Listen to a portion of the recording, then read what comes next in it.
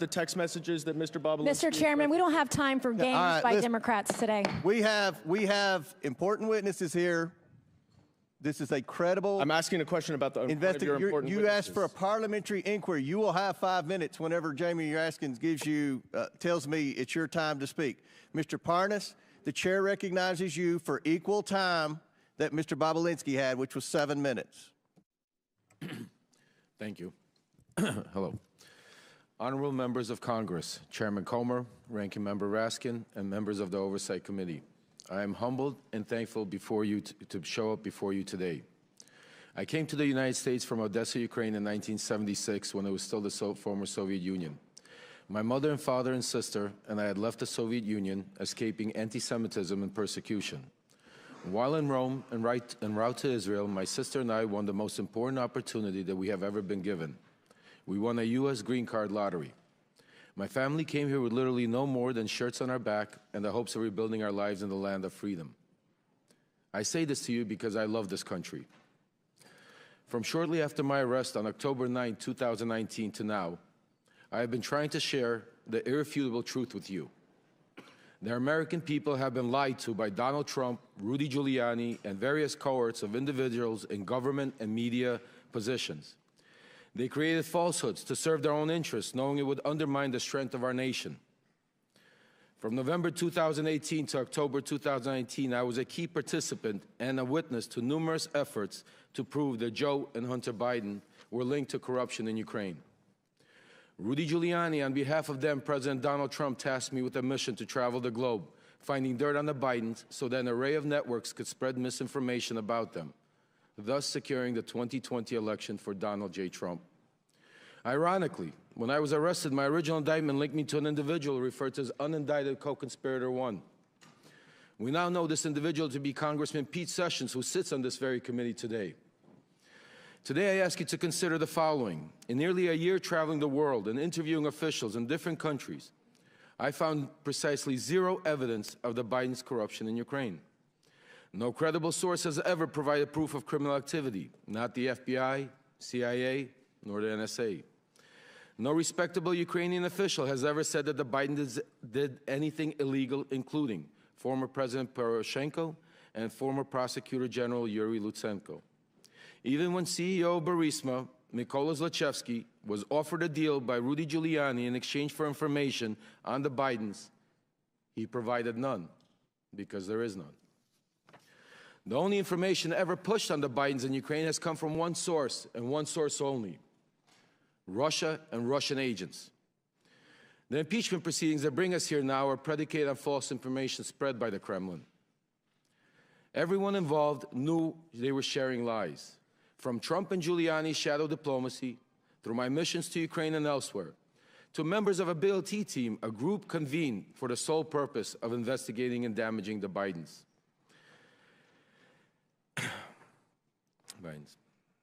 Everything was for the ultimate benefit of Donald Trump and thereby Vladimir Putin. Because the team's investigations were centered around Biden and Ukraine, I was designated the point person in every matter they pursued. That is how I know with certainty that these Biden stories are untrue then and are untrue now. Congressman Pete Sessions, then Congressman Devin Nunes, Senator Ron Johnson, and many others understood they were pushing a false narrative. The same goes for John Solomon, Sean Hannity, and media personnel, particularly at Fox News, who used this narrative to manipulate the public ahead of the 2020 elections. Sadly, they are still doing this today as we approach the 2024 elections. We cannot separate this conspiracy from the Russian-Ukraine war because Trump has no intention to keep aiding Ukraine. Without the support of the United States and NATO, millions in Ukraine will suffer and die. If we allow Russia to defeat Ukraine, eventually that suffering will reach American shores. Today, I admit my own wrongdoings. I have been a convicted federal election campaign and fraud crimes and served my sentence. I do not hide that from reality. It is part of my truth. Despite rigorous attempts by those in power to silence me, I will be silenced no longer. Thank you to the committee for allowing me to speak. I look forward to answering any and all of your questions. Thank you. Chair now recognizes Mr. Galanis for his opening statement. Chairman Comer, Ranking Member Raskin, and members of the committee, my name is Jason Galanis. I was a business partner of Hunter Biden and Devin Archer, among others, during the years of 2014-2015. Our business included the acquisition of 85-year-old Wall Street firm Burnham and Company, the $1.5 billion surviving division of Drexel Burnham Lambert. Our objective was to build a diversified private equity platform, which would be anchored by globally known Wall Street brand together with a globally known political name, Biden. Our goal, that is Hunter Biden, Devin Archer, and me, was to make billions, not millions. The entire value add of Hunter Biden to our business was his family name and his access to his father, Vice President Joe Biden. In 2014, we believed that the Burnham enterprise would be significantly enhanced by forming a partnership with Harvest Fund Management, a $300 billion Chinese financial service company closely connected to the Chinese Communist Party. This effort was led by Hunter Biden's contact with Henry Zhao, the Harvest chairman. Mr. Zhao was interested in this partnership because of the game-changing value add of the Biden family, including Joe Biden, who was to be a member of the Burnham Harvest team post-vice presidency. My lawyers provided the committee a drafted email dated August 23rd, 2014, drafted for Hunter Biden that reflects this understanding. It states, and I quote, "Michael, please also remind Henry Zhao of our conversation about a board seat for a certain relation of mine. Devin and I golfed with that relation earlier this week, and we discussed this very idea. And as always, he remains very, very keen on the opportunity," end quote. I'm certain that this phrase, a certain relation of mine, refers to Vice President Biden. Devin told me about this golf course conversation shortly after it happened. Ultimately, this paragraph was deleted from the final version, with Hunter following our general rule of thumb on business deals: say it, forget it, write it, regret it. Further to that, I recall being with Hunter Biden and Devin Archer at the Peninsula Bar in New York, where Hunter took a call from his father and told him things were going well with Henry Zhao and Harvest, and that he might need a little help getting across the finish line. It was not the only time I heard Hunter speak with his father for business reasons. I was present when Hunter called his father on May 4th, 2014 on a cell phone, put it on speaker mode to have him say hello to Yelena Baturina, a Russian oligarch and an investor in Rosemont projects, and her husband, Yuri Luzkov, the former mayor of Moscow. Devin Archer was also there. Hunter said, quote, I'm here with our friends. I told you we're coming to town, and we wanted to say hello. The vice president said hello, some pleasantries, and then hope you had safe travels, and then said, quote, okay, you be good to my boy. Hunter responded by saying, everything is good, and we are moving ahead. The vice president said something about, quote, being helpful, and Hunter ended the call by saying he was going to call his father later. Before this call, Hunter sat next to Yelena Baturina at a table, and I heard him speaking on business matters generally. A few days after this May 4th party, an email my lawyer provided to this committee shows that Devin had confirmed Ms. Baturina was committed to a, quote, hard order of $10 to $20 million in a burden investment banking client. In an effort to build this financial platform, I engaged in unlawful conduct. Our companies were entrusted with $11 billion of union pension fund money, whose trust I betrayed. I pleaded guilty. I've had 8 years in federal custody to reflect on my actions. I'm profoundly sorry for committing these crimes. I deserve the lengthy sentence I received. Nevertheless, as I set out more fully in my full statement, I believe the SDNY prosecutors did not indict Hunter Biden on the same deal for political reasons, despite then available documentation that we were partners, were involved in decision-making that involved illegal self-dealing, and all of us had financially benefited from these schemes. In fact, Hunter Biden and Devin Archer's company, Rosemont Seneca Bohai, received $15 million from the tribal bonds fraudulent scheme to be invested in the Burnham Group. I've offered to supply this information to the government about Hunter Biden's crimes, but the prosecutors have been uninterested. And my request for commutation I filed in the DOJ in December 2020 did provide information about Hunter's culpability. The DOJ has retaliated against me and vigorously objected to my being placed in home confinement pursuant to the CARES Act. I applied for home confinement on February 4th, 2023, and I was approved on June 9th.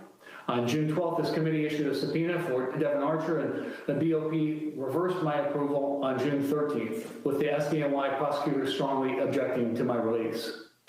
I've been appealing this reversal, and with each stage, the BOP reason for my denial has changed. During this period, the period beginning in January 2023, I was sexually assaulted by a member of the prison staff at FPC Pensacola. He persisted in sexually harassing me for many months thereafter. I had hoped to receive home confinement, which would remove me from danger. My judgment was clouded by the shame I felt for not being able to prevent the attacks. I was well aware, as inmates, all inmates are, that the Bureau of Prisons had a horrible record on these matters. I believe my disclosure would have made things worse for me. Unfortunately, the sexual harassment continued until early August, when the prison correctional officer's comments became more threatening. I feared for my safety. I decided to seek counseling from Chaplain Dixon the next day, on August 10, 2023. The chaplain was visibly upset by the events and asked to bring in Warden Salisbury, who quickly opened a PREA investigation, which is a reference to the Prison Rape Elimination Act passed by Congress.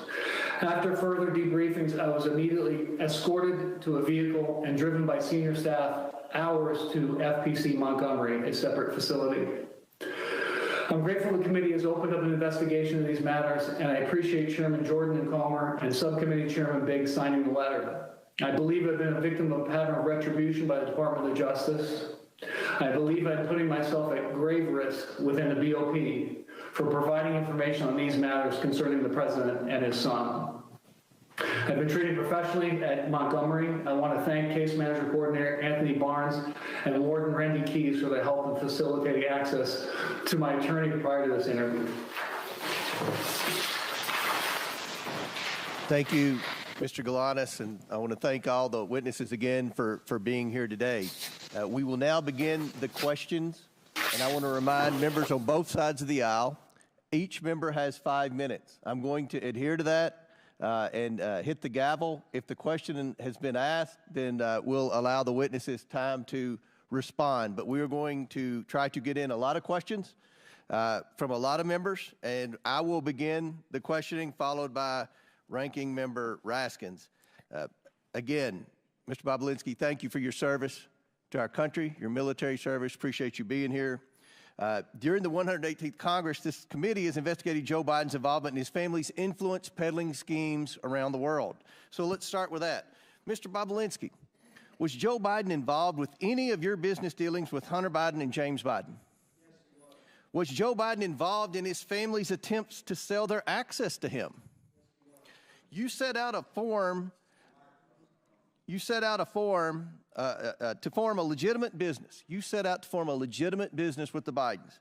Did you come to find out that the Biden family had no interest in doing real business? I did. Mr. Galanis, are you aware of any times Hunter Biden used Joe Biden with Joe Biden's knowledge to benefit their business associates? Yes. Which business associates? Yelena Baturina, Russian oligarch, testified about. Russian, Chinese, Chinese fund manager, Henry Zhao, and Nikolai Zlochevsky, a Ukrainian oligarch, oil and gas oligarch. Okay. Now that we've established that Joe Biden was involved in his family's business dealings, I'd like to turn to the financial records we've subpoenaed. One major point my Democrat colleagues downplay is how much money the Bidens accumulated from foreign business ventures in such a short period of time. We have over $24 million to the Biden family and their business associates from 2014, while Joe Biden was vice president, to 2019. Mr. Bobulinski, there came a time when you were attempting to raise $10 million from the Chinese to pursue an actual business deal, a real business deal. But it wouldn't be correct to say this was a $10 million deal, would it? What did the Bidens conceive of the business with the Chinese becoming? The Chinese were committing to deploying billions of dollars in infrastructure projects here in the United States as well as around the world. Mr. Galanis, what was the financial goal you, Mr. Archer, and Hunter Biden set out to achieve? Was it millions of dollars or billions of dollars? Billions of dollars. Billions Chairman. with a B. Yes, billions. Now I'd like to turn to some of the statements Joe Biden has made during his presidency about the findings of this investigation. Mr. Bobulinski, Joe Biden has said he never interacted with his family's business associates. Did he meet with you? He did. In fact, are you aware that Joe Biden also met with... I'm sorry, Mr. Chairman. He did Yes, go ahead. multiple times. Several, okay. Are you aware that Joe Biden also met with Rob Walker, Eric Sherwin, and Devin Archer, too? I'm generally aware of it. Mr. Galanis, as you discussed earlier regarding Yelena Baturina, the Russian oligarch, you were present for Hunter Biden calling his then Vice President father with the Russian oligarch, Yelena Baturina. Present, correct? That's correct. You also were present for Hunter Biden's conversation with his father about a board seat on a Chinese company board. Is that correct? I was present for a call when Chinese transactions discussed, yes. So, Mr. Galanis, isn't it true that when Joe Biden said he didn't interact with his family's business associates, that's not true, is it? I believe it would be misleading to the point of being an untruth. I want to touch on the fact about the absent seat in the middle. Hunter Biden has chosen not to attend today's proceedings. I've given Mr. Biden exactly what he asked for before his deposition. It's clear that Hunter Biden knows his testimony would not withstand public scrutiny. Joe Biden has not been truthful about his participation in schemes to sell access and influence. And today's witnesses will show the American people a side of the story that the president and his allies on this side of the aisle are eager to hide. Mr. Bobulinski, can you tell us about your meeting at the Beverly Hilton with Joe Biden? The short version or a long version? Long version, but within a minute. Okay. So Hunter Biden, Jim Biden, and Joe Biden were in Los Angeles for a variety of business discussions. Joe was there to speak at the Milken Conference in May of 2017. I had lunch with Hunter Biden at the Chateau Marmont, and he had asked me to meet with his father that night. He set up a meeting at the Beverly Hilton where they hold the Milken Conference, and I got there a bit early and sat with Jim Biden, Hunter Biden, and we're just talking about what we were doing with the Chinese and the legal documents I was working through. And they had sort of coached me before Joe showed up to, listen, we're going to just keep things at a very high level. We're not going to go into a lot of details in this meeting. And I just remember that discussion generally because it just struck me as odd, honestly. Joe wasn't in the White House then, and that they were sort of framing it that way. And then Joe showed up, walked through the lobby of the Beverly Hilton Hotel. I stood up to shake his hand, and we sat down and spent 45 minutes to an hour going through my background. You met with him that long? Yes. This wasn't a handshake, a 2-second discussion about the weather. This was a 45-minute long meeting to an hour where we talked about a lot of stuff. Very good. Thank you. Chair now recognizes Ranking Member Raskin for his questions. But we're actually going to go to Mr. Garcia to begin. Great. Thank you very much. And thank you again. I just want to, just for the record, be very clear that in Mr. Bobulinski's testimony, he has provided zero evidence of any sort of link between Hunter Biden and the president as far as it relates to the business dealings. And so once again, we're back to a hearing where no evidence is being provided of any sort of wrongdoing by the president. But I want to go back, that's a Mr. blatant Bobulinski. lie. Actually, it's my time, sir. Mr. Bobulinski, I want to go back to the private deposition that we had. I was one of a handful of Democrats in that private, on the record, under oath conversation we had. And during that deposition, I asked you a question of which you gave a false answer to, and I want to go back to that. I asked you specifically who got you into the presidential debate that was attended by you and others, and that, of course, was a huge moment in that campaign, and you could not recall. In fact, you said, quote, "I do not recall who got me into the debate." Do you remember telling me that, sir? You were playing semantics, trying to ask me as if somebody called me directly and gave me a ticket like I was going to a movie. Sir, I asked you. I told you. I'm going to reclaim my time, sir. I'm going to reclaim my time. What I said was. Just ask me a question, Mr. I'm reclaiming my time. Thank you, sir. What I asked you was, do you recall who actually got you into the presidential debate? You actually said, quote, "I do not recall who got me into the debate. You did not remember who got you into the debate between President Biden and between Joe Biden and Donald Trump. That's not a true statement. Sir, you quoted, "I don't recall who got me into the debate." It's on page 102 of the transcript. You did not ask me whether I was a guest of Mr. Biden. Thank you. I'll reclaim my time. I'm not asking you a question right now. Thank you very much, sir. In fact, here, as was shown by Ranking Member Raskin, we know that you were in the debate actually sitting adjacent and next to Trump officials. When we were confronted again on this same question, Mr. Bobulinski, if you were a guest of Mr. Trump's at the debate, you responded and you quoted, once the Wall Street Journal called you out, quote, "Is the Wall Street Journal God or something? Like you act like this is some encyclopedia of fact." And you refuse to still confirm that you were a guest of Donald Trump. So I want to ask you one more time, sir. Were you a guest of Donald Trump at the presidential debate? Mr. Garcia, those were not the questions you asked me in my transcribed interview. Wow. You were trying to ask answer the question, sir. Were you a guest of Donald Trump? Of Donald Trump at the debate. You were. That was obvious to everyone in the world at that point. Oh, it's interesting. You were asking me semantic Thank you, sir. So you were a guest? That you answered the question. Because at the time you said in the transcript under oath, "I don't recall who got me into the debate." So just to be clear. So I want to keep going. So you also call yourself, you're not a political person, yet you went to a presidential debate on behalf of Donald Trump. I also want to make it clear that you made numerous claims and allegations. You've made them today, you've made them before. And yet, even though you're not a political person, this is also another photo of you. You actually chose to show up at a press conference for Donald Trump prior to the debate because you're not a political person. Did you show up to a press conference for Donald Trump before the debate? I can't qualify whether it was for Donald Trump. Do you know who invited you? Sir, who invited you to the debate? Donald Trump, you said. Who invited you to the press conference? Who invited me to my lawyers coordinated things, and I showed up at a. Well, sir, I will tell you, it was Jason. It was Jason Miller, who it's been very clear, it's been reported, who actually worked on the part of the Donald Trump campaign. Here you are at a Donald Trump press conference, and you can't remember how you got to the press conference. You refuse to answer how you actually got into the Donald Trump debate with Joe Biden. Do you remember speaking at the press conference? I do very clearly. You do. Do you know who Jason Miller is, sir? I do know of him, yes. Do you know that he was a Trump campaign staffer?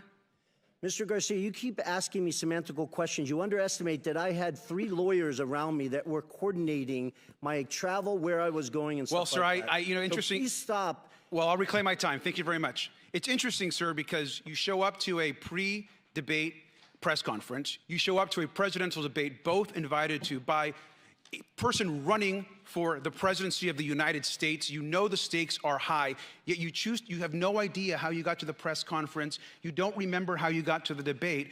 And here you are speaking at a press conference of which the national media, so how did you get to this press conference? I flew on a plane. Who invited you? Are we going in circles? Sir, who invited you to the press conference? My lawyers told me I was invited to come to Tennessee. At that point, I was trying to get the truth and the facts out to the American people. At that moment in time, if I recall, I believe 80 million people watched that debate. And that was probably the number one. Thank you, sir. I reclaim my time. Well, with that, I think it's very clear for someone that can't remember how I got to a Donald Trump press conference or a Donald Trump debate, you're completely an uncredible witness, sir. Thank you, and I yield back. Gentleman's time has expired. Chair now recognizes the Chairman of the House Ways and Means Committee, Jason Smith, for 5 minutes. Thank you, Mr. Chairman. We've previously heard from 2 IRS whistleblowers that Joe Biden was the brand being sold by his family members. One such example of this could be seen in a June 6, 2017 WhatsApp message where Hunter Biden told a business associate that he was not willing to, quote, sign over my family's brand, close quote, or give them, quote, the keys to my family's only asset. Mr. Bobulinski, can you confirm that President Biden is the brand being sold by his family members? Thank you. During his deposition, Hunter Biden repeatedly testified under oath that his father was not involved in his business in any capacity, and that there wasn't even a connection between his father and his businesses. Here is just one example. Quote, I just state for the record one more time, under oath and under penalty of perjury, my father has never been involved in my business. I have never asked my father to be involved in my business. My father has never benefited from my business, and I have never asked anyone or my father to do anything for the benefit of anyone I've ever done business for, close quotes. Yet the Ways and Means Committee released a WhatsApp message that were provided by the IRS whistleblowers showing that Hunter Biden wrote on July 30th, 27, quote, "I'm sitting here with my father, and we would like to understand why the commitment made has not been fulfilled. I'm sitting here waiting for the call with my father." Moreover, you testified that Hunter was not shy about his ability to get his father on the phone. And Devin Archer testified that there were multiple instances in which Hunter placed his dad on speakerphone. Mr. Bobulinski, was Hunter Biden telling the truth when he testified under oath that his father was never involved in any of his business dealings? No, he was not. Those are all blatant lies. We continue to hear claims that President Biden was not involved in his family's business dealings and that he did not benefit from illicit business deals. However, IRS Special Agent Joe Ziegler provided documents to the Ways and Means Committee, 327 emails, many of which involve Hunter Biden and Hunter Biden's business associates. Mr. Bobulinski, do you have any personal experience that leads you to believe that Joe Biden was involved with Hunter Biden's business associates and business dealings? Yes, I do. You want to say a few? To outline how Joe was involved? Yeah. Yes, different congressmen and women keep trying to say that there's no evidence and use the word involved, which is a very opaque language. If Joe Biden was not involved in his son's business dealings, why, after flying all the way across the country to the Milken Conference, where there is next to Davos, is probably the biggest conference in the world, why would he take 45 minutes out of his night? It wasn't a 10 a.m. meeting. It was 10:40 in the evening.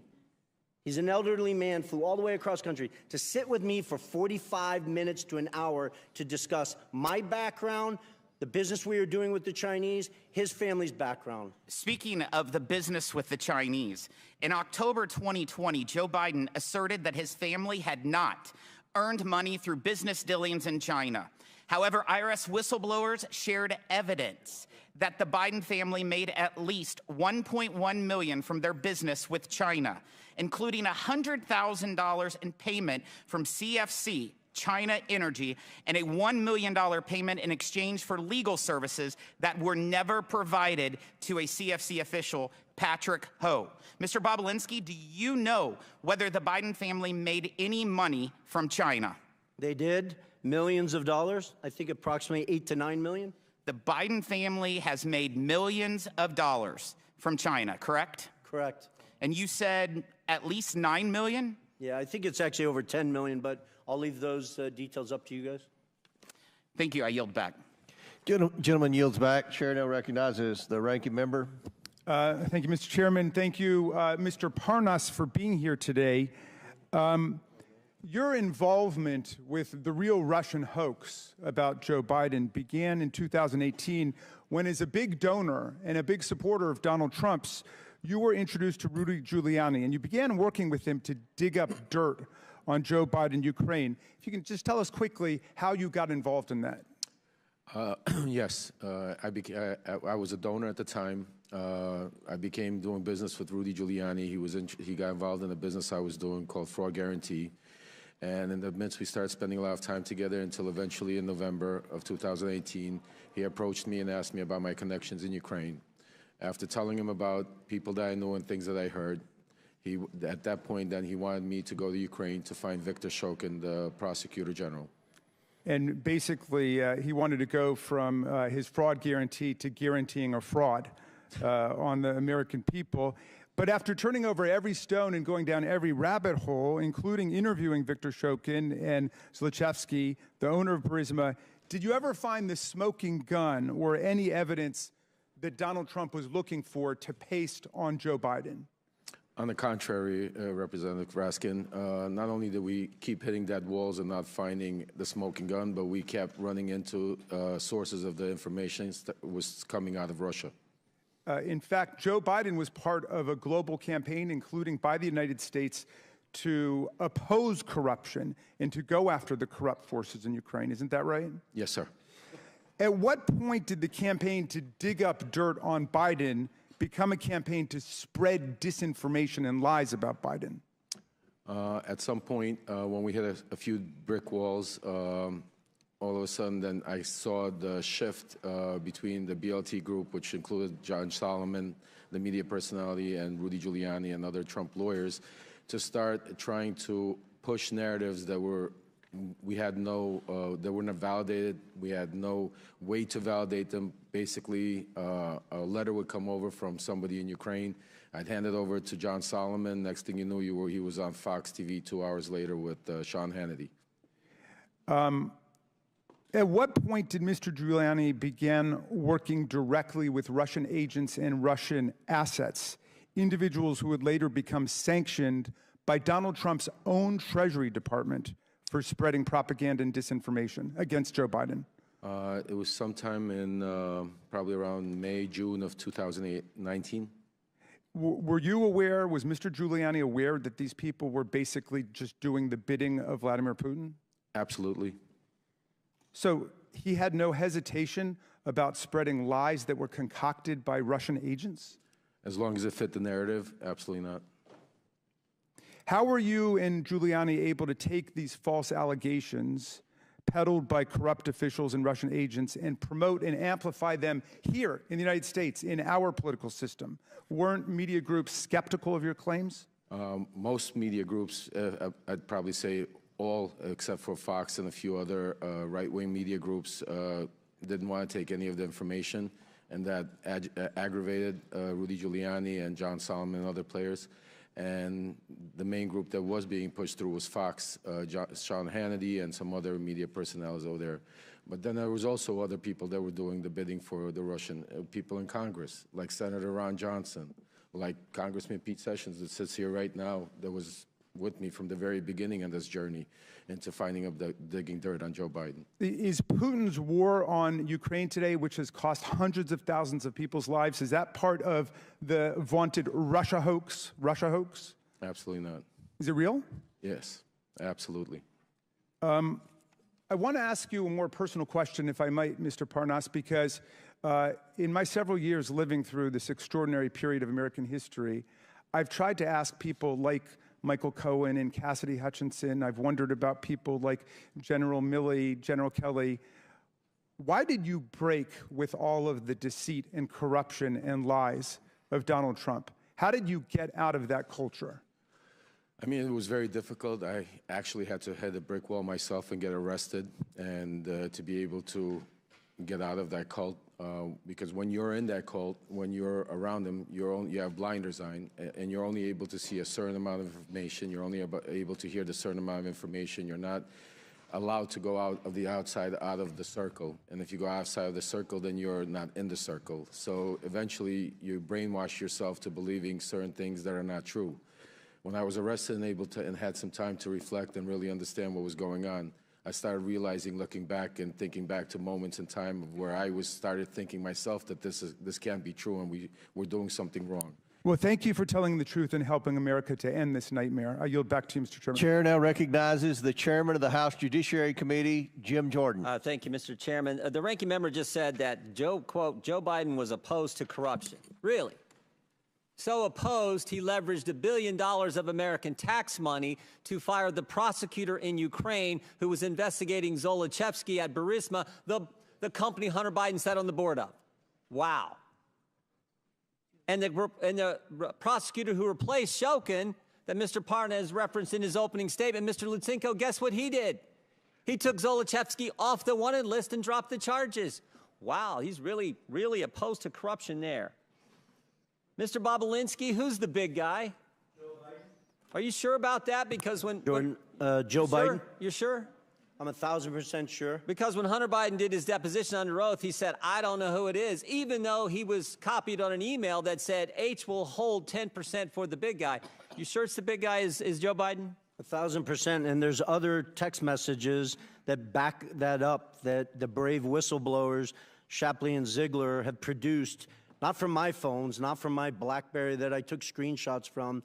They took them from subpoenas directly from Apple's iCloud that back up the fact that Hunter knew the big guy was Joe Biden. The big guy is the brand. The big guy is the lift. The big guy is the one who showed up at golf outings, who took phone calls and meetings and lunches and dinners with Hunter Biden and his business associates. Is that right? Correct. Mr. Galanis, you referenced in your opening statement, May 4th, 2014, you were at a party at a restaurant in Brooklyn, New York. Can you tell me who else was there? Yeah, it was a birthday party, so there were more than 100 people there, but amongst them was Devin Archer, myself, the host, Alex Kuklarski, Yelena Baturna, her husband, and then Hunter Biden joined. And tell us, I think you referenced a phone call that took place. Tell the committee what happened with that phone call. Who was involved in that phone call? As I testified in my opening statement, it was Yelena Baturna, her husband, myself, Hunter initiating it, Joe Biden on the speakerphone, and Devin Archer. So there was a little pull aside where that group of people you just described were pulled aside, and Hunter Biden called his father's or called the vice president. Is that accurate? That's accurate. And then tell me what was discussed on the call. The discussion I testified was a relatively short discussion, but it was a discussion about their Yelena and Yuri coming to town. That as I testified specifically, they talked about being good to his boy, and it was. Ended. Well, let me ask you this. Mentioning that, Mr. Galanis, let me ask you this. Did you get the impression Joe Biden was expecting the call? Yes, to me it was clearly set up ahead of time. It was an arranged call. So this was arranged, this was coordinated. Hunter Biden calls his father, then vice president, and I think in your deposition he said this, I'm here with our friends that I told you were coming to town. So it's our friends, and I told you this was going to happen, which suggests that it was most definitely coordinated. Is that accurate? That's accurate, yes. And again, can you tell the committee who Miss Baturina is again? A Russian billionaire, wife of the former mayor of Moscow, served for near 20 years as the mayor. She's the wealthiest woman in Russia. She'd already given money. She'd already given money to Hunter Biden and his business before this meeting in May, and then subsequent to that meeting, she committed to give more money. Is that accurate? That's accurate. So subsequent to the coordinated call, the arranged call that Hunter Biden had with the Vice President of the United States, the wealthiest woman in Russia commits to give millions of dollars more to Hunter Biden's business. Is that all accurate, Mr. Galanis? That is accurate, yes. And again, this was a pull-aside done at this meeting, and you think, and you know that it was coordinated. Is this what they call access to the brand, access to the Biden lift? Is that what you would describe it as, Mr. Galanis? I don't think there's any doubt that that was the intent of the call and the objective, yes. And it followed the motto. It followed the statement that you all agreed to: say it, forget it, write it, regret it. This wasn't put in writing. This was a phone call on a speaker that was all. There's no writing about this. It was all done that way. That was how the business operated. Is that correct, Mr. Galanis? Yes. I yield back. Gentleman yields back. Chair now recognizes Mr. Lynch from Massachusetts for 5 minutes. Thank you, Mr. Chairman. I want to make an observation here. I've been on this committee, this investigating committee, for over 20 years. And as an attorney before that, I've had sufficient training and experience to say that with high confidence that when you review the entire record of evidence of these hearings going back over a year, you've actually provided more evidence to impeach Donald Trump for a third time than you have in so much as laying a glove on President Biden. We keep on hearing about the Biden family. When you hear someone say the Biden family, that translates into we have no evidence on the president, so we're going to use the Biden family to try to implicate President Biden. But by the constant bumbling and continually shifting arguments here, you've done nothing more than exonerate President Biden. We heard initially for months, we heard about the Hunter Biden laptop. And, you know, there were absolutely some embarrassing photos on that and some awful information about Hunter Biden's personal life. I will admit that. Then you bring in your own witnesses, your legal experts before this committee and have them testify. And what they said was amazing. They said there was no evidence to even suggest that there was support for articles of impeachment against the president. That was your legal experts, the Republican legal experts that said that. Then we have statements by Mr. Jordan saying that Mr. Smirnov was the most corroborating witness that the Republicans had, the strongest witness that they had. And, of course, after that, we find out through the Trump-appointed prosecutor that all of the information that Mr. Smirnov had provided was fabricated, false, and submitted by the inducement of Russian agents going after President Biden and trying to undermine our democratic system. And now we come to a point where, since that witness blew up, now we're going to prison, and we're reaching out to witnesses who have been convicted and sentenced to prison for stealing $80 million from the pensions of innocent workers. We can't get any lower at this point. That's your star witness. I want to remind people he's sitting in prison. That's why he can't be here today. He's sitting in prison for scamming workers' pensions. I mean, how low can you get? Then it's the Republicans' idea that this is the best guy they can get to testify against the president. This is the best guy they can get. A guy sitting in prison who can't even be here. Mr. Parnas, you've talked about your own direct involvement with Mr. Giuliani, and you said that your mission was to dig up dirt on President Biden. Can you talk to us about the coordination between yourself and Mr. Giuliani? Thank you for being here. Thank you, Congressman. So basically, it was a shadow diplomacy run by Trump and Giuliani, where Giuliani was the shadow diplomacy Secretary of State. I was his right hand and basically the point person in Ukraine to not only dig up, validate, search, whatever needed to be done to try to find up some corruption against Joe or Hunter Biden to be able to present.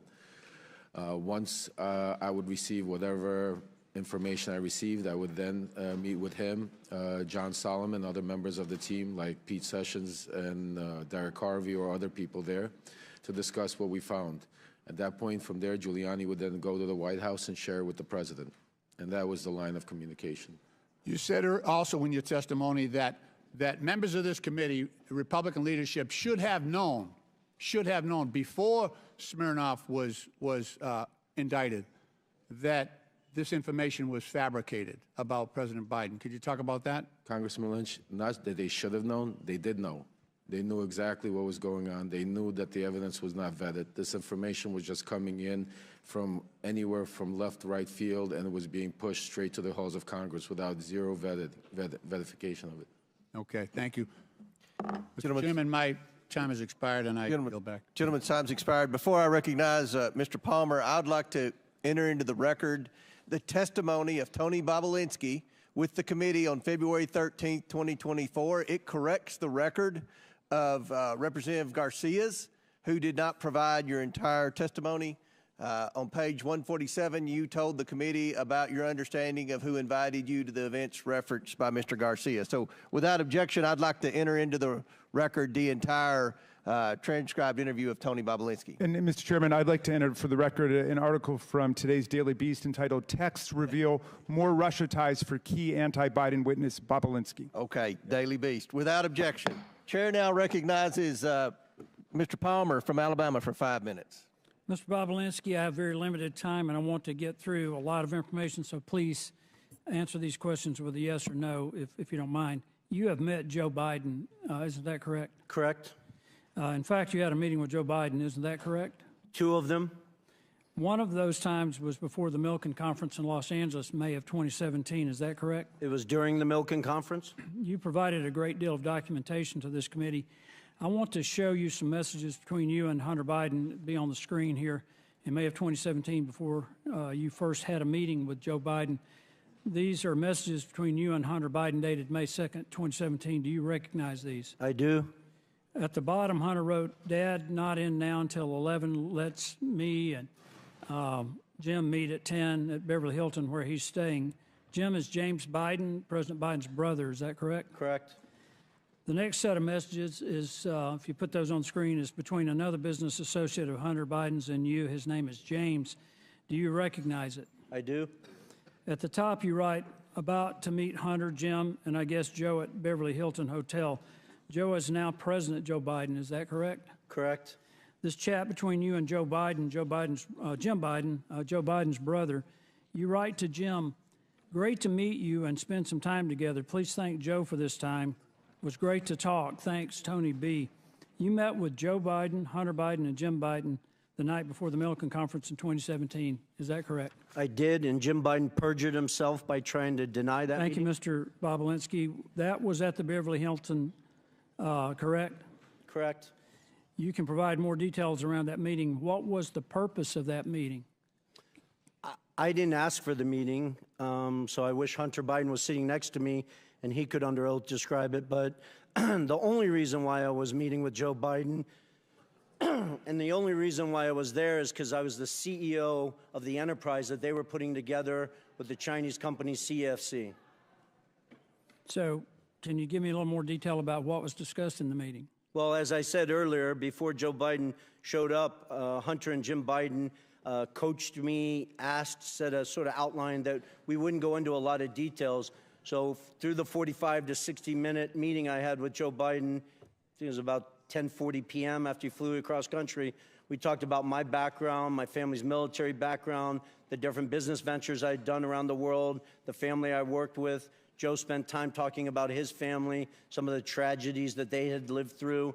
And at a high level, Hunter actually introduced me to Joe because before Joe came and sat down with us, Hunter said, "Hey, give me 5 to 10 minutes. I need to read my father in on it." So when you're referencing Joe and Hunter's father, you're referencing President Joe Biden. I am. Correct. These 4 images, well, in this message you sent to James again, you said you spent more time with Joe and Jim this morning, and to be factually correct, that's President Joe Biden and James Biden, his brother. Also saw them last night, including Hunter. These 4 images show a pretty clear record of your meeting with Joe Biden in May of 2017, Mr. Bobulinski. Hunter Biden, during his transcribed interview, testified that the meeting did in fact take place. And after being asked, did Mr. Bobulinski meet with your father during the trip, Hunter stated he met with him in the lobby of the hotel. When asked who attended the meeting, Hunter replied, "My uncle and myself." But when asked whether the meeting at the Beverly Hilton between Joe Biden, Jim Biden, Hunter Biden, and Tony Bobulinski took place, Jim Biden testified, "Absolutely not." These stories don't match up.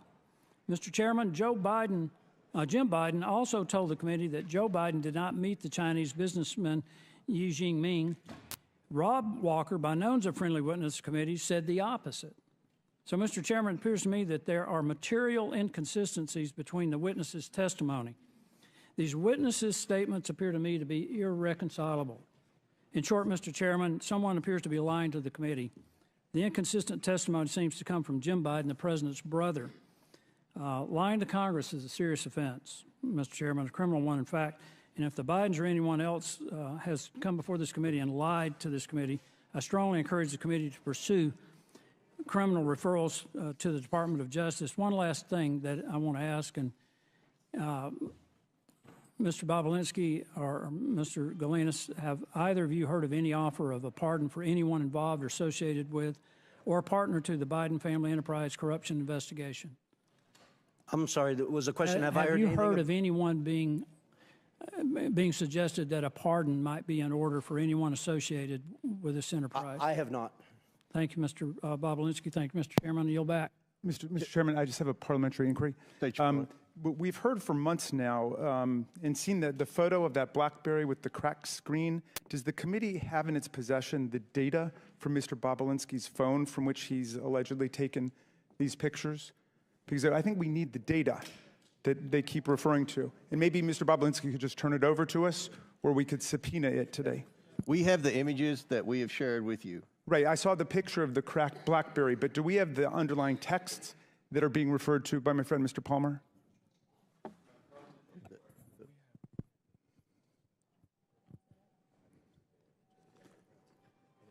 Mr. Bobulinski previously said he'd be happy to turn over his phones. We have pictures of all the text message screenshots that we've provided with everyone on the committee.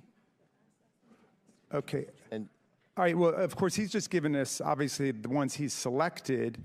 I'm wondering whether we could get all of those texts, and I would move that the committee subpoena Mr. Bobulinski's BlackBerry phone on which messages with Hunter Biden and the Oneida Holdings partners are saved.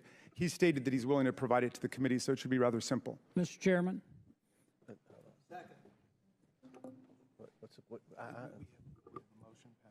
Yeah. Okay, there's a motion to subpoena Bobulinski's BlackBerry. Yeah, with the texts that were just referenced by Mr. Palmer. Chair recognizes Mr. Jordan. I move the table in motion. There's a motion to table. I request the motion is to table is not debatable. As many as in favor of tabling may signify by saying aye. Aye. All those opposed signify by saying no. No. In the opinion of the chair, the ayes have it, and the motion to table is agreed to. Mr. Chairman, what we're doing is we're tabling evidence here, which you keep relying on, so I'm going to ask for a recorded vote for that. Yeah. That just makes no sense. A recorded vote is ordered. We'll suspend for a moment. We don't, this is a committee hearing. We don't have the clerk. Will somebody go find the clerk? I know.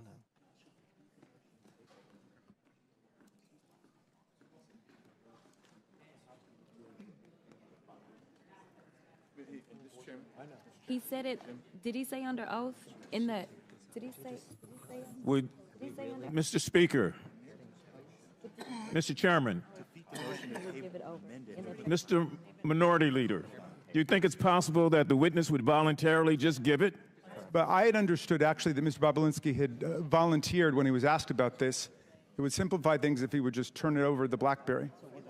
Well, he did very clearly say he's happy to turn over his BlackBerry to the committee. We then asked for it at the deposition. He didn't. We've asked the majority to ask for Mr. Goldman, you're out of order. We're in suspension here waiting for the clerk to come so we can take the vote that your side of the aisle requested. You can't make this stuff up. You can't. This is Jurassic Park. Gee.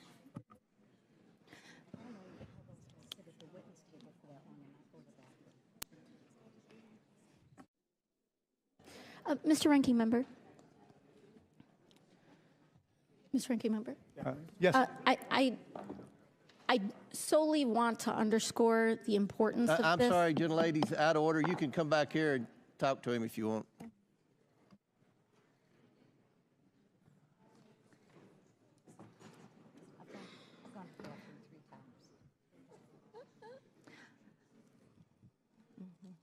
Mr. Chairman. Mr. Chairman. Yes. We don't even have. You're gonna. I said Ms. Ocasio-Cortez would have to come up. You will as well. Sorry.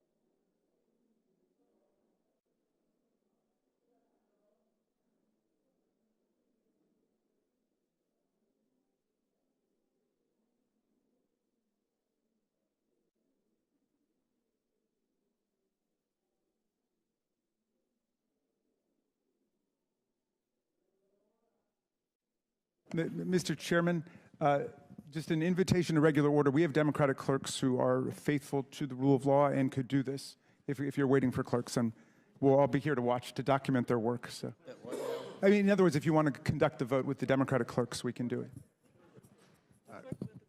Well, a recorded vote is ordered. The clerk will call the roll. Mr. Jordan.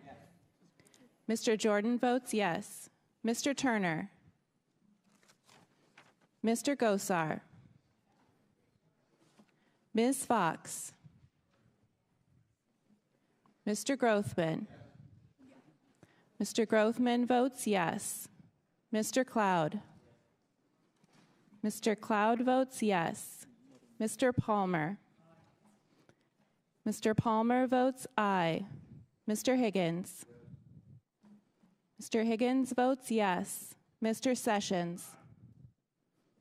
Mr. Sessions votes aye. Mr. Biggs.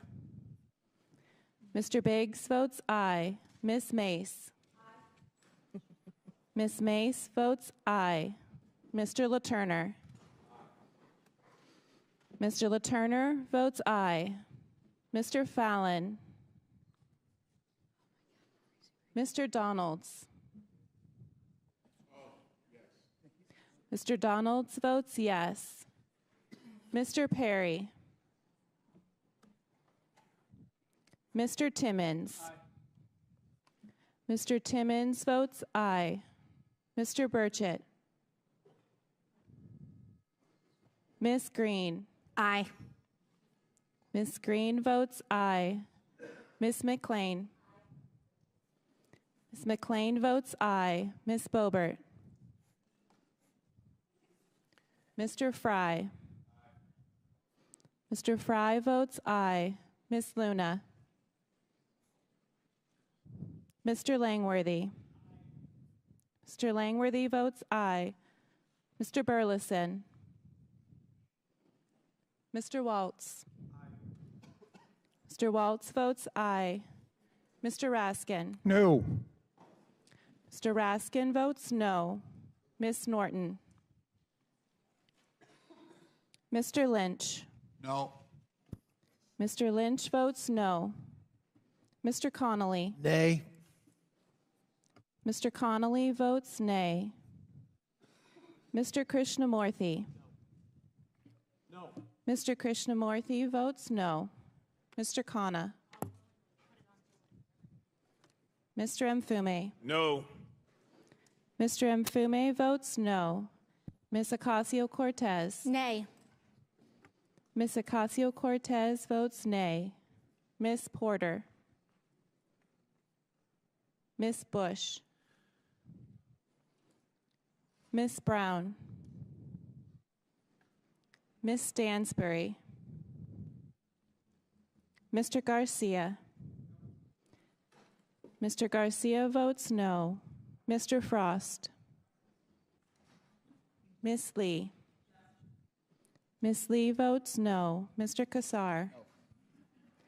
Mr. Kassar votes no. Ms. Crockett. No. Ms. Crockett votes no. Mr. Goldman. No. Mr. Goldman votes no. Mr. Moskowitz. Mr. Moskowitz votes no. Ms. Tlaib. Ms. Tlaib votes no. Ms. Presley. Ms. Presley votes no. Mr. Chairman. I vote yes. And how is Mr. Burleson recorded? Mr. Chairman votes yes. Mr. Burleson is not recorded. Mr. Burleson votes yes. How is Ms. Boebert recorded? Ms. Boebert is not recorded. Ms. Boebert votes aye. How is Mr. Turner recorded? Mr. Turner is not recorded. Mr. Turner votes aye. How is Mr. Frost recorded? Mr. Frost is not recorded. Mr. Frost votes no. Porter. How is Mr. Fallon recorded? Mr. Fallon is not recorded. Mr. Fallon votes aye. How is Ms. Porter recorded? Ms. Porter is not recorded. No. Ms. Porter votes no. Will the clerk tally the report?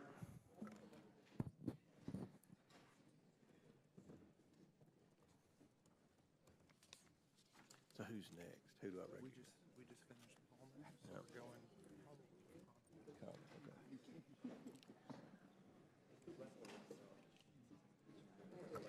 Mr. Chairman, on this vote, the ayes are 21, the nays are 16. The ayes have it. The motion passes. Chair now recognizes Mr. Conley for 5 minutes. Thank you, Mr. Chairman. Mr. Bobulinski, in your deposition, you were asked about taking a picture of your phone, and you said, and I quote, "I still have that phone.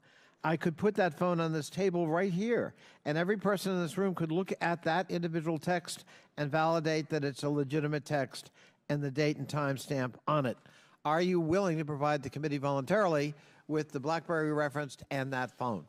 I'm willing to sit in a room with both the chairman and the ranking member with my phone and their staff, and we can go through each and every text message. As I said in my interview, I had a forensics expert plug into my BlackBerry, somebody who's done extensive work for the FBI for over 10 years with an interest of pulling all the data off that phone so I could provide it to the committee.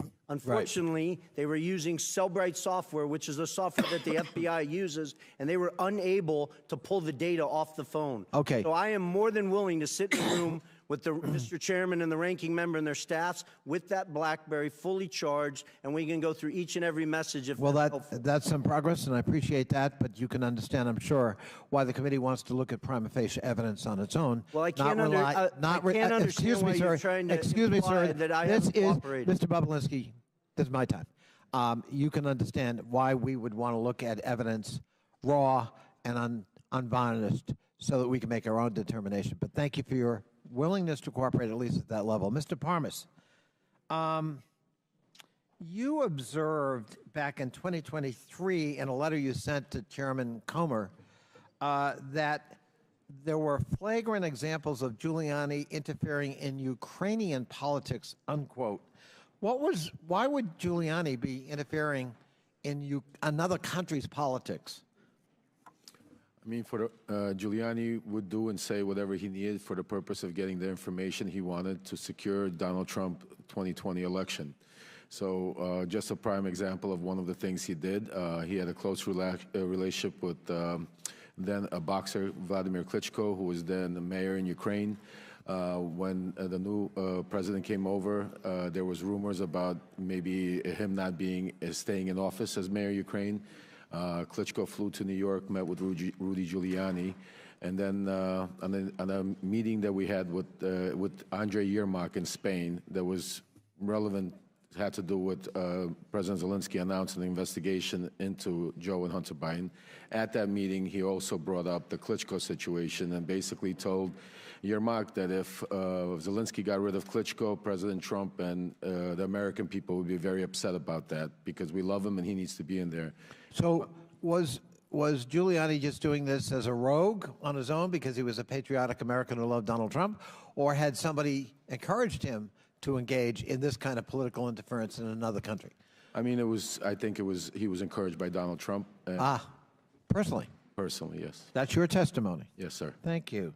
In your letter, you also said that Mr. Giuliani was to, quote, deliver a precise message in very strict words, unquote, with respect to the administration of the then newly installed president of Ukraine, President Zelensky. What did you understand a very strict message, or a message of very strict words, construed, and what was that message that you delivered that was in very strict words? Yes, Congressman. He basically told me not to be nice, to be very stern, and relay the message that unless Zelensky announced an investigation into the Bidens by Monday, this was Sunday, that there would be no cooperation, no aid to Ukraine from the United States, and the Vice President Pence at the time that was scheduled to appear for the inauguration would not appear to the inauguration. That would seem to corroborate that very famous and beautiful telephone conversation between President Trump then and President Zelensky basically saying, but I need a favor, and hinting that there'd be withholding of military aid until that favor was delivered. Is that fair? Oh, absolutely. I was a part of setting up that phone call, that famous phone call that Trump had with Zelensky. I think your testimony is very important, Mr. Parnas, and it's under oath. Yes, sir. I thank you. I yield back. Chair now recognizes Ms. Taylor Greene from Georgia for 5 minutes. Thank you, Mr. Chairman. Joe Biden continues to lie to the American people about his role in his family's businesses. In 2020, he stood up on stage of a presidential debate and told the American people that his family didn't take any money from China. That was a lie. Not only was it a lie, he knew it was a lie. He knew it because he met with his son Hunter Biden's Chinese business associates. I want to talk about CEFC, which is the China Energy Fund Committee.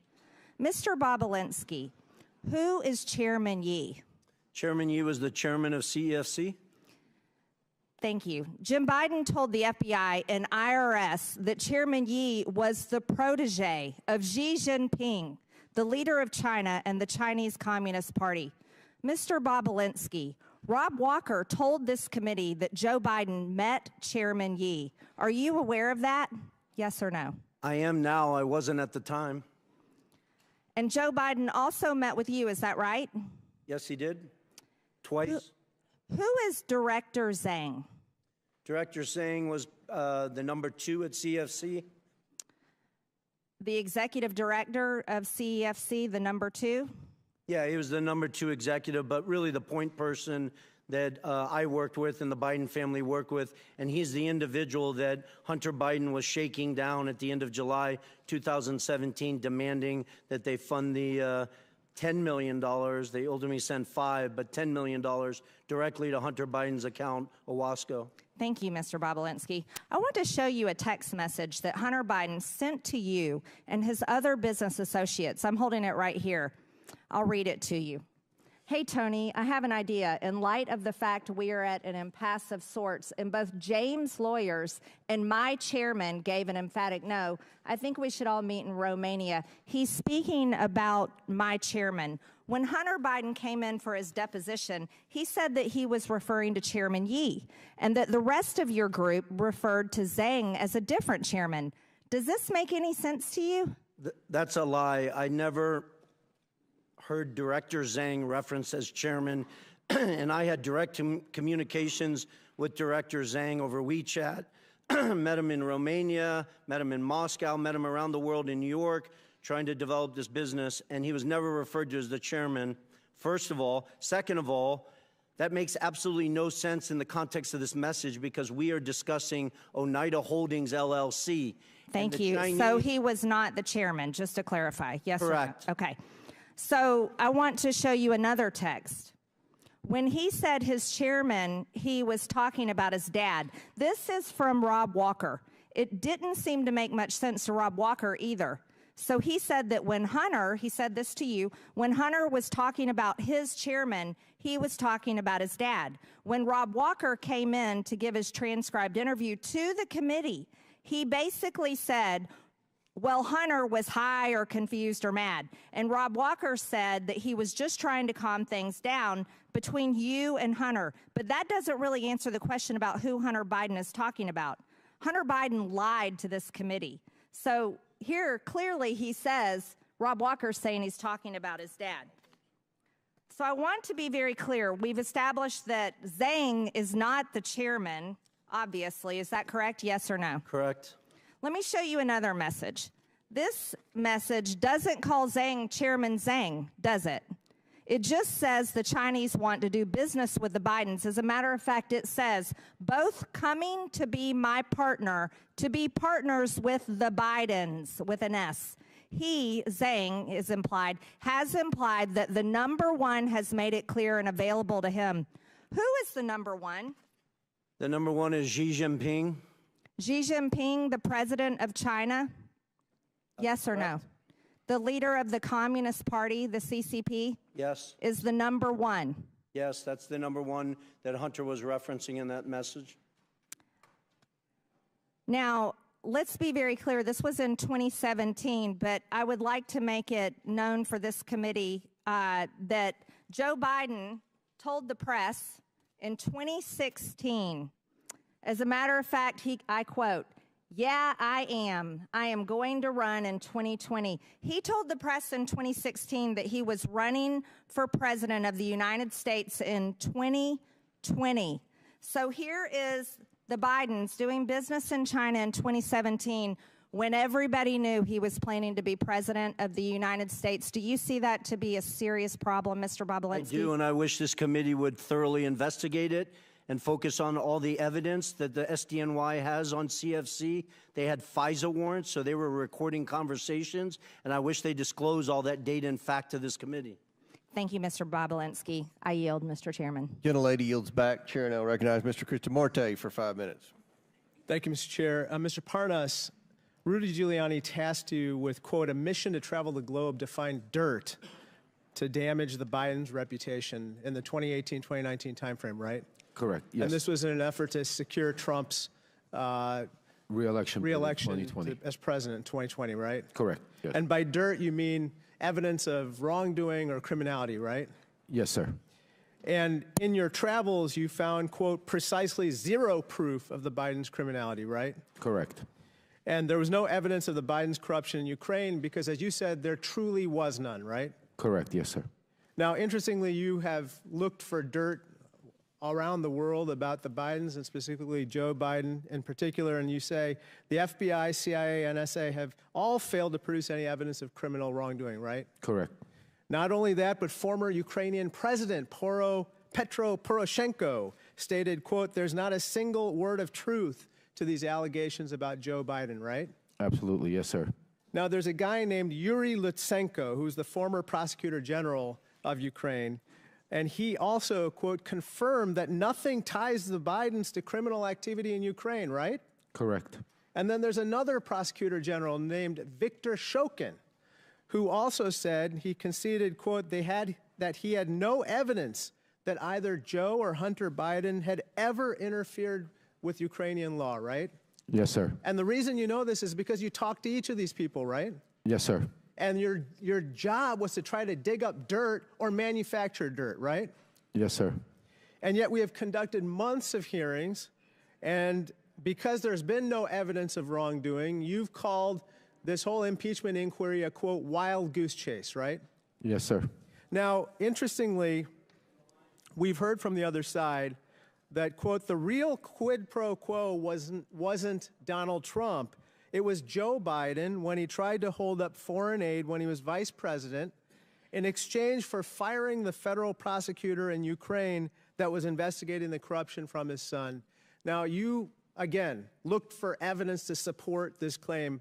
There is no evidence, correct? Correct. That was false. In fact, firing the prosecutor would make it more likely that they would go after the company in question, Burisma, not less, right? Well, the ironic part is the reason why majority of the world and Ukraine and the Obama administration wanted to get rid of Viktor Shokin because he was corrupt, not because he was investigating Burisma, because he was stalling investigations for UK that was looking into a $23 million they wanted to get out from Zlochevsky, and Shokin stalled that investigation. So it was the logic is just the opposite of what the majority claims is to be the case, namely that they say that somehow Joe Biden was out to fire the prosecutor to reduce the chances of a prosecution of Burisma. But actually in firing that prosecutor, he increased the chances of prosecuting Burisma, right? Absolutely correct, yes. So let me just talk to you about what some of the other witnesses in this impeachment inquiry have said. Jonathan Turley, the constitutional expert the Republicans brought forward, said there's no evidence of which he was aware to support impeaching the president. You agree with that, correct? 100%.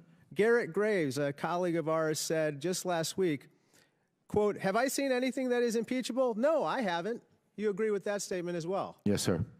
Last year, our Republican colleague Ken Buck, who's about to retire, said that evidence of wrongdoing by President Biden, quote, doesn't exist right now. It doesn't exist now. It didn't exist then, right? That's exactly true, sir. Sir, how many times have you met Donald Trump? Well over 10 times, I'd say. I'd have to count, but lots of times. Is there anything that you'd like to relate to us about your conversations with Donald Trump that would bear on the conduct of these proceedings? I mean, Donald Trump was aware of everything that was going on that day in the Red Room when we were in the White House. After Rudy bringing Donald Trump up to speed on that I could go out to Ukraine and get Viktor Shokin, Donald Trump approached me, shook my hand, said, "Thank you for all that you're doing. Keep up the good work," patted me on the back, took pictures, and I was off to Ukraine. To meet with Viktor Shokin? To find Viktor Shokin, to bring him back here to meet with Lindsey Graham. Got it. Thank you so much. I yield back. Thank you. Chair now recognizes Mr. Cloud from Texas for 5 minutes. Thank you, Chairman. Now, we have heard time after time Joe Biden, say that he had no knowledge whatsoever about the business dealings, and that changed. He had never allegedly had any conversation with Hunter. Then they moved the ball to say that, well, he didn't have any business dealings, he wasn't involved, didn't have any financial contribution. Since then, we've uncovered about 20 shell companies, and we have bank records that bring light to that. And while we can't cover all 20 shell companies in 5 minutes, I wanted to focus on one, and that is Rosemont Seneca Bohai. Rosemont Seneca Bohai is interesting, and Devin Archer had testified, and he said this in his testimony. He said that this entity, quote, was used as a common entity, owned 50-50 on a handshake deal between Devin and Hunter splitting these shares. Actually, that was your words, Mr. Galanis. Do you stand by those words? Yes, I do. And Devin Archer agreed with that. He said Hunter was a corporate secretary of RSB and had a handshake 50-50 ownership deal. Is that correct? That's correct, yes. And primarily this company was set up to initially as a place to hold equity from the equity stake of Bohai Harvest. Is that correct? What I was told by the partners at the time, it was set up to do that and invest in other businesses. I think Devin Archer subsequently testified to that effect, and it included monies that were paid from the bond fraud, $15 million that was wired to that RSB account as well. Yeah. So it conducted multiple transactions as you depicted in that diagram. And even if this were legal and there was no impropriety here, it's very concerning because this company set up to basically compete against America's energy interests at the behest of CCP. Then we have other flows into Rosemont Seneca Bohai from Burisma. We all know about Hunter's $1 million salary that he received for sitting on the board and providing no actual function there. And so we have $1 million salary going through Rosemont Seneca to Hunter Biden. And then this is interesting. We have a meeting with Kazakhstani Kens Rekashev. And what gets me here is the $300 at the end of the $142,300 that goes into this. And then the next day went to a Porsche dealership for a car for Hunter Biden.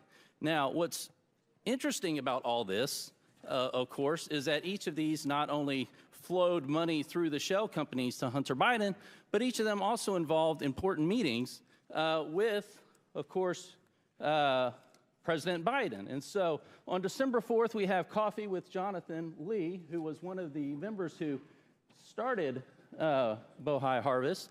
And he was connected with the CCP.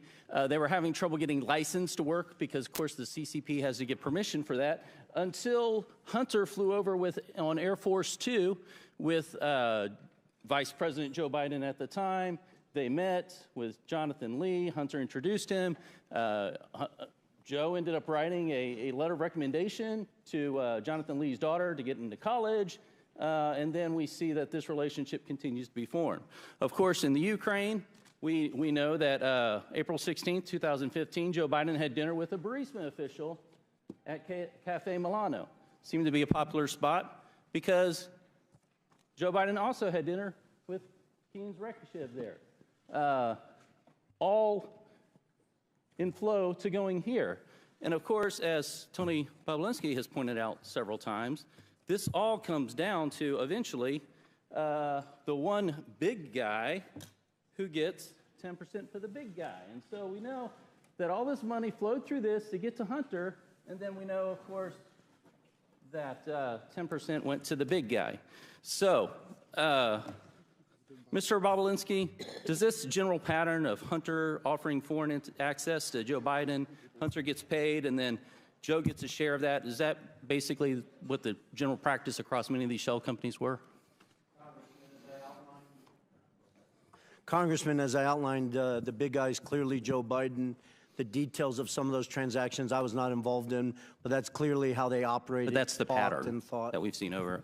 And Mr. Galanis, you said at the beginning that Hunter didn't really provide any sort of intellectual propriety asset value or anything of the sort, that his entire value was the brand. Is that correct? How did you state that? Yeah, we didn't rely on him for any work product other than delivering the Biden lift. The Biden lift. And one more question for you, Mr. Galanis. Did you offer to provide information on Hunter Biden and Devon Archer back in 2016 to prosecutors and the SEC, and what happened there? Yes, through counsel, I had offered to provide information specifically on that to the SDNY. And I subsequently also did the same thing to the Securities and Exchange Commission, which was interested and subsequently was told to quash that interest. I understood that to be an order from the Southern District of New York to quash the SEC information. Thank you. Chairman, I yield back. Gentlemen's time's expired. Chair now recognizes Mr. Goldman for 5 minutes.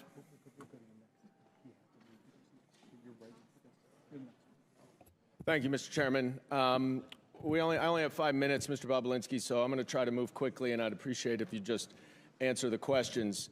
You testified that Joe Biden was involved in your business venture related to Oneida Holdings and Hunter Biden. So I want to drill down on the crux of what your testimony is. Oneida Holdings is the business venture that you are referring to, correct? When I'm referring to what? Can you Any business you did with the Bidens? My reference is to Sinohawk Holdings, LLC, and Oneida Holdings, LLC own 50% of that. Right. And Oneida Holdings was the 50% that was on the American side of that Sinohawk deal, right? It was the 50% that was the Biden side of it. Some of the, James Gilliar is not an American, so. Sorry, fair enough. And it was a joint partnership memorialized in an incorporating document, correct? And it had equal shares divided among 5 partners. Is that right? Well, I can't. Well, are you asking me about what you're holding up? Because sir, was it an equal? Were there equal 20% shares among 5 partners? In what? Oneida Holdings. In the final signed documents? Yes. Is that what you're asking me? Yes. It is? Not complicated.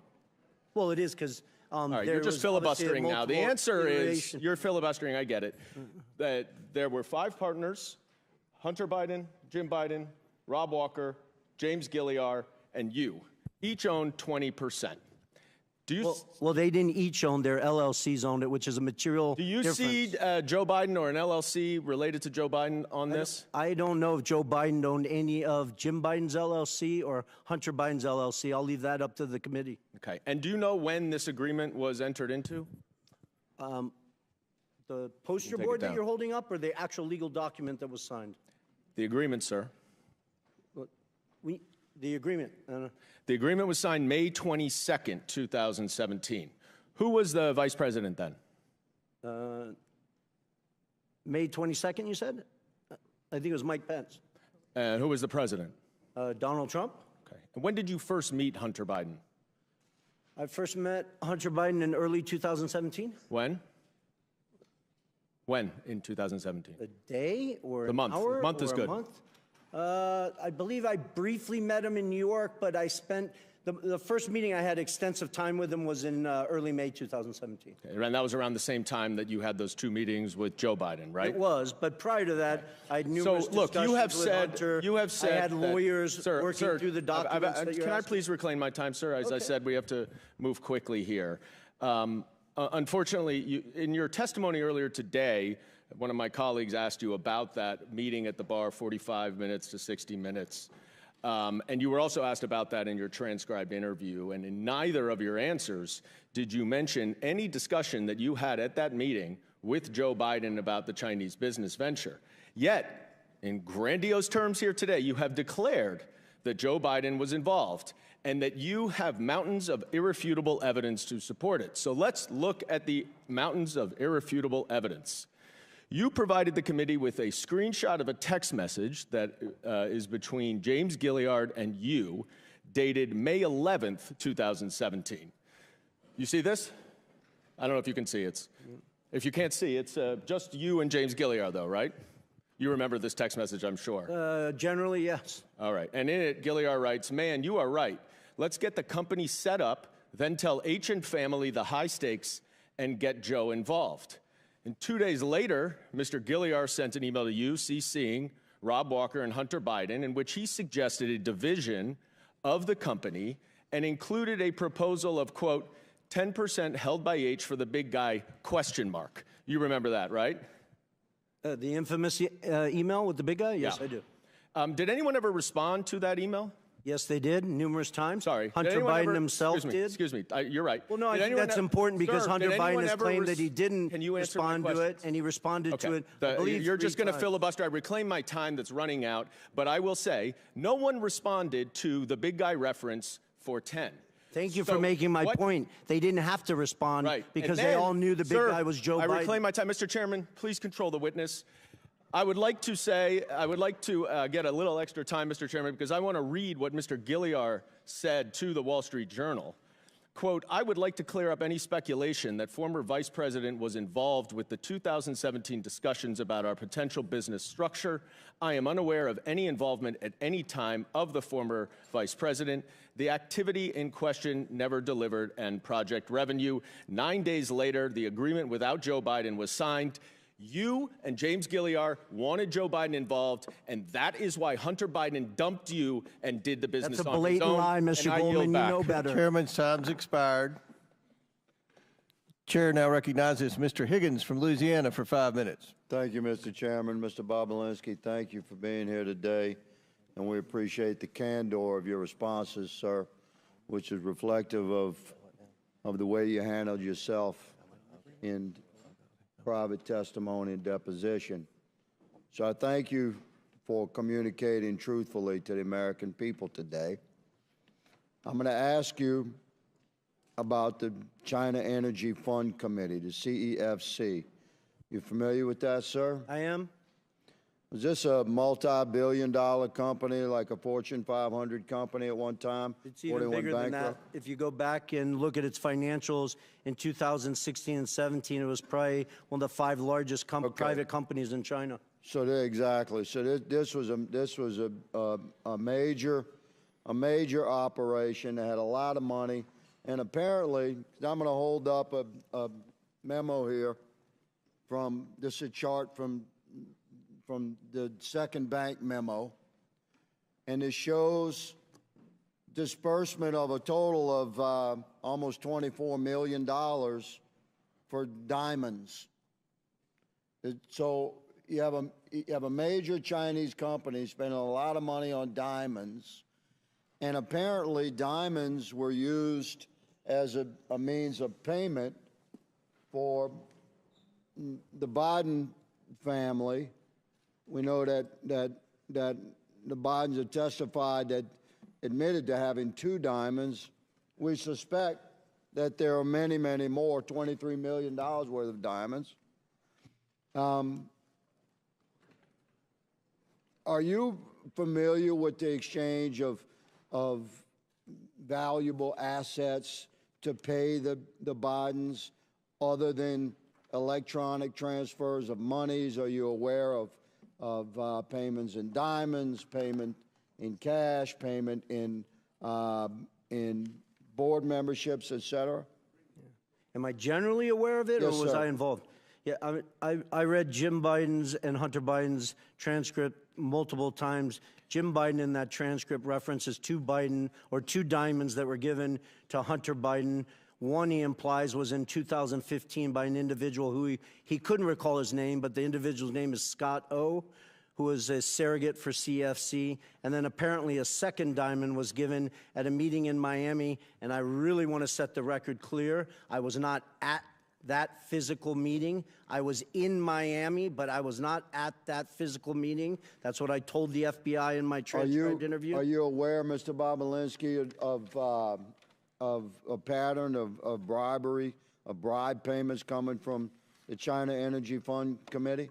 I appreciate that question. I wish everyone on this committee would read the 1,200 pages of testimony in an 8-day trial in the SDNY where Mr. Goldman used to work while the actual trial was going on, that accused numerous executives, ultimately Patrick Ho, of corruption, bribing, leaving shoeboxes of cash to a variety of political figures in Africa. Exactly. So, Mr. Bobulinski, from your perch within the Biden family operations and their interactions with major businesses in China and the exchange of millions of dollars that are known. We've tracked them through bank records, through suspicious activity reports, through emails, through communications that this committee has documented. There's no debate that millions and millions of dollars flowed into the Biden family's bank accounts. But the existence of other forms of payment is fascinating, because diamonds are untraceable. We really don't know how many diamonds the Bidens received, do we? We don't. And for somebody who's been to mainland China probably 10 plus times, Hong Kong probably 15 plus times, I had hundreds of people, Congressman, I had hundreds of people working for me in mainland China. At one point, I never got a diamond from any businessman or woman. So, Mr. Bobulinski, I shift quickly to a text message. Are you familiar with this? It's from a gentleman named James. Generally, yes. Yes, says, don't mention Joe being involved. It's only when you're face to face. I know you know that, but they are paranoid. And there's a response saying, okay, they should be paranoid about things. And then there's a response saying, for real. So what is meant by don't mention Joe being involved? It's only when you're face to face. I know you know that, but they are paranoid. Well, I think it outlines how the Bidens operated, not specifically just with CFC. You have Galanis here testifying and numerous other witnesses that have given you a tremendous amount of evidence that outline they worked to obfuscate it, create layers of obstruction. That's the reason why Rob Walker was getting sent millions of dollars instead of Hunter Biden directly. That's the reason why Devin Archer was receiving millions of dollars instead of going to Hunter directly. You guys have a mountain of evidence that stacks high and answers that question on how they obfuscated. They lived in a world of plausible deniability. Thank you, Mr. Bobulinski. Mr. Chairman, my time has expired. I yield. Chair now recognizes Ms. Norton from D.C. for 5 minutes. Thank you, Mr. Chairman. Mr. Galanis, thank you for appearing voluntarily for this hearing from Alabama. I understand you are currently serving a 189-month sentence in federal prison, almost 16 years, after being convicted of not one, but two, but not one, not two, but three different schemes. The victims of your schemes, as the judge who presided over your criminal prosecution noted, included, and here I quote, one of the poorest Native American tribes in the country, as well as pension funds held for the benefit of transit workers, longshoremen, housing authority workers, and city employees, hardworking people, everyday people, among others. The court also noted that you personally benefited from these schemes, and again I quote, using over $8 million, almost $9 million, for lavish personal expenditures, including home expenses, automobiles, travel, clothing, jewelry expenses, and meanwhile, investors were left with nothing. But this is not your only encounter with prosecutors. In another case, the Security and Exchange Commission charged you in 2005 with accounting fraud in connection with your involvement with Penthouse magazine. And in 2010, you were convicted of attempted tax evasion and were sentenced to 5 years probation in order to pay nearly $2 million in restitution. In imposing your prison sentence, the judge noted that you are, and here I quote, an extremely talented man, extremely gifted in his interpersonal skills, uncommonly so. He is very persuasive as an individual, and those were the tools in his tool bag of the fraud he committed and the people he ensnared, his intelligence, his interpersonal skills, his charm, if you will. And this is something that is not unseen in people who are commonly referred to as con artists. Another judge who presided over your case referred to you as, quote, a skillful con artist. A skillful con artist, that is who my Republican colleagues are relying on to carry their water in this sham impeachment inquiry after their last star witness, the author of the infamous FBI Form 1023, was indicted for lying and outed as a likely Republican agent. It is time we put an end to this pathetic and desperate inquiry. I yield my remaining time to Ranking Member Raskin. Ms. Norton, thank you very much.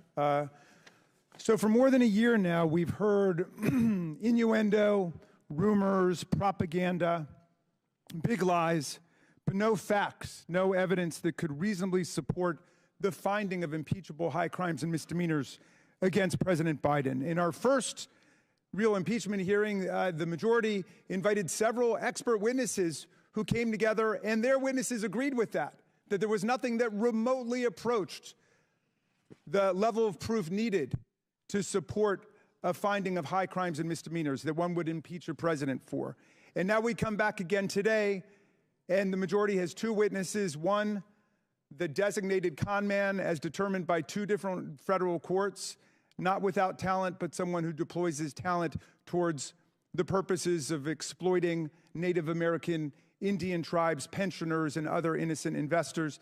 And then Mr. Bobulinski, who offers a lot of rhetoric and a lot of hot air, but absolutely no facts that could indict the President of the United States for high crimes and misdemeanors, impeachable offenses against the Republic, the kinds of offenses which James Madison said are great attacks on the Republic itself, great affronts to our Republican form of government. And nobody on their side can even tell us what is the impeachable high crime and misdemeanor, which suggests that they are moving in the direction of criminal referrals, and they should start by looking at their own witnesses. I yield back to you, Mr. Chairman. And I'd like to remind the ranking member and Ms. Norton, the witness, Mr. Galanis, was partners with Hunter Biden. That's why he's here. We have their partners. You could have invited partners, but you invited this guy. Yeah, Donald Trump's partner, Mr. Parnas. So it was working with Donald Trump and Rudy Giuliani. Rudy Giuliani's partner. Okay, yeah. All right. Chair recognizes Mr. Groffman. Yeah, we got a variety of things I'd like to go through, but first, Mr. Lynch complained about Mr. Galanis testifying from prison. So I'd like to ask unanimous consent to enter into the record the Department of Justice's own press release announcing the sentencing of the Democrats' witness, led Parnas to 20 months in prison for, among other things, making false statements. Without objection on Donald Trump's partner. Thank you. Now, Mr. Chairman, you know, we had originally hoped that we'd see a few more witnesses to here today. They're not here, but I would like to run a brief tape because I showed up today hoping I'd be asking these witnesses a little bit more about this tape. I know that you know, there's some mystery, or some people feel it's still ambiguous as to how this prosecutor was fired in Ukraine, and I wonder if this tape could do a little bit more to shed light on why that prosecutor was fired and why we want Hunter Biden and Mr. Archer here today. And so I got Ukraine, and I remember going over convincing our team, or others, to convincing us that we should be providing for loan guarantees. And I went over, for, I guess, the 12th, 13th time to Kyiv, and I was supposed to announce that there was another $1 billion loan guarantee. And I had gotten a commitment from Poroshenko and from Yatsenyuk that they would take action against the state prosecutor, and they didn't. So they said they were walking out to press conference. I said, no, I said, I'm not going to, we're not going to give you the $1 billion. They said, you have no authority. You're not the president. The president said. I said, call him. I said, I'm telling you, you're not getting the $1 billion. I said, you're not getting the $1 billion. I'm going to be leaving here. And I think it was, what, 6 hours? I looked, I said, I'm leaving in 6 hours. If the prosecutor's not fired, you're not getting the money. Oh, son of a bitch. Got fired. And they put in place someone who... I just wanted to put that up there because I do eventually want further efforts made to get Hunter Biden or Mr. Archer here, because we have Joe Biden himself bragging that they got rid of a prosecutor who would have provided his son's business dealings with a little bit more tough going, or more observation. I'll put it that way. Now, Mr. Bobulinski, in previous interviews, in previous interviews with this committee, you said that Joe Biden not only knew about the family's business dealings, but enabled them and participated in them. You went so far as to say, it's clear to me that Joe Biden was the brand sold by the Biden family. Could you elaborate a little bit why you felt that way again?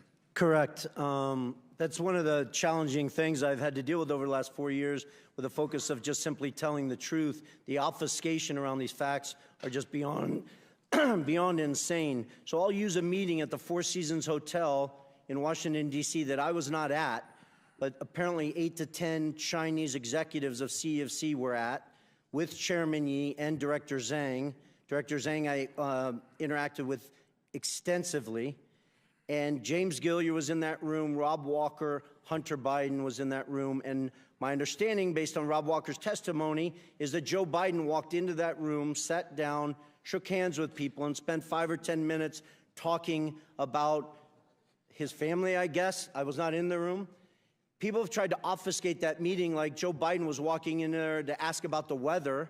And Rob Walker said that the Chinese didn't even know that Joe Biden was the former vice president of the United States, which is beyond absurd. The power that those 10 Chinese individuals had to go back to mainland China and say that they were in a room with Joe Biden is the value of what they were giving.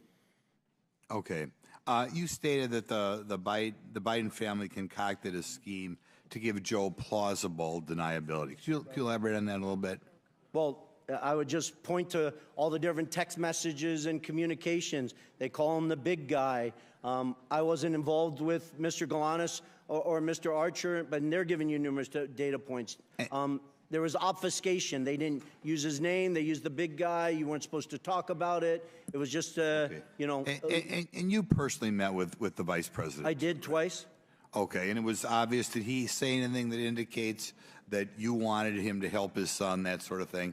Well, he thanked me for helping his son and his brother and asked me to keep an eye on them as I walked him out to his car after he gave his speech on the second meeting of the Milken Conference. Okay, just one other follow-up, and this is kind of maybe a vague question, but I'd like to know it.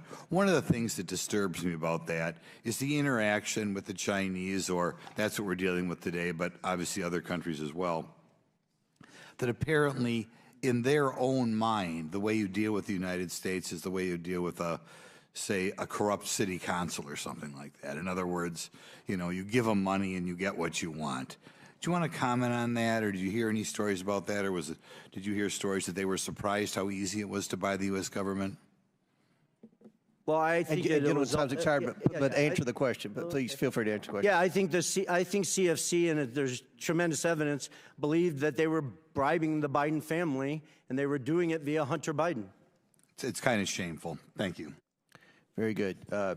Chair now recognizes Mr. Khanna for 5 minutes. Thank you, Mr. Chairman. Mr. Parnas, can you tell me about your meetings with Dmitry Firtash and why you believe the Trump campaign used his services? Yes, well, I was sent to meet with Dmitry Firtash because Dmitry Firtash had resources. He's an oligarch that was in Vienna waiting to be extradited to the United States, but he was very close with Vladimir Putin, Ukraine, and lots of characters in that part of the world. And my objective at the time was to have him help us lean on Mykola Zlochevsky and get dirt on the Bidens. And what type of dirt were you trying to get? We were searching for Hunter's hard drive that we were told was out there. We were searching for bank records to validate certain bank records that was given to me, Hunter's personal bank records that was given to me by John Solomon that he said he got from the FBI to validate certain payments that were going for car purchases. But the objective was to try to find a link from any of the payments that would go into Joe Biden's account. And who told you to get this dirt? Well, who told me? Rudy Giuliani. Anyone else that you remember? John Solomon. I mean, everybody that was part of the team. I mean, did Bill Barr know that you were involved in getting this dirt? Absolutely. Bill Barr was notified of our investigation from the day he took office. Did you ever have a conversation with Bill Barr of being lenient towards Dmitry in his role, in Bill Barr's role as Attorney General? I personally did not, but I was witness to Victoria Tunzing and Joe DeGeneva having a conversation with Bill Barr about Dmitry Firtash. What did they say to Bill Barr? Basically, they were telling him that the charges were false and that he needs to drop the charges and basically end the case. And why did they tell him to drop the charges on this Russian oligarch? Because Dmitry Firtash was going to help us getting dirt on the Bidens or whatever else the Trump campaign needed. So my understanding is you have the Trump campaign telling you to talk to a Russian oligarch to get dirt on the President of the United States for political reasons, and then someone from the Trump campaign is talking to the Attorney General to drop the charges because this foreign national is helping get dirt on a political candidate? Absolutely. Did Bill Barr indicate any willingness to drop the charges?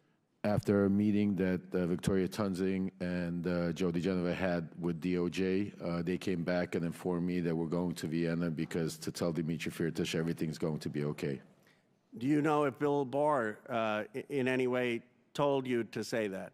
I was not privy to in that meeting, no. Do you have any evidence that Bill Barr would have indicated to signal to Dmitry that the charges would be dropped? Only from conversations from Rudy Giuliani or Victoria Tunzing. And what did they say about what Bill Barr said? They basically told me that this would be taken care of as long as Firtash played ball, and that's the message they relayed to me to tell Firtash. And they said that Bill Barr was conveying that to them directly? Yes, after meetings. There were several meetings. One, there was a private meeting at where Rudy Giuliani went and bumped into actually Bill Barr at the Trump International Hotel, and he used that as a moment to take him aside, speak to him. And then there were certain official meetings through official channels where Victoria Tunzing met with him. So, yes. Do you know anything, if anything was done with the charges? Till this day, Dmitry Firtash is not here. Do you believe that Bill Barr should be investigated for his conduct in potentially dropping these charges? I absolutely believe that, but not only that, I believe Bill Barr should be investigated into the cover-up and trying to silence me to get the truth out of what really happened in Ukraine. And explain the cover-up and what you believe he should be investigated with your last minute. My arrest was set up strictly to shut me up, to seal my documents, take away all my information, and turn me into a crazy man that had no way to prove what was going on. But the real story was Bill Barr was trying to save Donald Trump from impeachment and use me as a scapegoat. What he didn't realize was Donald Trump was not going to stop and was continue doing what he wanted to do. And that's why it blew up in Bill Barr's face. He also hired a special counsel at the time, Brady, to look into Ukraine. When we tried to reach out with my attorney to special counsel Brady, he never returned our phone call. Nobody wanted to hear anything I had to say that had to do with Ukraine, Donald Trump, or Rudy Giuliani. Mr. Chairman. Will the gentleman yield? Yes. Thank you. Mr. Parnas, I just want to say you have stuck to the facts today. We don't hear bombast and rhetoric from you, but you're telling a true story, and you've conducted yourself with great purpose and great dignity, and I know your son is here with you today, and I hope he and the rest of your family are proud of what you're doing for America. Yield back. Thank you. Chair now recognizes Mr. Donalds from Florida for 5 minutes. Thank you, Chairman. It's been an interesting hearing so far. Let's actually get to the actual paper trail of money flow from the CEFC into the bank account for President Joe Biden. And I want to start with a text message, July 31, WhatsApp text message between Hunter Biden and one chairman, Mr. Zhao. Real quick, Mr. Bobulinski, who is Mr. Zhao? Congressman Donalds, I'd just actually like to spend 20 seconds. If you noticed, Congressman Khanna scurried out of here very quickly, and I'm actually disgusted as I sit here that he didn't address me based on the fact that I'm sitting here in front of the world trying to testify to the truth. In October 2020, I have messages I'm willing to produce to both the Democrats and the Republicans that Ro Khanna sent to me saying, you have always demonstrated to me that you're nothing but an honest with the highest integrity individual, and I was begging for him to go on CNN and tell the world in October 2020. I have extensive emails with Congressman Ro Khanna in 2021 and 2022 where I begged him and his staff to sit down with me and look at my BlackBerry phones that the Democrats are so focused on, to hire forensics experts and go through all of the factual information I had. So the fact that he did not even address me and then scurried out of here is disgusting to me. All right. Sorry, Mr. Donalds. I'll answer your question now. All right, so we're gonna have to come off of that because now we're at 3 minutes, 30 seconds. Yep. Mr. Chairman, for the record, I want to submit into the record two different WhatsApp text messages. One, July 31, between Hunter Biden and Mr. Zhao of CEFC, which stipulates that Hunter Biden wants to be able to move on from and get the contract resolved, get the deal resolved, and that Mr. Zhao responds and says, yes, the CEFC is willing to cooperate with the family. On August 31, there's another exchange, this time August 3rd, 2017, between Hunter Biden and Mr. Ganwei Dong. And in this message, they're talking about the stipulations of the arrangement between the Biden family and CEFC. I want to submit both WhatsApp text messages for the record, Mr. Chairman. Without objection to order. Okay, now to the money flow, because this is where the rubber meets the road. On August 3rd, they actually stipulate through WhatsApp text messages the exact stipulations of the deal. On August 4th, $100,000 is wired into Owasco PC from CEFC infrastructure. Mr. Chairman, I want to submit for the record a portion of the bank statement for the time period August 3rd of 2017 to August 31, 2017, stipulating $100,000 going from CEFC into the bank account of Hunter Biden through Owasco PC. Without objection to ordered.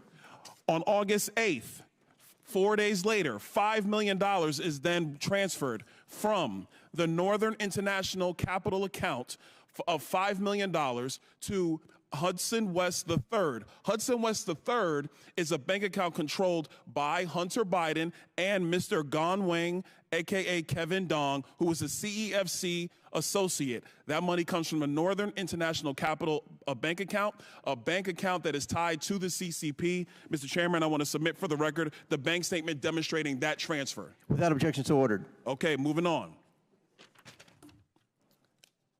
On August 8th, the same time period, there is a wire transfer of $400,000 to Owasco PC from the Hudson West III bank account. That $400,000, Mr. Chairman, I have the transfer records in the bank accounts from the August time period. I want to submit that for the record. Without objection to ordered. Now, here's where the fun stuff comes in, everybody, and I got a minute to do it, so we're going to get this done. On August 14, there is $150,000 that is transferred from Owasco PC, which is controlled by Hunter Biden, to Lion Hall Group, which is controlled by James Biden. I have the records here, Mr. Chairman, of the $150,000 that has gone to Lion Hall Group from Owasco PC. I want to submit that for the record. Without objection to ordered. On August 28th, and I believe we have a screenshot for everybody in the room. On August 28th, Mr. Chairman, we have the withdrawal ticket from Lion Hall Group that is signed by Sarah Biden, who is the wife of Jim Biden, for $50,000 to withdraw from Lion Hall Group. I want to submit that withdrawal receipt for the record. Without objection to ordered. On September 3rd, on August 28th, actually, Mr. Chairman, we have the deposit reference into Sarah Jones Biden's account on the same day she withdrew it from Lion Hall. I want to submit that. Without objection to ordered. Last document.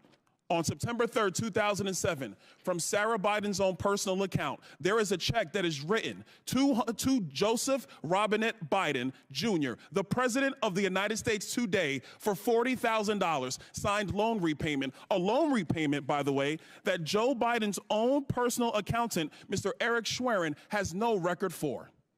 I want to submit that for the record, Mr. Chairman. Without objection, so ordered. To the members of the committee, it is clear that the source of this money came from CEFC, and that CEFC is a company that is directly linked to the CCP and actually the chairman of the CCP, the chairman of the Chinese Communist Party, Chairman Xi Jinping. With that, I yield. Very good. Mr. Chairman, I've got a UC request, if that's okay. Go ahead. First, White House for sale, the staff report of the minority side, which details the CEFC's business interactions with Donald Trump. They own a $5.5 million unit in Trump World Tower and others. And then the Department of Justice press release announcing the sentencing of Jason Galanis in federal court to a term of 189 months in prison, ordering him to pay restitution of more than $80 million for 3 criminal fraud conspiracies against a Native American tribe, pension funds, and other investors. Without objection, so ordered. Chair now recognizes Mr. Mafume for 5 minutes. Mr. Chairman, thank you. I'm sitting here and imagining what I would be thinking if I were not here, but rather somewhere around the country watching the Congress of the United States, and in this case, this committee, for 15 months hold these hearings on Hunter Biden and come up with not one impeachable offense in all that time. 15 months. Over 10,000 documents and more, as you can see today as a result of that. This is a do-nothing Congress. And we should be doing the jobs that we were sent here to do, which is not to have investigation hearing after investigation hearing over and over and over again, and then run to our favorite TV outlet to give interviews afterwards. We were sent here to get a job done. Taxpayers are looking at all of us. Meanwhile, Americans, black, white, Asian, Latino, Native American, and their families are wondering what the hell is going on. Is this another investigation hearing in this 15 months that has yielded nothing at all?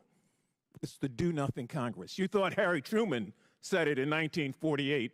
Anybody can say it today. Look at what we've done in 15 months. Virtually nothing. Nothing at all. Senior citizens sit in their homes and watch C-SPAN or some other outlet carry this. Some of them sitting in nursing homes, all of them worried about losing their Social Security.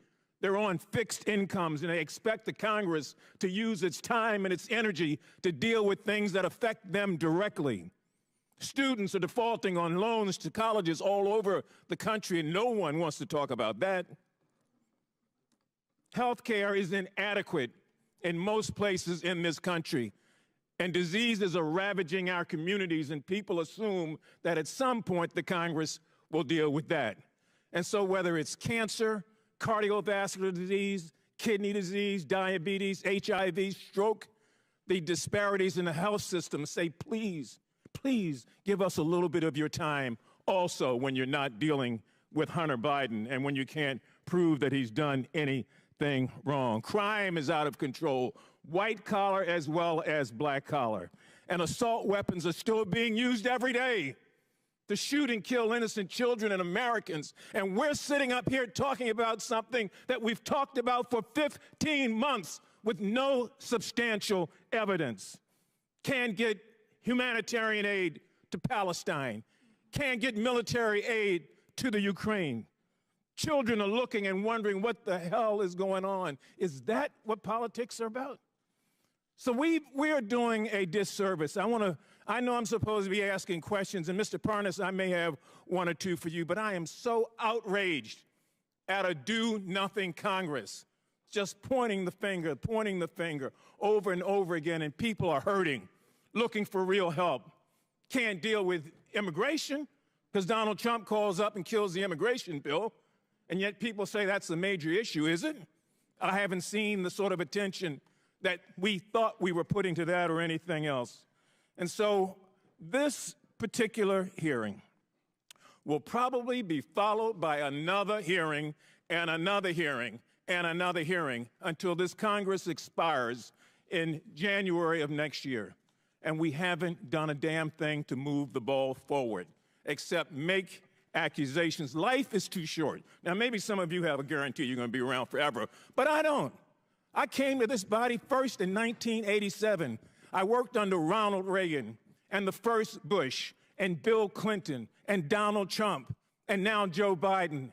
This Congress is not doing anything. It's not like the previous Congresses, trust me. That's why people have such a low esteem of those of us who say, well, I'm Congressman so-and-so. People on the street don't buy that. They don't see the action. So I'm done. I know I've exhausted my time. Mr. Parnas, a couple of quick questions, and I'll let you go.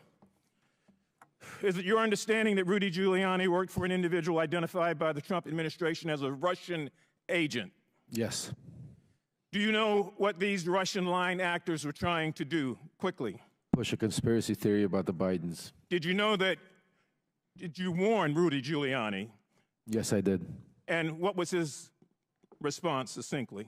He told me that he agreed with me, but then proceeded to work with these people behind my back. And these people have been identified as Russian agents. Yes, sir. And we've got a meeting here of Mr. Giuliani with one of those. I'm disgusted,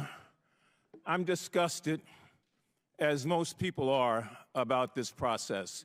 And the only way we get to a point where we get things done is that we learn to talk to one another across the aisle without having another conspiracy theory after another one after another one. You don't buy trust that way.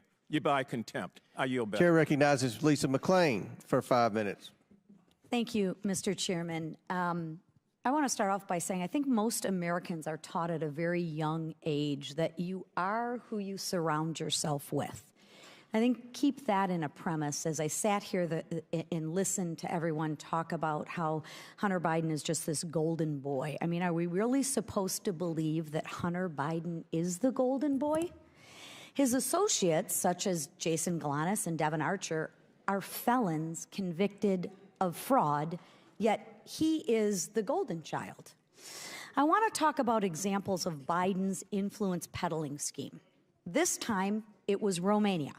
It follows the same general pattern as we have seen with other countries like China, Russia, Ukraine, and Kazakhstan. Here's the pattern. It's really simple. A corrupt foreign oligarch needs access to the U.S. government.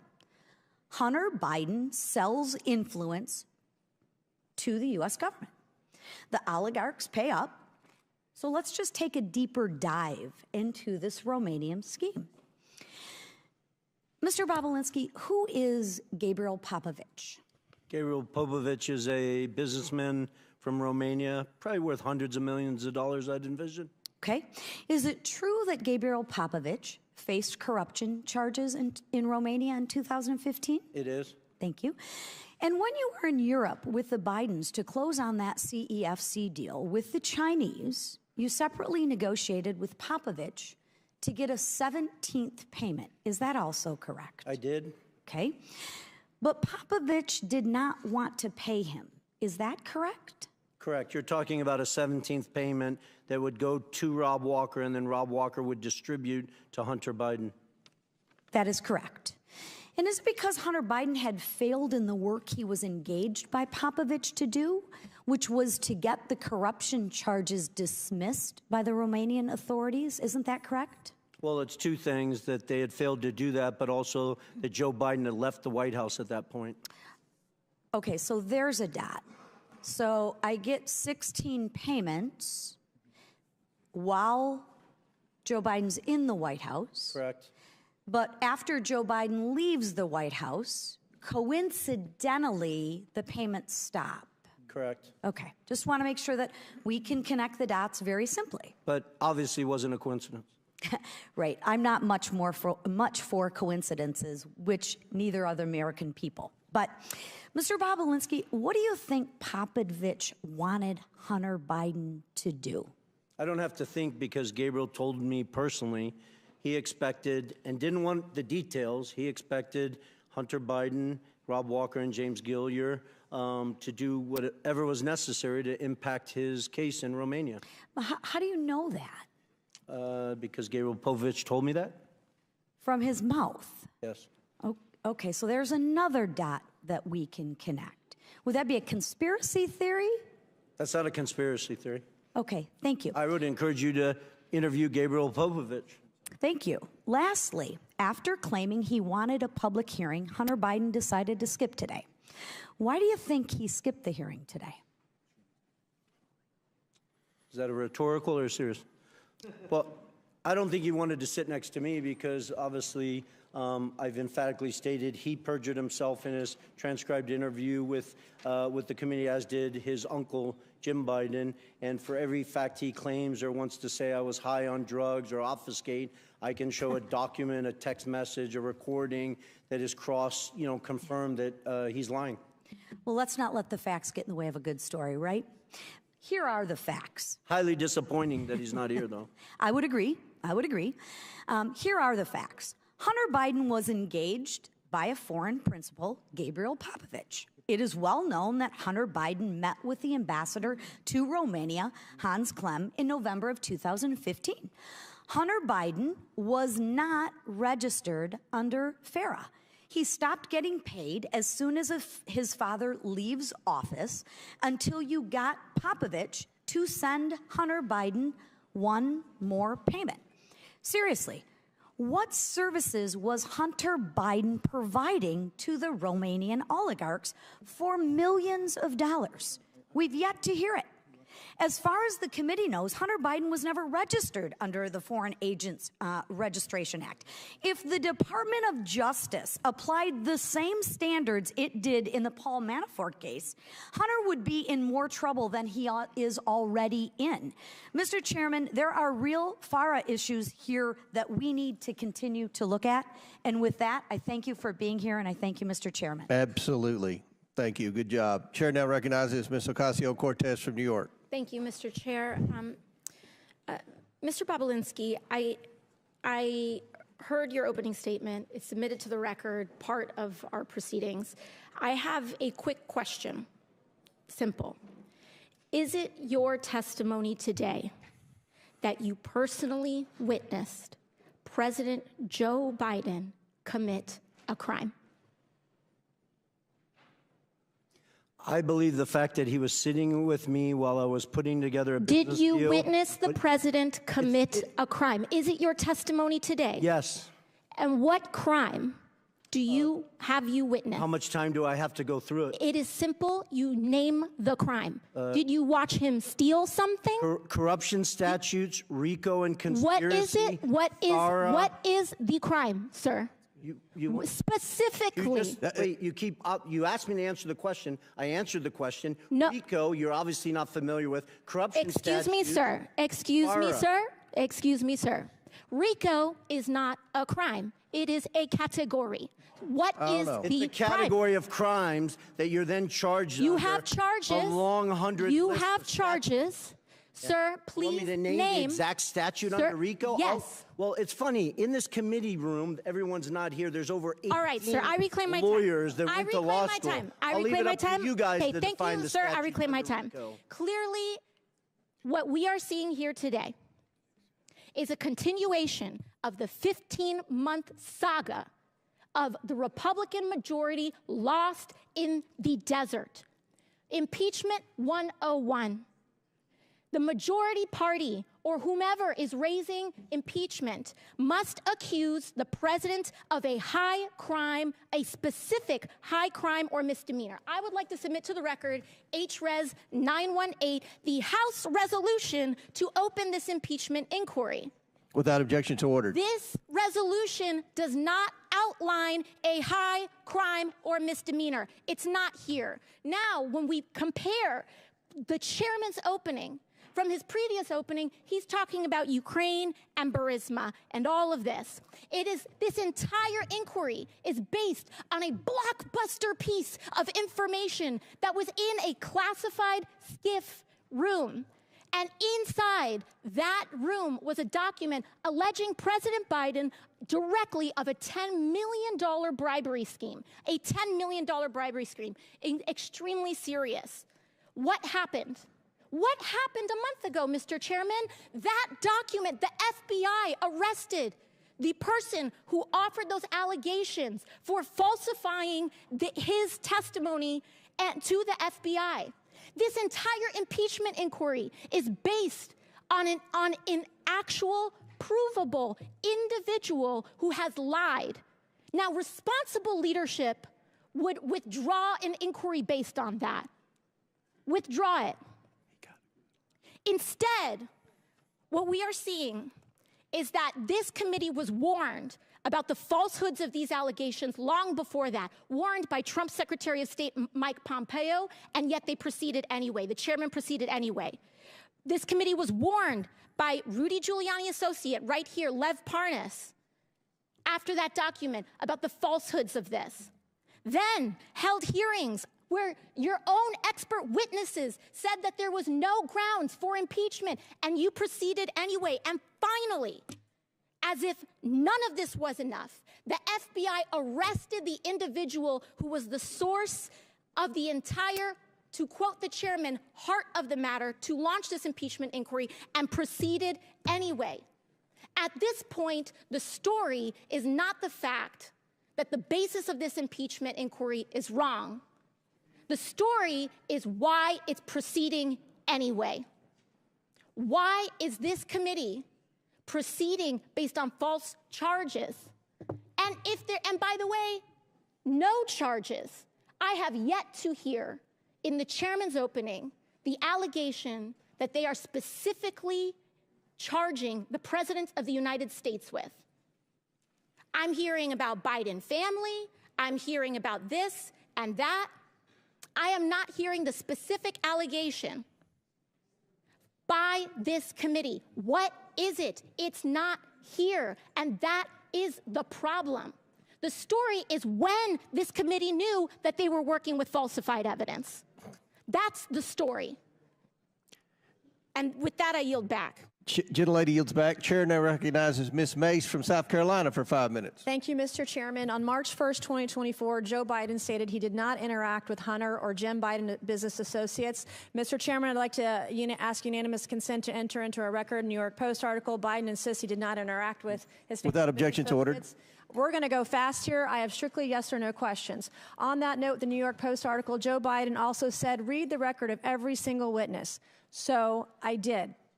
I first read Devin Archer's deposition, and he interacted with Joe Biden. Then I read the transcripts of Rob Walker, Eric Schwerin, George Burgess, Kevin Morris, Tony Bobulinski, and Jason Galanis. And every single one of them interacted with Joe Biden. And that's just the people we interviewed. Mr. Galanis, my first questions are for you.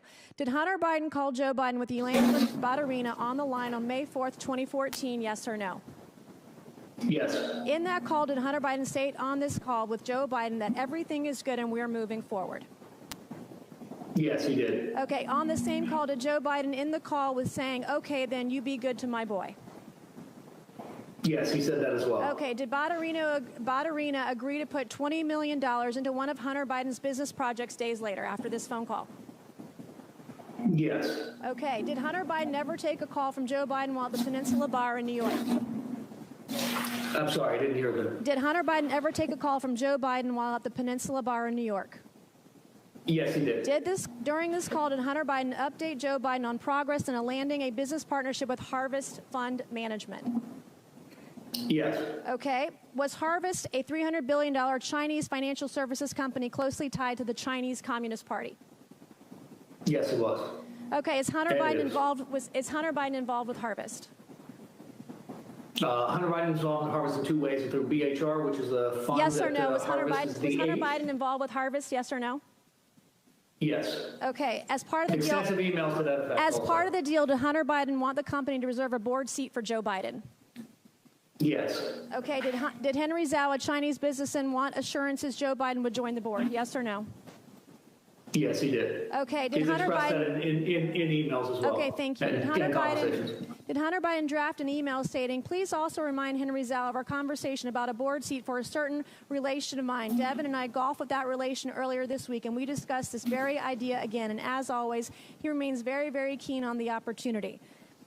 Here is a photo of Joe Biden and Devin Archer and Hunter Biden golfing days before the alleged email draft. Do you believe a certain relation of mine refers to Joe Biden? I don't think there's any question. It was based on first-hand conversations with Devin Archer, who was in that picture and at that golf meeting. Did you ever meet with Devin Archer where Hunter took calls from his father? Yes. Okay. During one of these phone calls, did Hunter Biden tell Joe Biden that he and Henry Zhao needed help getting, quote, getting across the finish line? Yes, that's correct. Okay. Mr. Bobulinski, do you recall receiving an email that floated the possibility of giving 10% ownership of Sinohawk to Joe Biden through Hunter Biden? Yes. Okay, my last questions are for both of you very quickly. Mr. Bobulinski and Mr. Galanis, you both stated you were told not to use Joe Biden's name in communications, correct, Mr. Bobulinski? Correct. Mr. Galanis? Yes. Okay. Did Joe Biden participate in phone conversations and meetings with Hunter Biden, his business associates, and foreign interests, yes or no? Mr. Bobulinski? He clearly did. He Okay, Mr. Galanis, yes or no? Yes. Okay. In Hunter Biden's deposition, he said he did not involve his father in his business. Did Hunter Biden lie under oath, yes or no? Mr. Bobulinski? Yes. Mr. Galanis? If that's what he said, yes, that would be true. Is Joe Biden lying when he says he did not interact with Hunter Biden, Jim Biden, their business partners, or forward interests? Yes or no? Yes. Mr. Galanis? Yes. All right. In a debate on October 22nd, 2020, Joe Biden denied Hunter Biden made money from China. Then Hunter Biden, his business associates, and foreign interests include money from Chinese businesses, business partners, and/or interests. Yes or no? Mr. Bobulinski? I'm sorry. Did the Hunter Biden family Biden make receive money from Chinese Correct. business Yes. interests? Mr. Galanis? Did Hunter Biden receive money from Chinese business interests? Yes or no? Yes, he was. Okay, thank you. He had economic interests, and yes. All right. Joe Biden we has promise. repeatedly claimed that he was not involved in Hunter Biden, Jim Biden, or any other Biden family business deals. Today, our witnesses have proved otherwise. Today, we've established Joe Biden lied about interacting with Hunter Biden's business associates. It is my belief Joe Biden is the closer for Hunter Biden, Jim Biden, and their business associates and foreign interests. Good luck to the left proving otherwise. Thank you, and I yield back. Gentlelady yields back. Chair now recognizes Ms. Porter from California. The title of this hearing is Influence Peddling, Examining Joe Biden's Abuse of Public Office. Look, the impeachment inquiry is dead. If it was on life support, my colleague Ocasio-Cortez just killed it. There is no allegation of a specific crime. President Biden didn't do anything wrong. There's zero evidence of that. And still, both Democrats and Republicans and the media treat these hearings like the Super Bowl. But no one ever wins, and Americans always lose. So I've got a fresh direction for this hearing. All we have to do is cross off the part after the colon. There, just influence peddling. We should have a policy discussion about how to stop government officials from using their positions to get money or favors. Now, that is a real hearing, one that nearly every American, regardless of party, wants us to hold.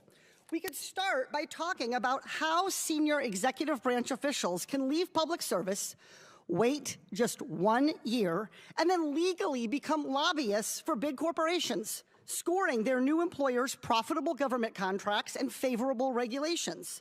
They can even be paid by the big corporations during that short 1 year while they are waiting to become lobbyists as a down payment for their future ability to peddle influence. That's wrong.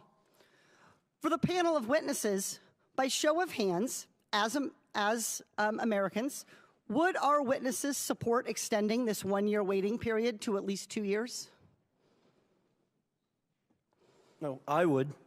Okay, so there we go. Republicans, Democrats, even convicted criminals, everybody supports that we should do more to stop influence peddling.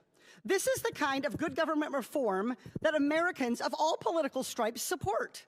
And I should know, in 2022, I passed that exact reform as an amendment to the National Defense Authorization Act with a bipartisan majority vote. What happened to that amendment? Why didn't it become law? The answer is simple. Nearly 500 former members of Congress worked for lobbying firms. And too many people around here want to follow in their footsteps, and so don't want to make it harder for government officials to become lobbyists. Ultimately, Democratic leadership under then Speaker Nancy Pelosi let the amendment get stripped out of the final bill. When I offered up the amendment again during this Congress, Republican leadership under then Speaker Kevin McCarthy never even put the amendment up for a vote. Both parties have let us down on fighting influence peddling and tackling corruption. But I'm hopeful we can begin a new approach in this very committee. The American people should know that regardless of party, should know that an investigation was conducted into whether Joe Biden did anything wrong. We followed the evidence to where it led a dead end. So this impeachment inquiry should end today. And where should we go from here? We should stop partisan attacks on each other and address the real problem, that the American people believe that the rules that prevent corruption are way too weak. To stop politicians on both sides of the aisle from influence peddling. This committee should be working together in a bipartisan way to change the culture of Congress, to crack down on influence peddling and corruption, and just as importantly, to stop the perception of it. Let me give you some facts. I don't even need a whiteboard for this one. 495 former members of Congress work for lobbying firms. 467 members of Congress take corporate PAC money. 78 members of Congress violated the Stock Act last Congress. Clearly, we have our work cut out for us. So let's start the conversation today on what a bipartisan ethics reform package could look like. Here are the organizations that could have come today as witnesses so we could have had a productive conversation. Oversight staff, do you have your notebooks ready? Citizens for Responsibility and Ethics in Washington, Common Cause, Project on Government Oversight, Public Citizen. With the right witnesses and the commitment to doing what the American people want, this committee can have a real conversation about the problem of influence peddling. And we can pass legislation to create badly needed ethics guardrails. That would be real work, not a real circus. I yield back. Before I recognize Mr. Timmons, Ms. Porter, I think you are sincere, and I look forward to working with you on that legislation. Chairman, can we take a 5-minute break? I need to go to the bathroom. Let us get one more, and then we'll do that. Chair recognizes Mr. Timmons for 5 minutes, then we'll take a break because we have votes coming up anyway.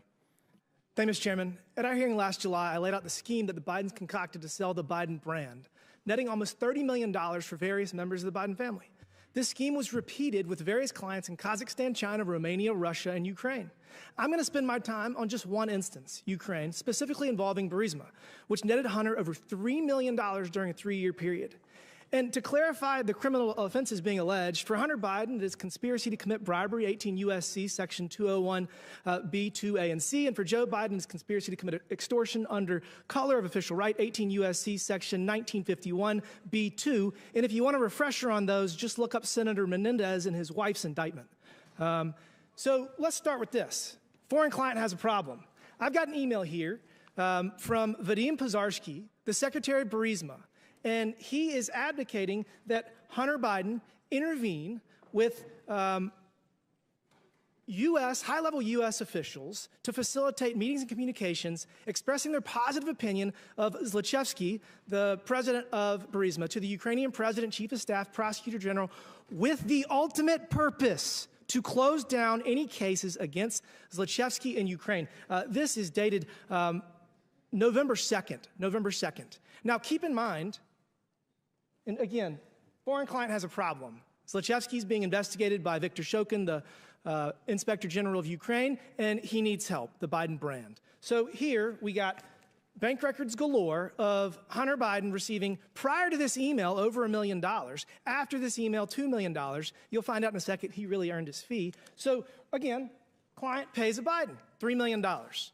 Next, what happens? What happens? This is great.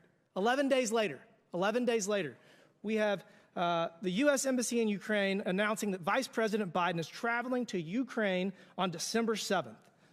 Oh, interesting. Vice President Biden travels to the country. Here we got a great photo of him touching down. They're very proud of themselves. So Vice President Biden leverages U.S. policy to achieve a favorable outcome for the client.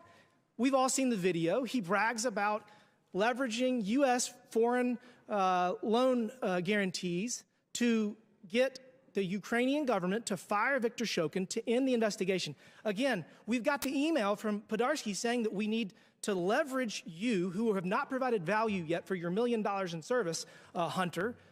He brings in the big guy. Biden leverages U.S. influence, withholds $1 billion in loan guarantee to fire Shokin. So if that's not enough, we got the victory lap here. We got an email just a few months later saying, whoa, we won in less than a year. You brought us in, so take a victory lap. So look, I mean, this is straightforward. This is straightforward. Pay to play. It is bribery.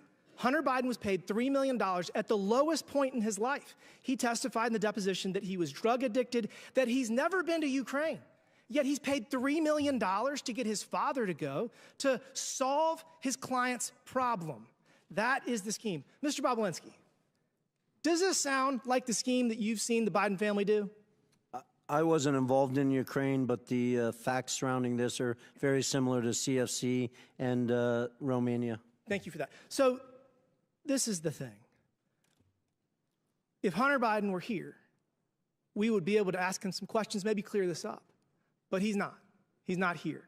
And what's interesting is that just yesterday, Peter Navarro reported to federal prison in Miami for 4 months for not showing up in front of the January 6th committee. And I want to point out to everybody that the January 6th committee was procedurally defective under House rules.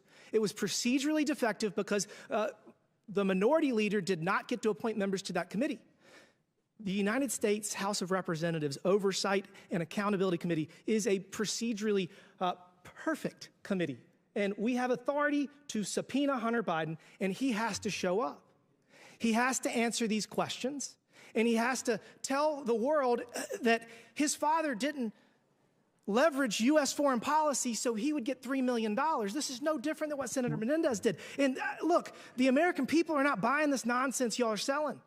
We have to restore, we must restore their faith in our institutions. And we have to stop this ridiculous two-tiered system of justice where the Department of Justice persecutes President Trump and hides Hunter Biden behind every corner. I mean, this is not the United States of America that the American people deserve, and we have to get our country back on track. With that, Mr. Chairman, I yield back. Mr. Chairman, parliamentary inquiry. Did the committee subpoena Hunter Biden today? Chair recognizes, pursuant to the previous order and at the request of the minority witness, the chair declares the committee in recess for 10 minutes. Then we're going to come back in here, and then we may have to recess again for votes. Thank you, Mr. Chairman. Today's hearing is another unfortunate attempt by my Republican colleagues to muddy the water in an election year with no proof, no evidence, no wrongdoing at all by President Biden. The American people are tired of this charade. As I said before, my Republican colleagues simply grasp at straws that do not exist. While House Democrats in the Biden-Harris administration work to cut costs of prescription drugs, expand student loan forgiveness, and mitigate the threat of gun violence, Republican members of Congress continue to chase after Russian disinformation campaigns from the 2020 election, which have been thoroughly debunked again and again. And as usual, in this committee, we know who is in charge. It is the bondless, broke bluffer, twice impeached, 4 times indicted, insurrection initiator, election denying, self-declared dictator on day one, and puppet for Putin. The one who wants to terminate the Constitution and defund the FBI. The one who romanticized exchanging of love letters with North Korean dictator Kim Jong-un. The one who just last week embraced autocrat Orban of Hungary to discuss their diabolical plans to destroy our democracy. The one who proposed a policy to ban Muslims from this country. The one who just this week said any Jewish person who votes for a Democrat hates their religion and Israel. The one who called neo-Nazis carrying tiki torches chanting Jews will not replace us, good people. The one who referred to African nations as, I quote, shithole countries.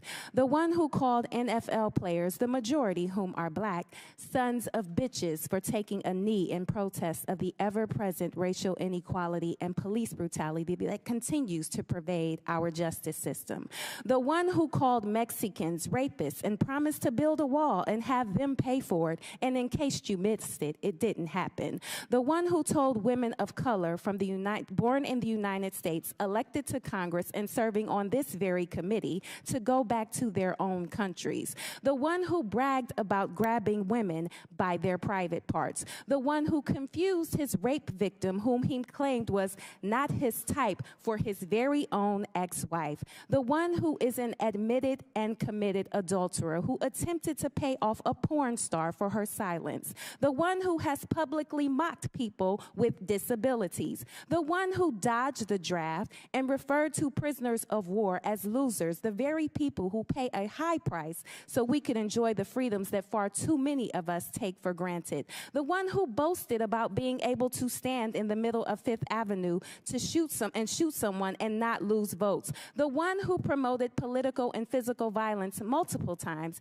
including most recently at my rally in my home state of Ohio, where he declared there would be a bloodbath if he didn't win. The one who intentionally denied COVID was deadly and eventually suggested injecting bleach into our bodies to kill the respiratory virus that took the lives of 1 million people in the United States. The one who ordered his son-in-law get top secret security clearance, overruling concerns flagged by intelligence officials, who, according to this committee's chairman, admitted the former president's son-in-law crossed the line of ethics by accepting a $2 billion investment into that very same son-in-law's fledgling firm only 6 months after leaving the White House. If any of this sounds crazy, it's because it is. This might sound unbelievable, but it's all true. These are facts, indisputable facts, a thing that is known and proven to be true. This may be a foreign concept to some of my colleagues, but for those of us who still have a relationship with the truth, please know this is not an exhaustive list of inappropriate, unethical, and questionable behavior by the maniacal manipulator of Mar-a-Lago, because I could go on, but I only have 5 minutes. Yet here we are again, trying to make sense out of nonsense. I would humbly, respectfully ask my Republican colleagues on this committee to stop falling over yourselves to win the approval of one, because millions of people are depending on you to defend our delicate democracy. And with that, I yield the remainder of my time to Chair now. The ranking member. 7 seconds. Oh, I don't know that there's much time left, but thank you for that eloquent and compressed recitation of some of what we've lived with over the last few years. Chair recognizes Mr. LaTurner from Kansas for 5 minutes. Mr. Bobulinski, I want to talk about May of 2017. To be clear, Hunter Biden was doing business with CEFC while his dad was VP. Are you aware of that now? Yes. Rob Walker told us that during his transcribed interview before the committee. But I want to talk to you about your meeting with Joe Biden, Hunter Biden, and Jim Biden in May of 2017. Other members are going to bring up the meeting you had with Joe Biden at the Beverly Hilton the night before the Milken Conference, but I want to talk about the next day when you went as Joe Biden's guest to the Milken Conference. So, you watched Joe Biden deliver a speech that day. Then you had a follow-up conversation with Joe Biden. Isn't that correct? Correct. What did Joe Biden tell you during that conversation? Well, as I've already publicly shared, I was brought backstage by his team because he had just given his keynote, and we just exchanged pleasantries, and then I walked him out to his car, and he specifically thanked me for the work I was doing with his son and his brother and asked me to keep an eye on them. And my understanding is, Mr. Bobulinski, that after Joe Biden had left, you went across the street to the Peninsula Hotel and had a long conversation with his brother, Jim Biden. Isn't that correct? I did. It's my understanding that you asked him how the Biden family does the business that they do, while Joe Biden is such a prominent political figure. What was Jim Biden's response to you?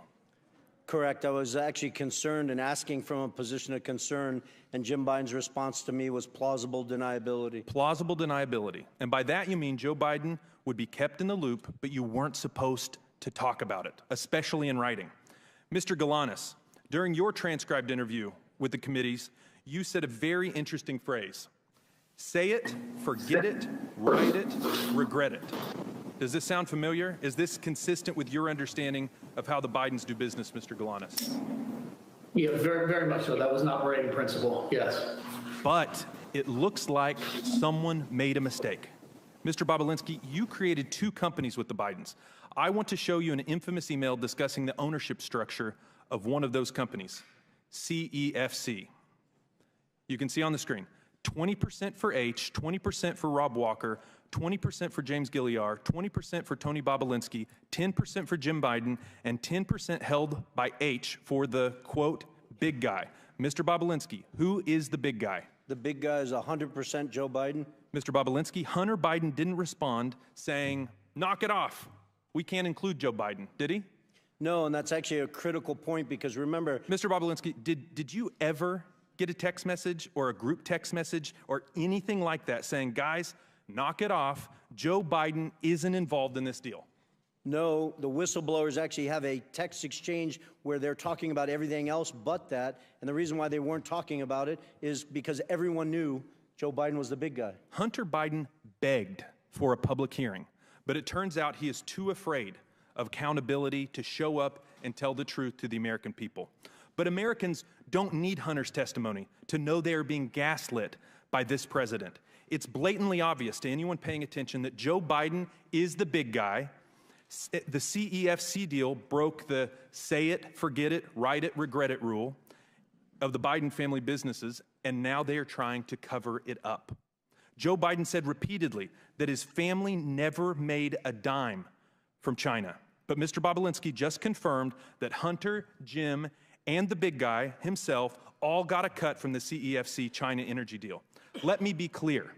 The only service the Biden family ever provided was their ability to leverage the office of the Vice President of the United States to cash in overseas.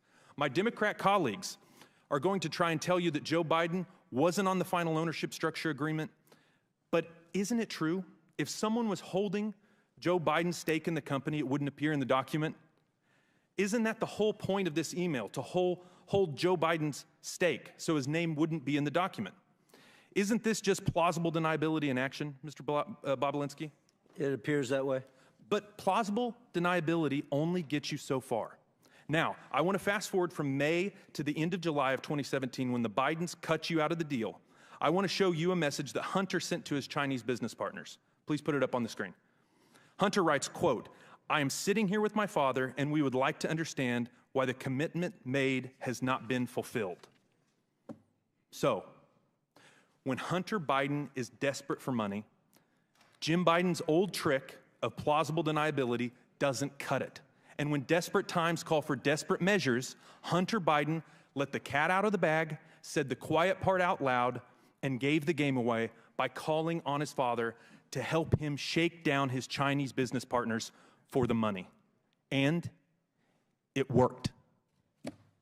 Mr. Chairman, I yield back. Mr. Chairman, just point of inquiry. What was the last image we saw that you put up? Where did that come from? I just want to authenticate that. This is the Ways and Means Committee Exhibit 300. Must be the Irish whistleblower note. All right. Not an inquiry, though. Anyway, Chair recognizes Ms. Stansbury for the last question. All right, well, thank you, Mr. Chairman, and welcome to the GOP's day-long campaign for Donald Trump. I want to start with Mr. Galanis to help connect some dots that have not yet been connected in this hearing.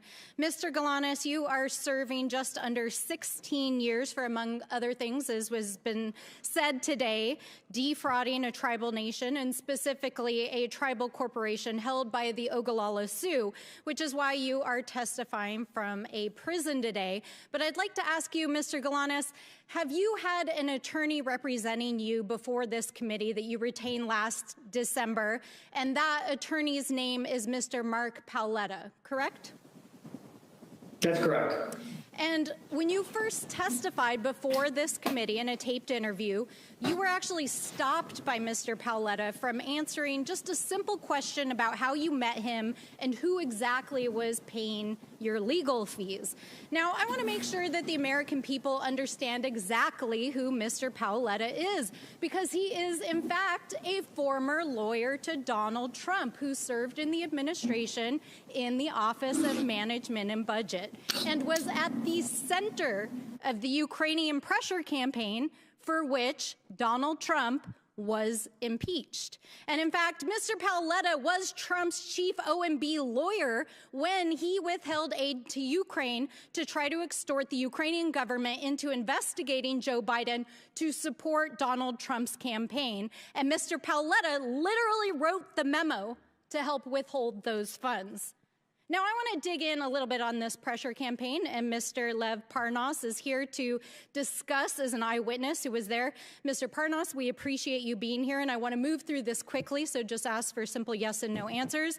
You've testified here today that Donald Trump repeatedly asked you, and through Rudy Giuliani, to put pressure on the Ukrainian government to dig up dirt on Joe Biden to support Trump's campaign, correct? 100% yes.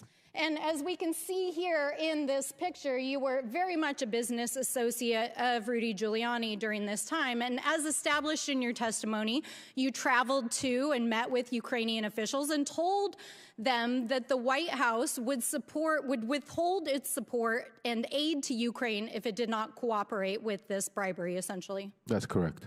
And as we all know, Donald Trump's administration, and specifically the Office of Management and Budget, did withhold that foreign aid in 2019. And here's the guy who did it.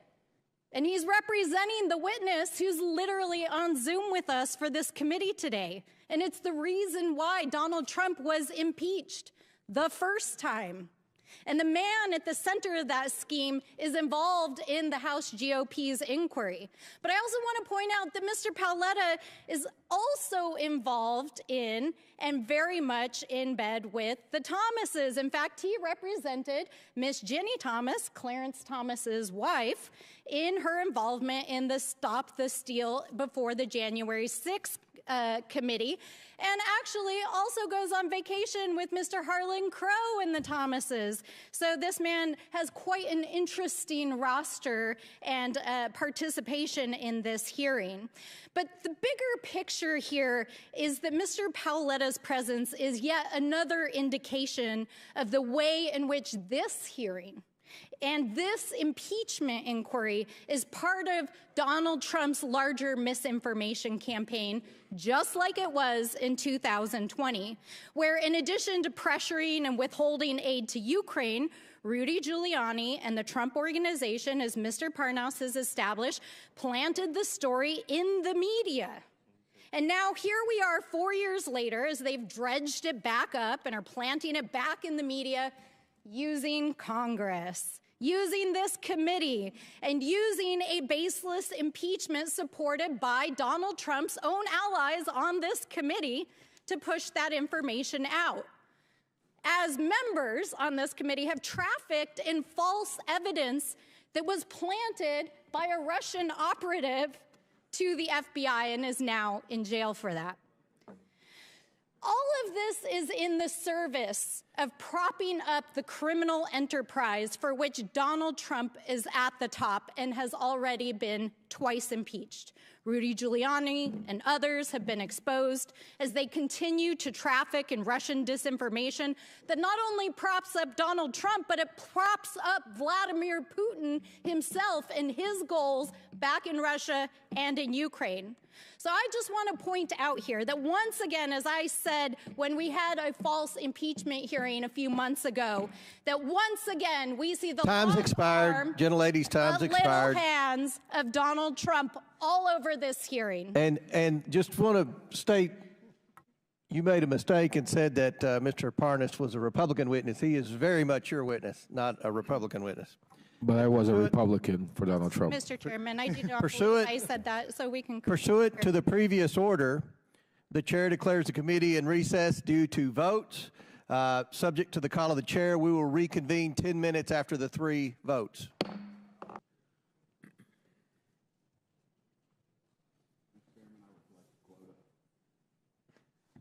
All right, committee will reconvene. Chair now recognizes Mr. Perry from Pennsylvania for 5 minutes. Well, thank you, Mr. Chairman. Mr. Galanis, I'm going to turn my questions to you. I hope I can see you on the screen here shortly. Are you there, Mr. Galanis? There you are. Okay. If we can jump right into another Biden-Chinese deal made while Joe Biden was in office, a deal I think you described in your interview as a quid pro quo, where the Chinese sent millions in exchange for a post-VP job for President Biden. Can you tell us what was Burnham? Yeah, so Burnham was an 85-year-old financial services company based in New York that owned an asset management firm and a securities dealer. But relative to the Chinese, it was an unimportant, small player. I'll give you scale, $1.5 billion versus $300 billion Chinese company. So what was Hunter Biden's interest in working with them, knowing that that was the situation? I think Hunter Biden was already working with them through the fund that was created. The BHR, Harvest was the H, and is described in some of Hunter's emails that I had provided to the committee. He described the activity with BHR, meaning the Harvest activity, as one of his only focuses, and his other focus would be the activity between Harvest directly and Burnham directly in a combination. So his stated objective, in his own words, in writing, was those were to be his only focus and his only priority in working with the Chinese on a go-forward basis. Did you also say that he said the interest in working with Burnham was to make billions instead of millions? Is that right? Yeah, I did say that, and that was on the basis of looking to become a much larger company where his equity interest would be worth a lot of money, billions, not millions. And you said the Harvest Fund was a $300 billion Chinese financial services company. Was it likely connected, or was it connected closely to the Chinese Communist Party and the Chinese government? That's my understanding. Okay. And who was Henry Zhao? He's been described to me consistently by Devin and Hunter as the chairman, but he's essentially the head of Harvest. I think he's had a couple of different roles over the years, but chairman is the best way to, he was always characterized as chairman and the decision maker for that entity. Right, so he's the chairman of the $300 billion Chinese entity connected to the Chinese government, the Chinese Communist Party, and he was based out of where? Where was his base of operations? In Beijing, China, PRC. And like you said, you heard him referred to occasionally as Chairman Zhao, right? Most of the time it was Chairman Zhao out of a sort of a respect for the chairman, yes. Okay, so now there came to a point where Hunter wanted to bring Henry Zhao, the chairman of Harvest, and their billions of dollars from China into business with Burnham. Is that right? That's correct. That's correct, Congressman. And why would he do that?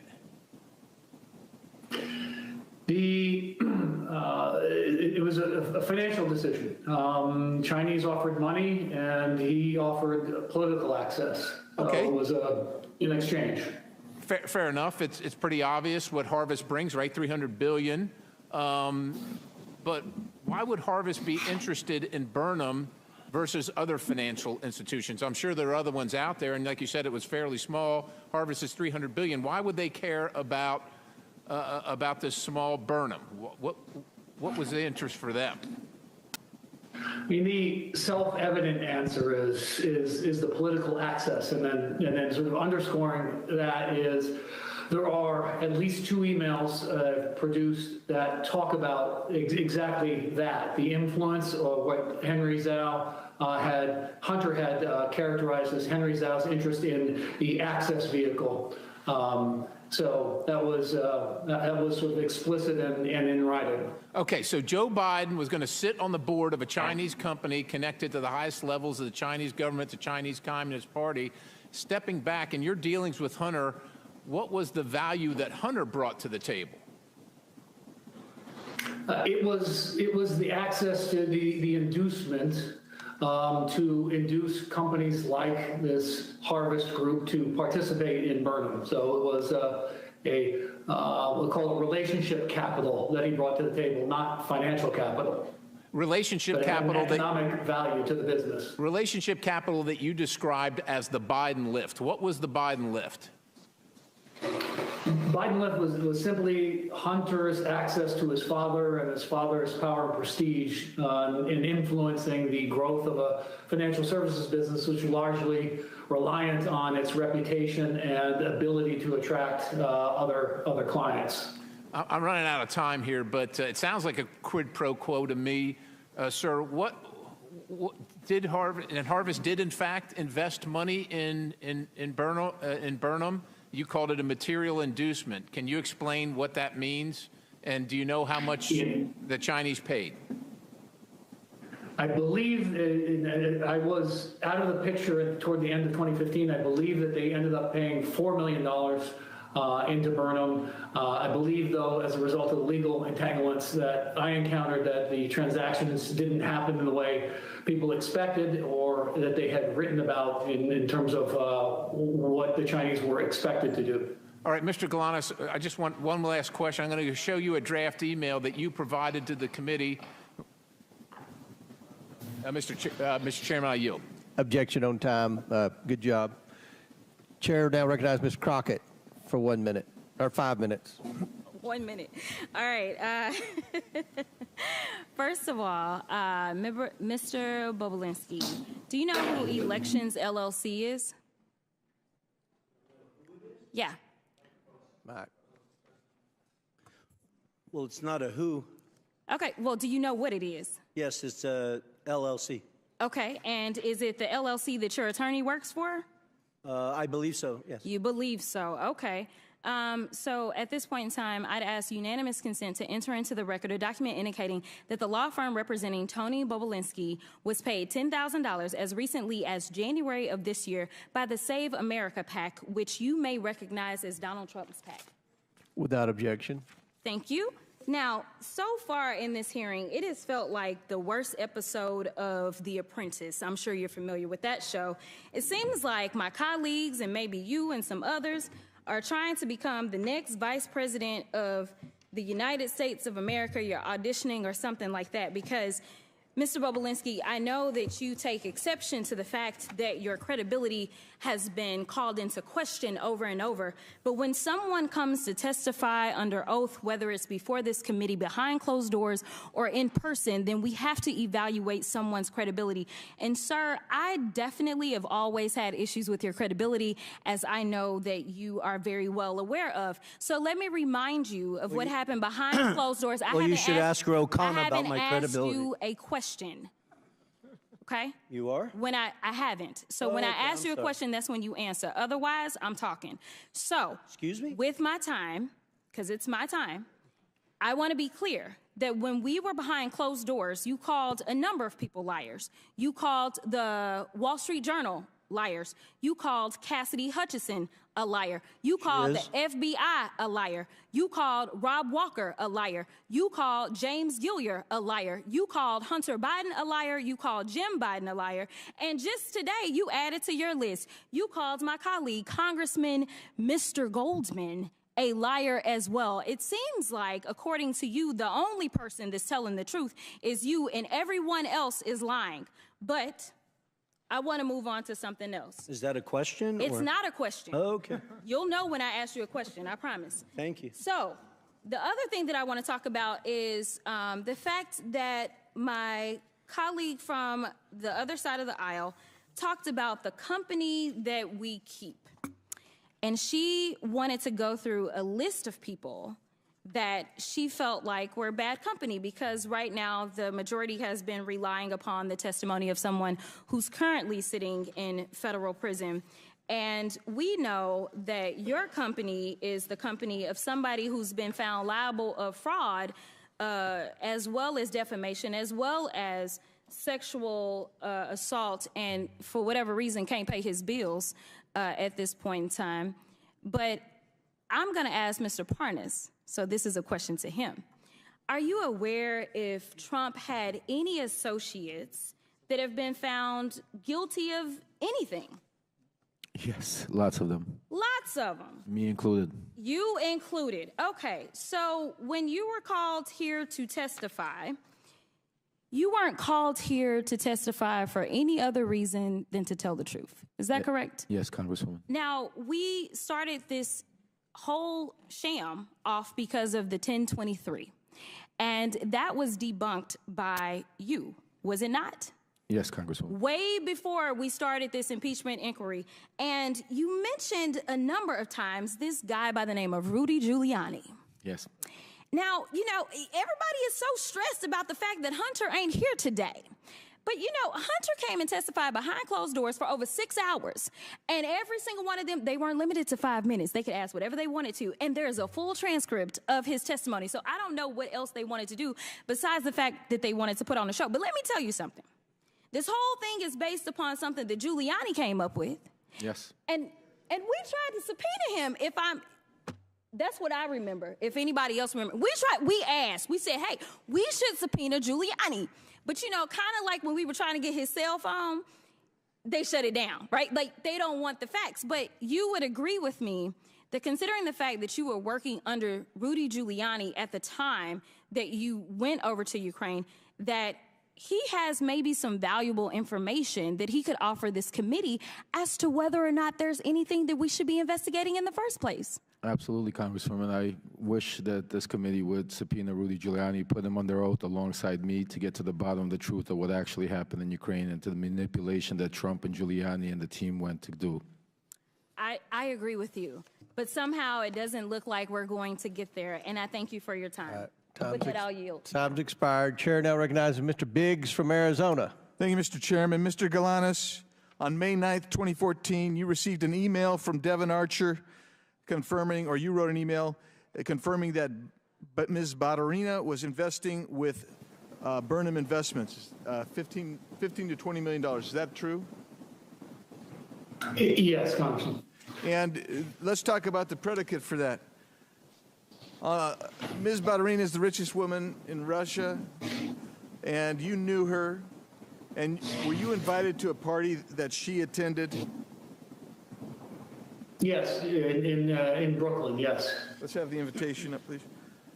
And here's a copy of the invitation that you received. Is that right?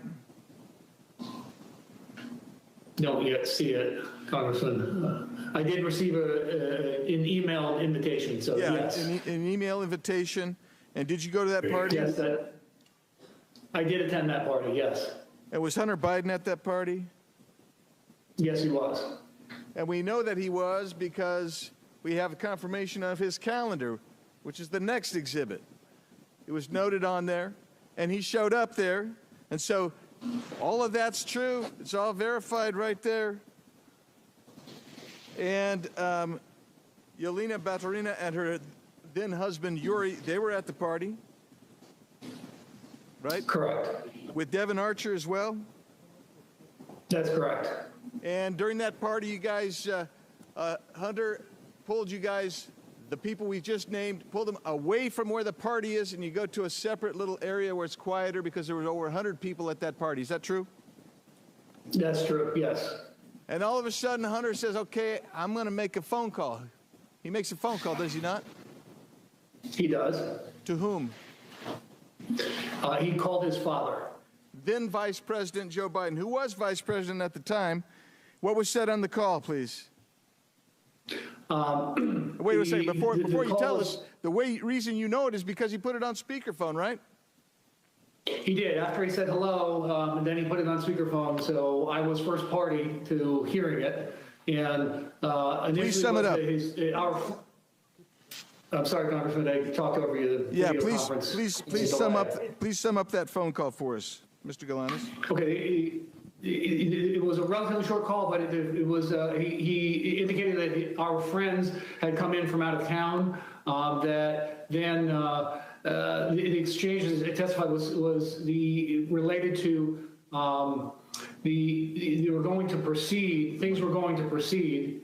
And he said the vice president had said, "You look after my boy." And it was 5 days after that party that you received word from Devin that Ms. Baturina was in for $15 to $20 million with you guys, right? That's correct. Let's go to a different issue. Let's go to the harvest issue. And I'll just refresh everyone's recollection. When Devin Archer was there, because at that time he had to come in. He came on in, and we had this great conversation with him. I said, hey, did Hunter ever indicate to you that the Chinese anticipated that after his father was out of office, he might join their company with one of their companies as a paid advisor? Mr. Archer says, did he intimate that? I said, did he indicate that to you? Mr. Archer, I don't recall, but potentially. I don't recall, but potentially. And I said, you don't recall, but it's not new to you. The concept is not new to you. Is that what you're saying? He said, no, it's not new to me. Why wasn't it new to him? Why wasn't it new to him? It wasn't new. It's because that was... Yeah, go ahead. It was an explicit discussion amongst us that was an inducement to the Chinese to invest in the Burnham business. That being the VP's position post his position, official position. On a board of advisors, paid board of advisors. Of the Chinese company, Harvest, yes. And when you say us, who was the us that was discussing that? What I was referring to and just making that comment was Hunter, Devin, and myself. Let's go to something else. There was a broader sort of circulation group about that, and that was reflected in an email from a staff member at Thornton Group who circulated the draft email that also reflected he had a similar conversation and drafted a letter based on that understanding. How long have you been incarcerated, Mr. Galanis? I've been incarcerated for 8 years, Congressman. And you offered to tell the Southern District of New York and SEC about Hunter Biden's company, Rosemont Seneca Bohai, and they rejected your offer, didn't they? On multiple occasions, that's correct. And why do you think they rejected that offer? Chairman, I think he's over. Time's expired, but please answer the question. Answer the question, Mr. Galanis. All I can tell you is what counsel said to me. Which was? Counsel had indicated to me that he had never seen a prosecution reject information, particularly paper-based information, that could have corroborated my verbal statements. Thank you. My time has expired. Thank you. Very good. Chair recognizes Ms. Bush for 5 minutes. Thank you, Mr. Chairman. St. Louis and I are here today once again to focus on the real issues that affect our communities instead of this partisan circus.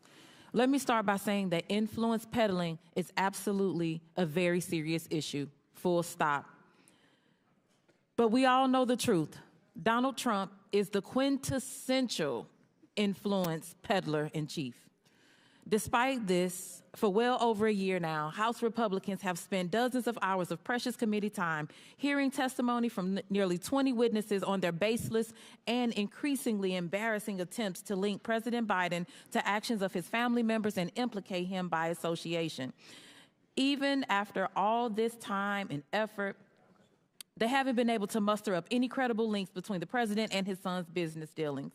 All they have proven is that they will do whatever it takes, including using their razor-thin majority and chairmanships to waste the people's time. Let's let today's hearing be the final nail in the coffin of this sham impeachment investigation, I urge my Republican colleagues to admit that their quest to impeach the president has completely collapsed. They have fallen short, and with each passing deal, they are losing votes and credibility, even within their own conference. It's time for them to move on. But that's not likely to happen because my Republican colleagues don't care about responsible governance or making people's lives better. They don't have an affirmative agenda. They would rather distract us all with these unfounded accusations against the president. So it's no coincidence that under Republican leadership, 2023 marked the most unproductive year in modern history for Congress. Aside from a failed impeachment investigation, an unprecedented 3-week stint without a speaker, and bringing our country to the brink of a catastrophic government shutdown multiple times, Republicans have done absolutely nothing to demonstrate why they deserve to control any chamber of Congress, let alone the White House, for which their cult leader, a twice impeached, 4 times indicted former president, is running to gain influence and control again. They're just grasping at straws, and it'd be comical if it wasn't leading to real harm and real hurt in our communities. The people of our country are the ones paying the price for their failure to actually govern. Instead of wasting all of our time, our hours and hours going down fake rabbit holes and amplifying baseless conspiracies, we could focus on actual policy. We could focus on substance. We could focus on saving and improving the lives of our constituents, not misusing precious time and resources of this committee. What I'd rather focus on is the people who don't have the money and resources to buy influence, the millions of people in our districts who have been harmed by the ongoing refusal of the federal government to take full responsibility for the Manhattan Project waste, and who are still getting sick from exposure to toxic radioactive waste their own government created. It still lingers in communities all across the country, like in St. Louis, Missouri, where proper cleanup still remains undone. I am ranking member on the Subcommittee on Economic Growth, Energy Policy, and Regulatory Affairs. I have repeatedly requested a hearing on Manhattan Project waste and its countless victims. I'm still waiting. We could focus on ending the crisis of gun violence in this country. Every day, 327 people are shot in the United States. Every year, 42,654 people die from gun violence. More children die from guns than anything else in this country. Why are we not acting to protect them? How are we not treating this like the public health emergency that it is? We could focus on improving the lives of incarcerated individuals and weaning ourselves off of the carceral state. A currently incarcerated individual is your star witness today. I applaud your inclusivity, and surely if folks convicted of crimes can testify before Congress, they should be allowed to vote. Why not enfranchise them?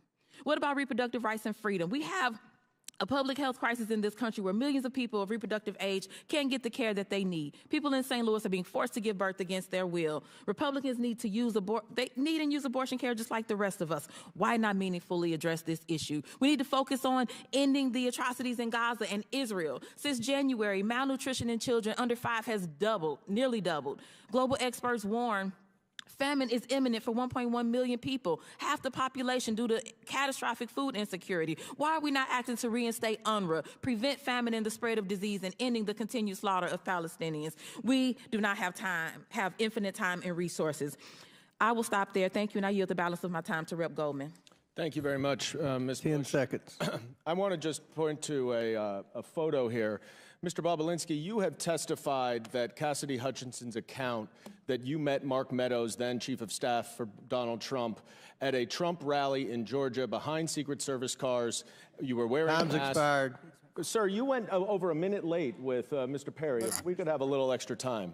The Trump rally that you said Time's that she expired. was lying. Chair now recognizes Mr. Sessions for 5 minutes. Mr. Chairman, could we have some basic equity? If someone else wants to yield, she had 8 seconds to yield him, and he's got up here with a speech. He's already abused his privilege by making a motion that wasn't even a motion. Chair has ruled. The chair has ruled. The chair has ruled. What are you afraid of, Mr. Chairman? Recognize your. What are you afraid of? Why don't you let me ask the question? Chair recognizes the gentleman from. Oh, what purpose do you seek recognition, Mr. Biggs? Unanimous consent to introduce the documents into the record. Without objection. Thank you, Mr. Chairman. Here they are. One is the invitation that was mentioned. Another is Hunter Biden's calendar. Another is the email mentioned confirming that Yelena Ballerina was going to invest $10 to $20 million with him. Another one is page 180 of the Galanis interview, page 56 of the transcribed interview of Hunter Biden, and also pages 41 and 42 of the Galanis interview. Without objection, so ordered into the Chairman, record. Now, Chair, what purpose you seek recognition, Mr. I have a UC motion, Mr. Chairman. Proceed.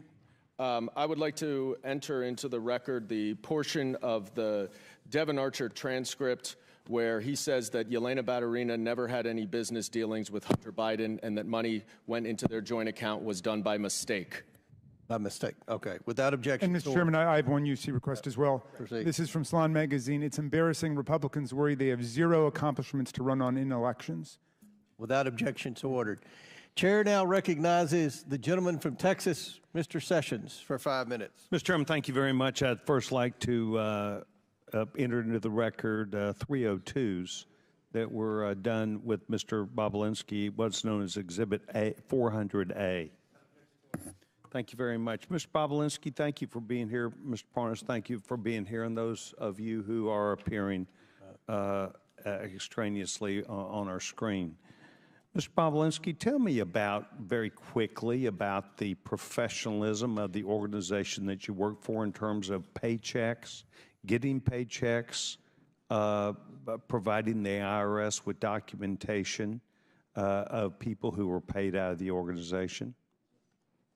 I'm not sure I'm following your question. Were you ever paid? I was not.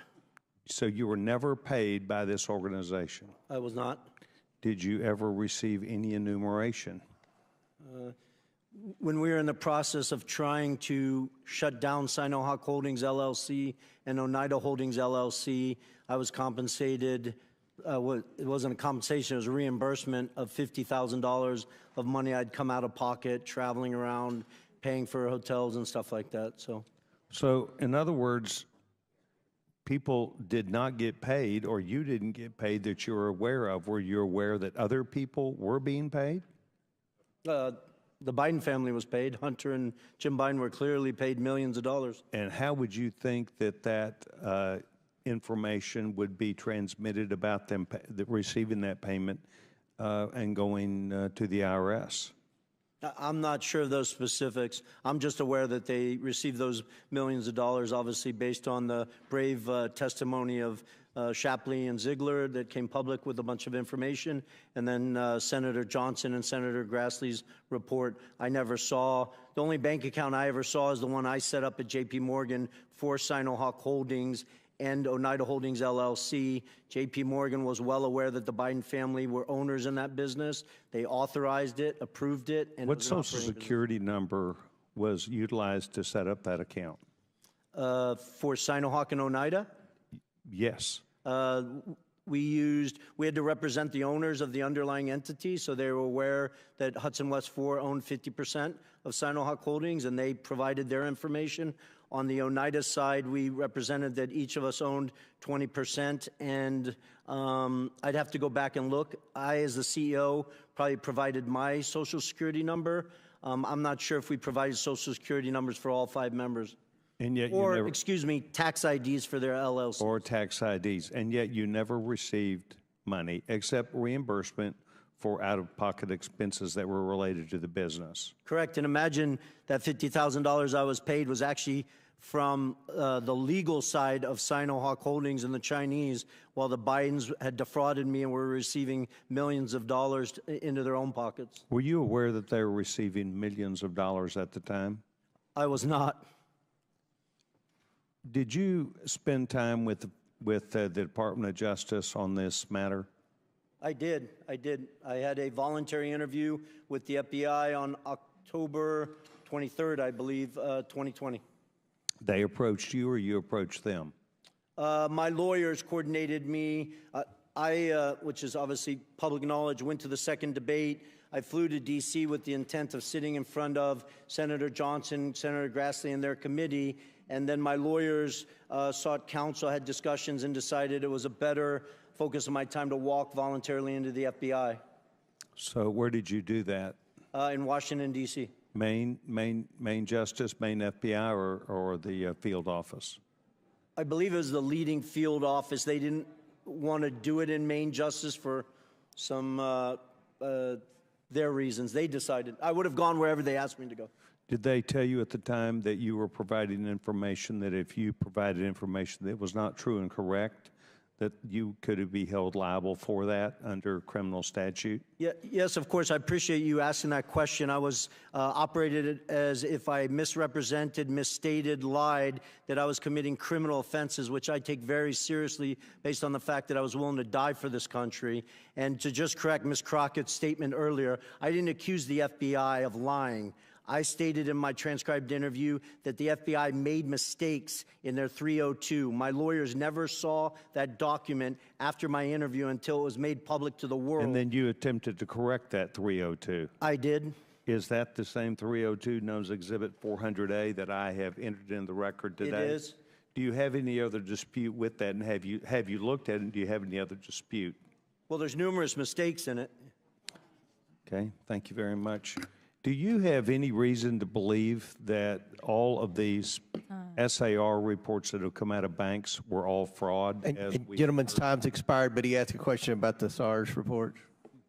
No, I mean, just the number of SARS reports should give every American pause. The average American in this country will never receive a single SAR in their entire life. So for a family or an individual to have over what I've publicly seen, 150 of them, is just extraordinary. Okay. I want to thank all the witnesses that are here today, Mr. Chairman. Thank you very much. Gentleman's time's expired. Chair now recognizes Mr. Frost. Or who? I thought you said Frost. Oh, Mr. Kassar. Okay, Frost was next. Kassar. Thank you, Chairman. And if I could have my full 5 minutes, I'd appreciate that. Reset the clock for 5 minutes for Mr. Kassar. Thank you, Chairman. While we clearly disagree on the merits of this meritless investigation, I hope, Chairman, that we can at least come to an agreement on some basics. I believe that you and I can agree that presidents and White House officials should not be unduly influenced by foreign powers. So, Chairman, I'd be happy to yield to you briefly for a yes or no. Can we all agree that White House officials should not be bribed or unduly influenced by foreign actors? It's your time. You can ask. We have witnesses here. I would assume that you would agree.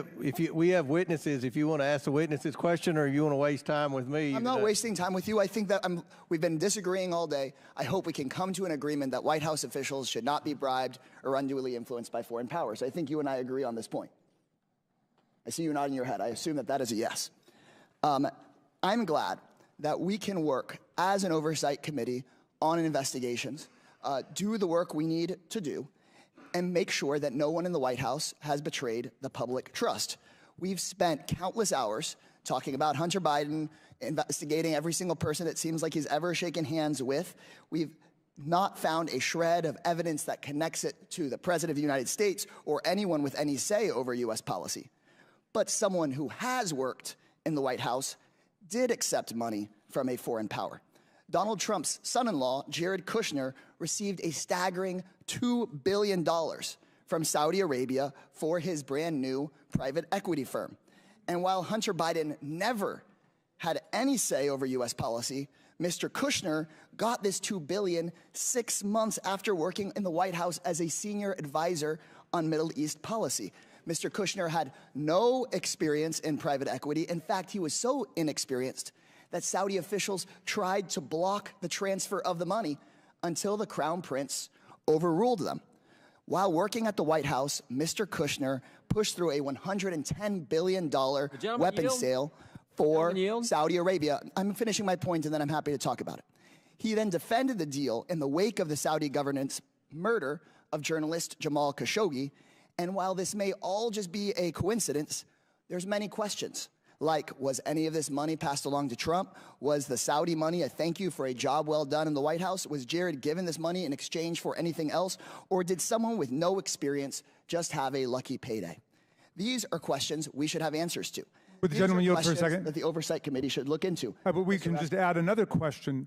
What was the role that Jared Kushner played in covering up the assassination and dismemberment of Jamal Khashoggi, ordered by the Royal Conference? Ranking member. And So I want to know, if Hunter Biden had accepted $2 billion from the Saudi government, I'm sure we'd be looking into that today. And Mr. Chairman, I believe we can agree that there should not be undue influence in the White House. And I believe we should be able to agree that we should look into these questions about Mr. Kushner. And in fact, Mr. Chairman, you were on CNN and said, quote, I've been very vocal that I think what Kushner did crossed the line of ethics. And then in our deposition of Hunter Biden the other day, when we were discussing Mr. Kushner, you said, Mr. Chairman, and I quote from the deposition, when we deal with influence peddling, we'll ask about Jared Kushner. Well, today's hearing is titled Influence Peddling. So we are here. So, Mr. Comer, I would love to hear from you. Can we fulfill our responsibility as an oversight committee and determine if Saudi Arabia bribed or unduly influenced Jared Kushner or other White House officials? Is that something we'd be willing to look into? We've already had a conversation with Ms. Porter. I'm going to answer one time. Ms. Porter and I have pledged to work on influence peddling legislation. We'll take up all the people who have been accused of influence peddling. We'll try to determine whether Jared Kushner has a real business. We haven't been able to find a real business that the Bidens have had yet. Now, just still your time, Mr. So could we expect to subpoena Mr. Kushner's correspondence with the Saudi government or his firm's financial records or financial transactions between Mr. Kushner and his father-in-law? Is that something that we would consider doing as part of that hearing you just discussed? What was the question? If we are serious about looking into foreign money, I saw recently a poster board here about $100,000 to a car dealership. Are we going to be serious about the $2 billion from the Saudi government to Mr. Kushner? My question is, would we be at least subpoenaing Jared's correspondence with the Saudi government and his firm's financial records? Can we commit to doing that? I think it's important to see if there were real legitimate businesses. And if there was influence let me ask you a question. What business was Hunter Biden in? We heard explicitly from Mr. Biden. We heard explicitly from Mr. Biden about his extensive business record and his experience on boards. We heard about that. Time's expired. Kushner, on the other hand. Chair now recognizes Mr. Fallon for 5 minutes. Mr. Chair, before I start my questions, I'd like to enter into the record, submit to the record an article from the Kyiv Post, and then the second article from the Kyiv Post entitled Prosecutor General Shokin Resigns, and it's updated. If I get another without objection to order. Thank you, Mr. Chairman. I sat in on the entire 7+ hour deposition that Hunter Biden gave to this committee. And one of the things that stood out to me was his assertions with a rather braggadocious flair of his business experience and his acumen and his impeccable qualifications. He claimed with quite some vigor, I might add, that he was a brilliant, accomplished, and highly sought-after business commodity. He's very successful, and he had an unparalleled resume that he recited to us chapter and verse to prove it. That was at least the face his lawyers, this administration, and the House Democrats wanted him to wear. Of course, there's another possibility, one that this pesky little thing we call reality, that he was a spoiled, entitled East Coast patrician with a senator and then VP daddy who squandered his many life advantages and spiraled into a decadent behavioral pattern of narcissistic excess and criminal addiction. And to feed his very large carnal appetites, he acted as his family's bagman in an influence peddling and access selling scheme that netted the Biden tribe over $24 million in illicit foreign cash. Lots of money, little effort, in a get-rich-quick scheme. If he was such a skilled and gifted businessman as he claimed, his services would be sought after, in fact, even fought over. Mr. Bobulinski, to your knowledge, how many Fortune 500 companies retained Hunter Biden on their board of directors? Now or in his ever? I can't confirm any. Yeah, because there aren't any. Zero. How about how many energy companies retained Hunter Biden? I'm sorry. How many American energy companies retained Hunter Biden on their boards of directors? Zero. Zero. Nada. Correct. There was one energy company that retained him on their board of directors. Do you know what that name of that company was? Yes, Burisma. Burisma. Correct. Where's Burisma located? Ukraine. Really? That's interesting because, and he was hired actually for no small sum, $1 million a year. Hunter Biden said in his deposition he could bring, and Mr. Chairman, I apologize for laughing, but he said his corporate governance to the table. He brought something far more valuable than his corporate governance. He brought his, in his fictitious business acumen, he brought his daddy with him. You see, Joe Biden just happened to have been given the country of Ukraine in his portfolio of responsibility to oversee by the Obama administration. So let's go over some facts, Mr. Chairman. Fact, Burisma and CEO Mykola Zlochevsky had been investigated for corruption. Fact, in September 2015, then U.S. Ambassador to Ukraine Jeffrey Pyatt specifically mentioned Burisma as a corrupt entity. Fact, Burisma was paying the son of the Vice President of these United States $1 million a year to serve on their board. Fact, December 2015, Joe Biden visits Ukraine, demands Viktor Shokin, the Prosecutor General of Ukraine, who's investigating Burisma, his son's boss, be fired. Fact, February 2nd, 2016, Kyiv Post reports Viktor Shokin won a court order to seize assets of Burisma CEO Mykola Zlochevsky. 2 weeks later, fact, Shokin resigns. President Poroshenko called on him to resign. He resigned. He essentially was fired at the behest of Joe Biden. Fact, 2016, February, 2 weeks later, there's a little email sent from Vadim Pozharsky, COO of Burisma. He's an executive of Burisma, and to Hunter Biden, asking him, hey, Hunter, will you help us out? We want to get the embassy, in the U.S. Embassy in Ukraine to say that we're a good company. Now, the ambassador just said they were corrupt a few months prior to that. And then, lo and behold, with the seal of the United States Embassy, they say that we have no negative information or feelings about Burisma. So what changed in those 6 months? It was magic. The power of the vice president's visit when he demands that his son's boss, the prosecutor who's investigating his son's boss, be fired. And he's going to withhold $1 billion worth of aid, actually, it's I think loan guarantees, if Shokin's not fired. And then Shokin is fired. The embassy says that Burisma is a great company. Our Democratic colleagues would have us believe, Mr. Chairman, that that was all magic, that there was no coincidence here. And with that, I yield the balance of my time to Mr. Jordan. I appreciate the gentleman yielding. I was just going to point out that Jared Kushner was one of the key officials involved in the Abraham Accords.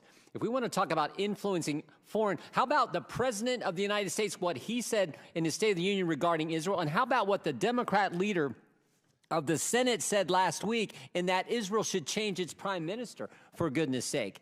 That to me is a concern. Jared Kushner was doing good work with the Abraham Accords. Of course, the Democrats don't want to admit that. I appreciate the gentleman for yielding. Chair now recognizes. Mr. Chairman, I have a motion. I would move pursuant to Clause 2K6 of Rule 11 that the committee issue a subpoena to Jared Kushner to compel testimony related to the $2 billion collected from Saudi Arabia after his service within the White House. Second.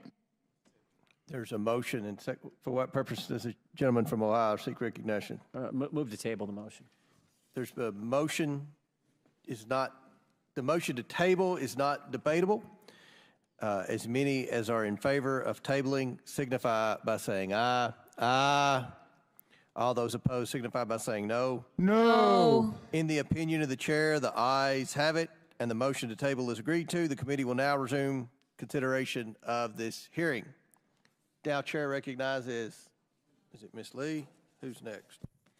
Thank you, Mr. Chairman. I think it's fair to say at this point that Republicans on this committee are relying on Mr. Bobulinski as their star witness, the only fact witness they have brought in person before this committee. So I think we'd all expect that Mr. Bobulinski would have extensive inside knowledge about the involvement they allege that President Biden and in Hunter's business ventures.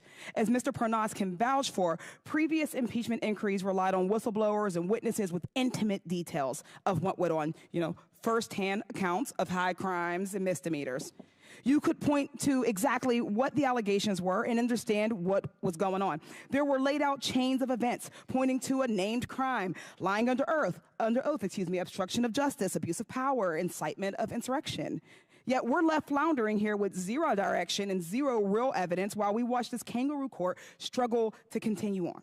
And today we have Mr. Bobulinski, whose biggest contribution is that he had, quote, multiple meetings with Joe Biden. But let's be clear. He spoke with Joe Biden a grand total of 2 times in the span of less than 24 hours in 2017, and each was short. One in public in the bar of a hotel, and then for a few minutes backstage of the Milken conference after Biden spoke about the efforts to fight cancer, which took the life of his son, Bo. I think we also need to clarify that while Mr. Bobulinski is all of a sudden today claiming that they talked business, but at no point did he mention this during his deposition under oath with this committee. At 2 different points when asked about what was said in these conversations, Mr. Bobulinski's account made clear that he had 0 substantive business discussions with Mr. Joe Biden. Mr. Bobulinski described those conversations twice during his transcribed interview, and both times he provided the same account. I'll read from the transcript of your interview, Mr. Bobulinski. You stated that you and Joe Biden discussed your, quote, family background in detail, as well as the Biden family's background and Joe Biden's, quote, appreciation for the military. Pages 48 through 52 and 268 to 271 of the transcript had these accounts. Based on your own account, you had 0 discussion of CEFC, the Chinese energy company. You had 0 discussion on shares of equity or capitalization of this failed business venture. Based on your own account, you simply exchanged pleasantries about your families and shared values, the kind of small talk any person would make if they had the opportunity to meet the former Vice President of the United States, and moved on. Yet today, when my Republican colleagues are so desperate for actual evidence, magically that story changes. And that's really at the heart of everything we're discussing today. Mr. Bobulinski has also been pushing his texts as records as proof, yet the Wall Street Journal found that none of it showed any role for Joe Biden and Sinahawk Holdings, and even Fox News reported that there was 0 evidence of business dealings involving Joe Biden. Mr. Bobulinski would have us believe that everyone is a liar except him, and except for when he's under oath, that everyone misremembers except for him and except for when he's under oath. The FBI, the Wall Street Journal, his business associations, all liars. Republicans in this committee and the culture warriors of Fox News keeps saying, look at the documents, look at the documents. So let's look. This purported investigation has received over 100,000 pages of documents, and not a single one shows any evidence of any wrongdoing, much less an impeachable offense. And taking a step back, even if Joe Biden had discussed his son's business ventures with Tony Bobulinski in 2017, and this is rhetorical, so what? What would be the high crime of misdemeanor? What would be the impeachable offense? We're talking about what private citizen Hunter Biden was doing with his time at the time, private citizen dad. This impeachment inquiry is not about facts or evidence. It's not even about impeachable offenses. It's about keeping the American people distracted while we do nothing on reducing gun violence, nothing on lowering healthcare costs, nothing on reforming our criminal legal system. This has been the least productive Congress in decades. We're just now, in March, finally funding the government for this year. That's shameful. This unserious hearing is a waste of our time and our resources. I yield with that, and I yield the remainder of my time to Representative Crockett. Yes, I just want to make sure that I point out, and this is not a question, just in case you wanted to know, that on page 174 of your transcribed interview, line 9, it says, this is an absolute lie, in reference to talking about the FBI. What you stated, I did not call the what FBI was stated agents right liars. before that was, first of all, I said that I'm speaking, and I did not ask you a question. First of all, it doesn't say Tony Bobulinski told the FBI. This is a summary of 2 agents that took notes through my interview, and their summary apparently that they presented says Bobulinski first met in person with members of the Biden family at a 2017 meeting in Miami, Florida. This is an absolute lie. That is what it says. The final thing that I'm going to say is about this. What we have from Kim Buck, a Republican, I don't think that the impeachment of Biden is appropriate, and so House Speaker Mike Johnson's ability to talk me into staying here is going to be about as successful as his ability about talking me into an unconstitutional impeachment. I'll let her have 30 seconds over. Chair now recognizes Mr. Burchett from Tennessee. Thank you, Mr. Chairman. On July 30th, 2017, Hunter Biden wrote to his Chinese business associate, Raymond Zhao, I'm sitting here with my father, and we would like to understand why the commitment made has not been fulfilled. Mr. Bobulinski, why did Raymond Zhao work for who did Raymond Zhao work for when this message was sent? Raymond Zhao worked for Director Zhang at CEFC. Is CEFC connected to the Chinese Communist Party? It is. Is CEFC a corrupt organization? It was. From your perspective, what has occurred what had occurred with CEFC from the end of May to this July 30th text message? Well, it's tough to go through all these details in 20-second clips, but at the end of July, it's important to note Jim Biden was broke, Hunter Biden was broke, published by the brave whistleblower Shapley and Ziegler, and Hunter made the conscious decision to basically defraud the partners of Sinohawk Holdings and Oneida because he needed money immediately. They've published pages of text messages where he's trying to get money into his bank account. And so that night, for whatever reason, on the 30th, when he asked why hasn't the commitment been fulfilled, the commitment he's talking about is actually the $10 million funding into Sinohawk Holdings, LLC. Really key point. But the next day, he decides that he's going to defraud Sinohawk Holdings and Oneida, create a new entity called Hudson West 3. Well, actually, change Hudson West 3. It had already previously been created by the Chinese, and make himself a 50% owner in that entity. So when the Chinese did send money, he would have instant access to it. Really important, backed up with tens of pages of communications. He wanted to get access to the money the second it came in. And in Sinohawk Holdings and Oneida Holdings, he did not have that power. I just want to address one thing real quick. Hunter Biden represents, he's a governance expert. That's why Burisma put him on the board. Well, he obviously can't do basic math. The board of Oneida Holdings had 7 votes. Each one of them, Hunter, Jim Biden, James Gillian, and Rob Walker, had a single vote. I had 3 votes. I have a master's degree in electrical and nuclear engineering. I think I can do math. I had 3, they had 4. They controlled Oneida Holdings. So Hunter Biden's representations that I was trying to take the business from them or I didn't know is all a sham and a misrepresentation. He wanted money in his account instantly, and that's why he shook down the Chinese, and they were willing to send him that $5 million because they viewed it as a bribe to the Biden family. They say it in their own communications. Are you aware or not that they pay taxes on any of that? I can only go from public testimony. I was not involved in their taxes. Okay. On July 31st, the next day, Hunter says he hopes Kevin should know that the plan to speak is highly confidential. And Raymond Zhao responded, CEFC is willing to cooperate with the family and the priorities to solve the problems mentioned last night. What family was Raymond Zhao talking about? Was it the family was a Biden family, and more importantly in that text is what is he talking about is the confidential manner. The confidential matter he's talking about were 4 sealed indictments in the SDNY where they were about to indict executives of CEFC that we now know. I didn't know that in July of 2017, but the SDNY knew.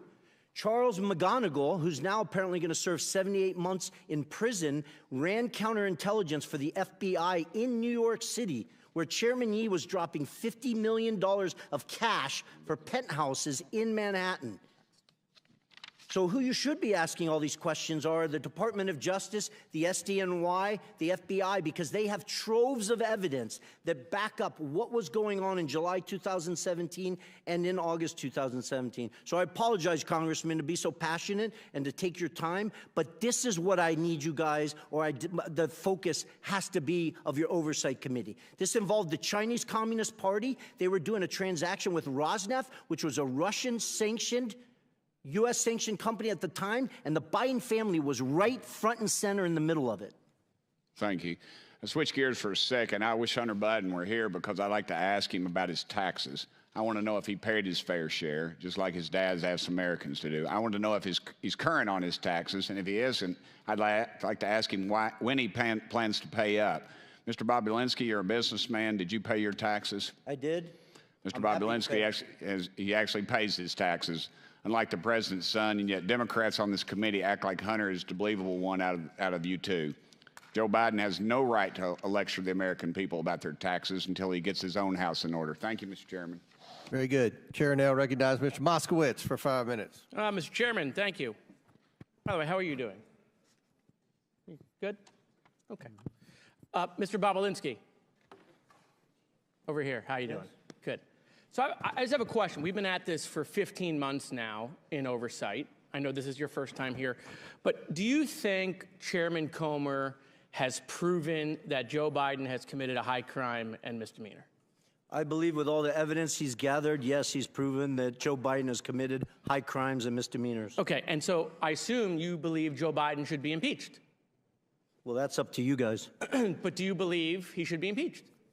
It's yes or no. Do I personally believe you. Under constitutional... No. You personally, do you believe he should be impeached? I do. Okay, and you believe that because you believe Chairman Comer has proven that he committed a high crime and misdemeanor? No, because I know that he committed high crimes and misdemeanors. Okay. I was involved and saw them happen. Right, but obviously, with all the evidence, you must believe that all of these hearings for 15 months, that the chairman has proven that, right?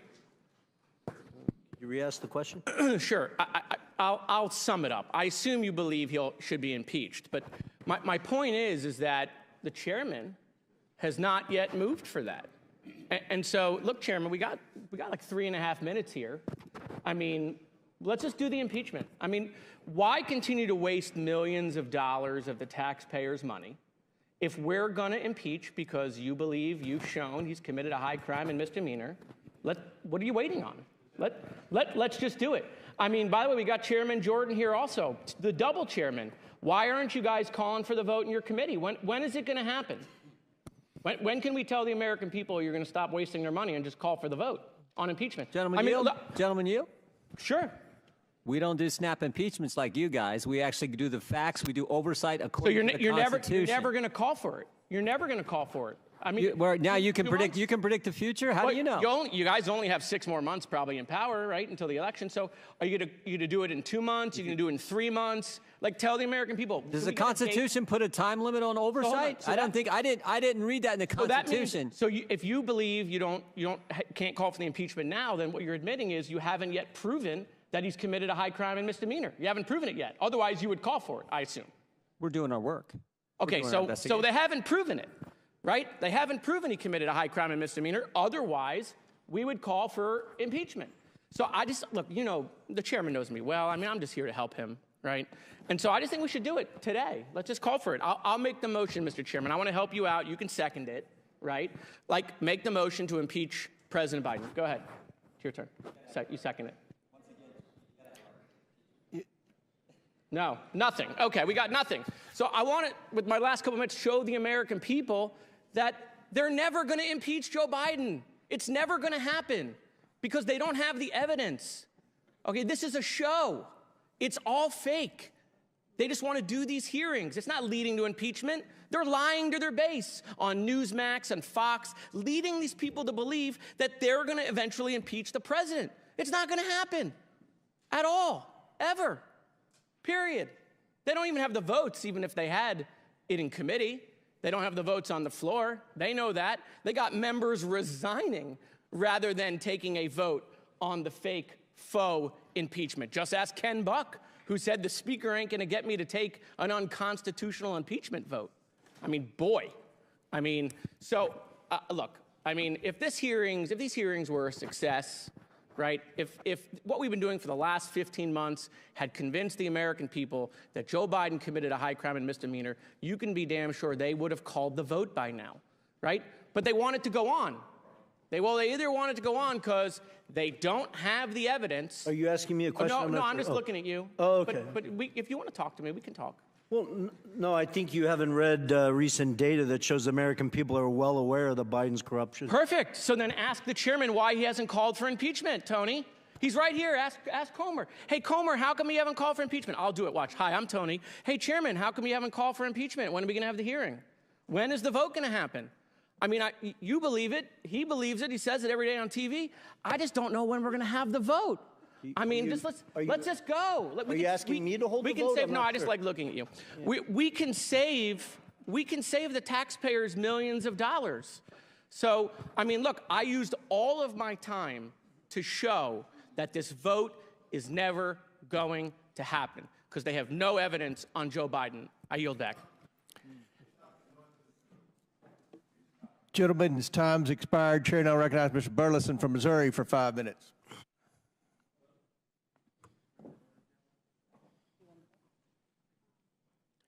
Switch backs. Restart the clock. Look at the mayor first before you say. Who served in prison for felon? Not me. You have everything ahead of you. Keep talking. You'll join your friends. We'll get you a mic.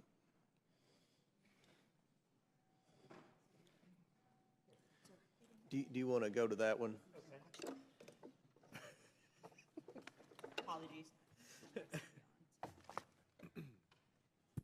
All right, we good? Now we are. All right.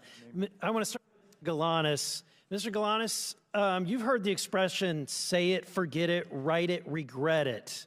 Have you heard that expression? Mr. Galanis? Yes, I'm here. Congressman? Have you heard the expression, say it, forget it, write it, regret it? Yes, I have. It was a practice that we used in our business.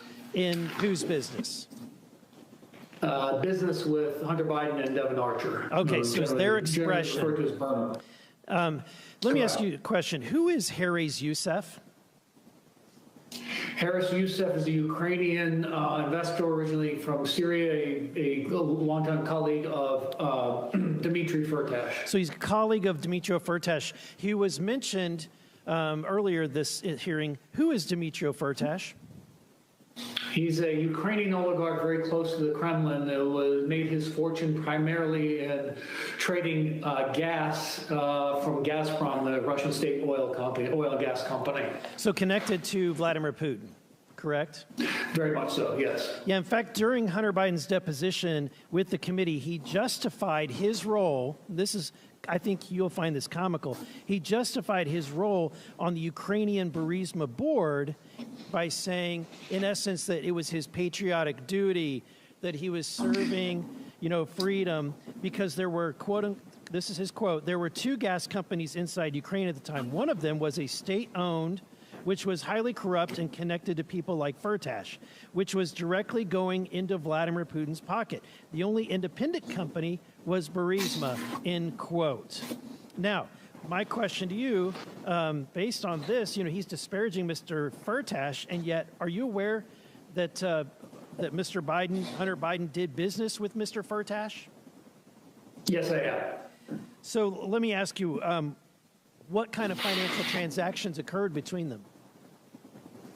What Harris Youssef described to me, and then I was also described to me by others, including Devin and Hunter, was a $5 million payment that was made by Dmitry Firtash, is handled by Harris Youssef through Hunter Biden's law firm. That was deemed a success fee in order to quash an outstanding indictment for which in the United States. So a Putin-connected Russian oligarch wired over $5 million to Hunter Biden's law firm for what activity? What was Hunter supposed to do for that $5.5 million?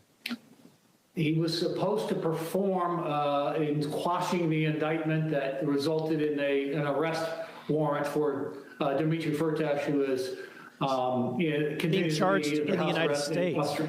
Yeah, being charged in the United States in Indiana. So he's supposed to quash that, use his political influence to do so. So my question is, of that money, the $5 million, $3 million made its way to a company that you set up with Devin Archer called Bloom. Is that correct? That's correct, yes. And finally, from that $3 million, there was a transfer that was made, and I've got a copy of that, the bank record to prove that, of $275,000. Do you recall that transfer? I do. And it went to which account? Rosemont Seneca Bohai. Rosemont Seneca Bohai. So despite what Hunter said during his deposition, based on your knowledge, was Hunter Biden connected to Rosemont Seneca Bohai? Was he part owner? Very much so, and he said as much and had direction and control, and it was a beneficiary of the account. So there are emails that document he directed monies to be dispersed from that account, including to himself.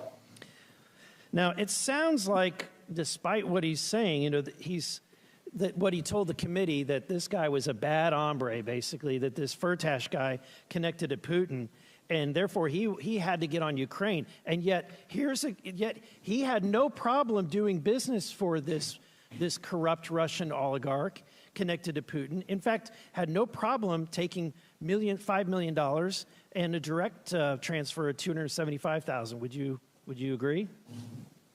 I agree with that, yes. Okay. Now, Mr. Bobulinski, and I've got just a little bit of time left. Sorry, very little time. So I want to ask you, for God's sake, Hunter Biden is doing all of these transactions, doing all of this business, and yet his father is vice president. And we're to believe that his father isn't aware of all of these. He's been on the phone calls, he's been in the meeting, and yet he's not aware that his son is doing business with people connected to Vladimir Putin? Are we to believe that? It's an absurd expectation. Thank you. My time has expired. Very good. Chair now recognizes Mr. Frost for 5 minutes. Thank you, Mr. Chair. The claims made against the President of the United States have been so completely proven to be lies that even House Republicans now are admitting that it's time to close this case. Mr. Parnas, I have a few questions for you in limited time, so I really want to try to get through these. And I just want everybody to know, especially people watching at home, that you're like one of the most credible witnesses that we've had throughout this entire impeachment inquiry. First off, I just want folks to know, for people who aren't familiar, can you tell me who you were working for between 2018 and 2019? Rudy Giuliani and Donald J. Trump. And to be clear, you answered to Rudy Giuliani? Yes. You answered to Donald Trump? Yes. Directly? Directly to Rudy Giuliani. Yeah. When former President Trump and Rudy Giuliani flew you to Ukraine to look for corruption on the part of President Biden, did you find any? No. And following your Ukraine trip, Senate Republicans, Senator Grassley and Johnson, released their Burisma report, which the New York Times concluded was, quote, unproven allegations that echo an active Russian disinformation campaign, end quote. Mr. Parnas, are the unproven allegations that are at the heart of the Republican report the same fabricated claims that Donald Trump and Rudy Giuliani sent you to Ukraine to go dig up? Yes. Last summer, you wrote a letter to Congress noting that when the media started to get tired of the smoke screens and using this, one of the authors of the Republican Burisma report would be your, quote, guy in the Senate to push all the information, end quote. What did you mean by that? Senator Ron Johnson was our guy in the Senate. It was told to me that when we push the information, he's going to push it in the halls of Congress. So when the media was getting skeptical about pushing disinformation after they've proven it wrong time and time again, the plan was to have a U.S. Senator, Ron Johnson, to push that disinformation even further. Correct, because we had Congressman Nunes already doing it, so Senator Ron Johnson jumped on board. This Congress, both Chairman Comer and Chairman Jordan, have centered this entire sham impeachment hearing on an FBI tip sheet. This tip sheet made wild claims about bribery that didn't even come close to being backed up. And in fact, it's all being proved to be one big lie. Mr. Parnas, is the allegation in the FBI tip sheet based on the same fabricated claims that Donald Trump and Rudy Giuliani flew you to Ukraine to dig up? Yes. I also want to make it clear that the informant allegedly behind this tip sheet is facing criminal charges for lying about the Biden family and was a known fraud for years before that. The same fabricated claim kept popping up and getting smacked down over and over again. In fact, our colleagues at the Foreign Affairs Committee did some amazing work on this investigation and found that this lie dates back to December 2015, almost 10 years ago. Do you happen to know the article that I'm referring to? I don't know the exact article, but I do know that the slide has started way back in 2015. Started about 10 years ago. It was an article entitled, quote, The Ukrainian Scam of the Biden Family, end quote. And it was posted to a Russian language media website registered in a city in Russian-occupied Crimea. Mr. Parnas, do you have any doubt that this fabrication claim, the claim that Donald Trump and Rudy Giuliani sent you to Ukraine to try to dig up more information on, is part of Russian propaganda and an effort to destabilize Ukraine and undermine our democracy? As I said here today, I have zero doubt that Russia's involved. This is a Russian campaign to interfere in our elections. Thank you. I appreciate it. I appreciate it from someone with firsthand experience. Look, to recap, there's no evidence that support allegations that President Biden engaged in corruption in Ukraine. We know this. Mr. Parnas himself has made it clear that we have no doubt, we should have no doubt, that the claims of corruption are lies and conspiracy theories rooted in a Russian effort to undermine our democracy, posted to a Russian language website over a decade ago.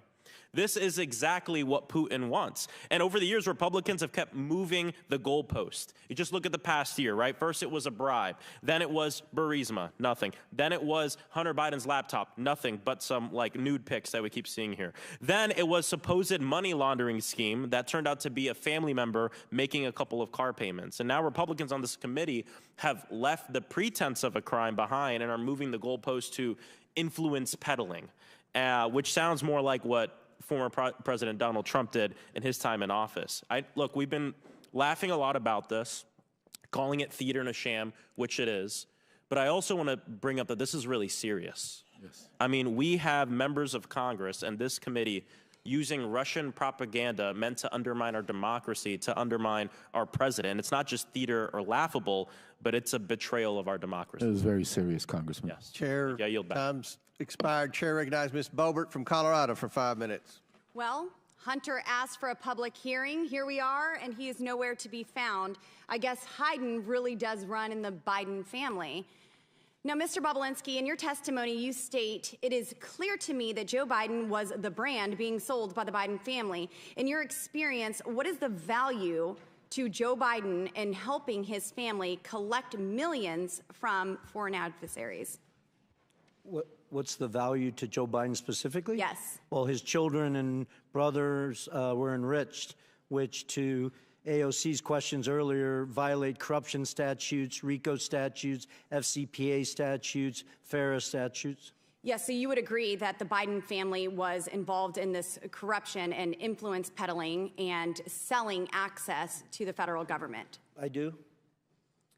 Mr. Bobulinski, in your experience, did President Biden play a more active or passive role in his son Hunter Biden's business dealings? I quantified it previously as he acted sort of like a chairman. He showed up and shook hands. He's been called the chairman. Yeah, he showed up, shook hands, and that's all the Chinese, Ukrainians, Romanians, Russians, whoever is need. It's not what the Canadians, the Australians, and Americans need, but in those parts of the world, that's what they need. Thank you. And now I'm going to switch over to Mr. Galanis. During his 2020 presidential campaign, then candidate for president Joe Biden said his son did not make any money from China. Did Joe Biden lie? Yes or no? Yes. Mr. Galanis, you are aware of the BHR fund that consisted of Bohai, a Chinese state-backed company, Harvest, a China company, and Rosemont, the Biden entity, correct? Yes, I am. And Mr. Galanis, you're aware that Hunter Biden formerly held 10% of that Chinese entity? And would it surprise you, if you were aware, that Hunter Biden held 10% of this entity well into his father's presidency? You know, I'm aware that it was founded as a business that he owned 50% of 20% or 10% directly from the outset, from early on in 2014. And would it surprise you, Kevin Morris, Hunter Biden's fake attorney, has testified that he now holds that interest? I don't have any knowledge about that, so not much of this would surprise me. Mr. Bobulinski, in your testimony, you stated the Chinese Communist Party, through CEFC, successfully sought to infiltrate and compromise the Obama-Biden White House during 2015 and continued through when Joe Biden left office. Would you agree that the CCP compromising the White House is a serious threat to our nation's national security? I do. Thank you. And now Joe Biden has leveraged his elected position to enable the Biden family, their business associates, and their companies to receive over $24 million from foreign nationals and their companies and their related companies. Biden is compromised and is a threat to our national security. After today, it's clear that Joe Biden is a bigger CCP asset than Fang Fang herself will. A threat to our national security. After today, it's clear that Joe Biden is a bigger CCP asset than Fang Fang herself. Will we ever come to the agreement that it is far time that Congress holds the resident of the White House accountable for selling out the American people? Unfortunately, my colleagues to my left have a highly coveted made in China product, a brand, if you will, and that is Joseph R. Biden. Mr. Chairman, I yield the remainder of my balance to my friend from Florida, Matt Gaetz. Mr. Parnas, how much time did you spend in prison? 4 months. But 4 months. But you were indicted for crimes that could have resulted in you spending 50 years in prison, right? Right, they were false crimes. The judge saw through Well, them. well you went to trial and you were convicted, right? I went to trial, correct. And and the crime was that you were trying to acquire marijuana licenses, and you took money from a Russian oligarch, and you tried to use that money to go give political donations and do what you had to do to acquire marijuana licenses. Is that about right? That's what the crime was. That's what the indictment was. Yeah. Right. So it sounds like everyone here today, the only one working for a Russian oligarch was you. Right? I mean, yeah, it was. I just heard you. It's public information. Yeah, no, I just heard you wax poetic. I got paid $200,000. You know how much I got paid. You were really worried about our democracy, and you were here to warn us. But you were working for a Russian oligarch, wanting to get marijuana licenses. But then you didn't even do it. The fraud you committed against the Russian oligarch was that instead you spent the money on yourself. So, like, was that what you were doing to fight against Russia's aggression? That's a lie. Just taking their money? Well, that's what you were convicted of. No, but instead of spending 50 years in prison, you got 4 months. As this hearing continues, I look forward to hearing what Mr. Galanis thinks about how he was treated by the DOJ for telling the truth, as opposed to how you're treated for lying. The DOJ didn't listen to the truth, because if they would listen to the truth, the question Mr. Gates had is for Mr. Hear the truth. You can't handle the truth, Matt Gates. Look, well, the truth for you is taking money from Russians to buy marijuana businesses and then going to jail and then coming here to lie about Trump. You should know better than anybody. Gentlemen's time has expired. Chair now. You should know better than anybody. Gentlemen's time's expired. Chair now recognizes Ms. Tlaib from Michigan. Thank you so much. It's so exhausting. This is really incredibly exhausting, and I can't imagine our residents sitting at home. I still, every time I look up and I see our former chairman, forever chairman, Elijah Cummings, our first ever hearing in this room was about the high cost of insulin. I think one of the first witness was a mother of twins who had to ration her insulin and lost a child because she couldn't afford it. I still remember our previous chairwoman who really did a phenomenal job continuing to talk about the opioid crisis and how the Sadler family was part of a criminal scheme to increase addiction among family members, people just literally losing their family members because of profit, because of folks that were literally drug dealers in suits. All of that to say is this House Oversight Committee, from our committee hearings on the Postal Service, which really matters to our constituents, the high cost of prescription drugs, the housing issues, the number of struggles and challenges of everyday Americans. And I say this sincerely. I know you all do, but sincerely, because what a waste of time. What a waste of time. Just even some of the colleagues of my folks here continue to say this is a waste of time. I mean, Representative Niels said, I don't think we have the will to impeach Joe Biden. Just for the record, impeachment isn't something you have a will to do. It's something you have to have evidence to do. Which brings me to next, you heard about Rep. Don Bacon, who said, when the staff tells you that they can't identify a particular crime, there's a problem. That's a problem. I mean, you can go on and on. One top Republicans admit that there's no conclusive evidence of impeachable offense that shows Biden acted improperly while in office to enrich his family members. I mean, it goes on and on. Former Oversight Chair Darrell Issa, who serves on Judiciary Committee now, said, I think he goes on and says, there's no clear sense of where the impeachment inquiry is going. It goes on and on. I mean, look, you all, this is an incredibly important committee. We could be doing some phenomenal things in holding currently the Biden administration a number of issues. Like, I want to know about the American Rescue dollars and where that money is being used. Is it being used towards public health? Is it being used towards the crisis that continues to happen in many of our families being impacted by long COVID symptoms? I mean, these are things that we could be doing right now in this chamber. We're not. We're doing this over and over again, and it's a waste of time. I literally, every time I talk to my constituents about this, they don't bring this up. They said, God, when is this going to be over with? I tell them, my colleagues do not know how to lead the campaigning at the steps of the Capitol. When we come in here, we have to literally put that aside and work for our constituents. Work on getting some sort of understanding where we can prioritize making sure that we have access to clean water. What is going on with the lead abatement program within the administration? Talking about the specific challenges that we continue to see in our healthcare system. All of that. Again, we can hold the Biden administration together, Mr. Chairman, on a number of issues we can see eye to eye on, and saying we need to use this committee to open it up to be the watchdog committee that we are. Instead, we really sincerely are wasting the time of the American people doing this.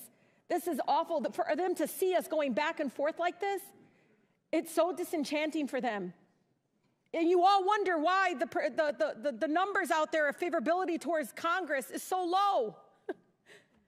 They really have no faith in us because of this. This is the kind of stuff we do. When literally my folks are literally fighting for the right to breathe clean air and to fight to sit there and figure out how they're going to afford asthma inhalers. Yet we're here wasting the people's time.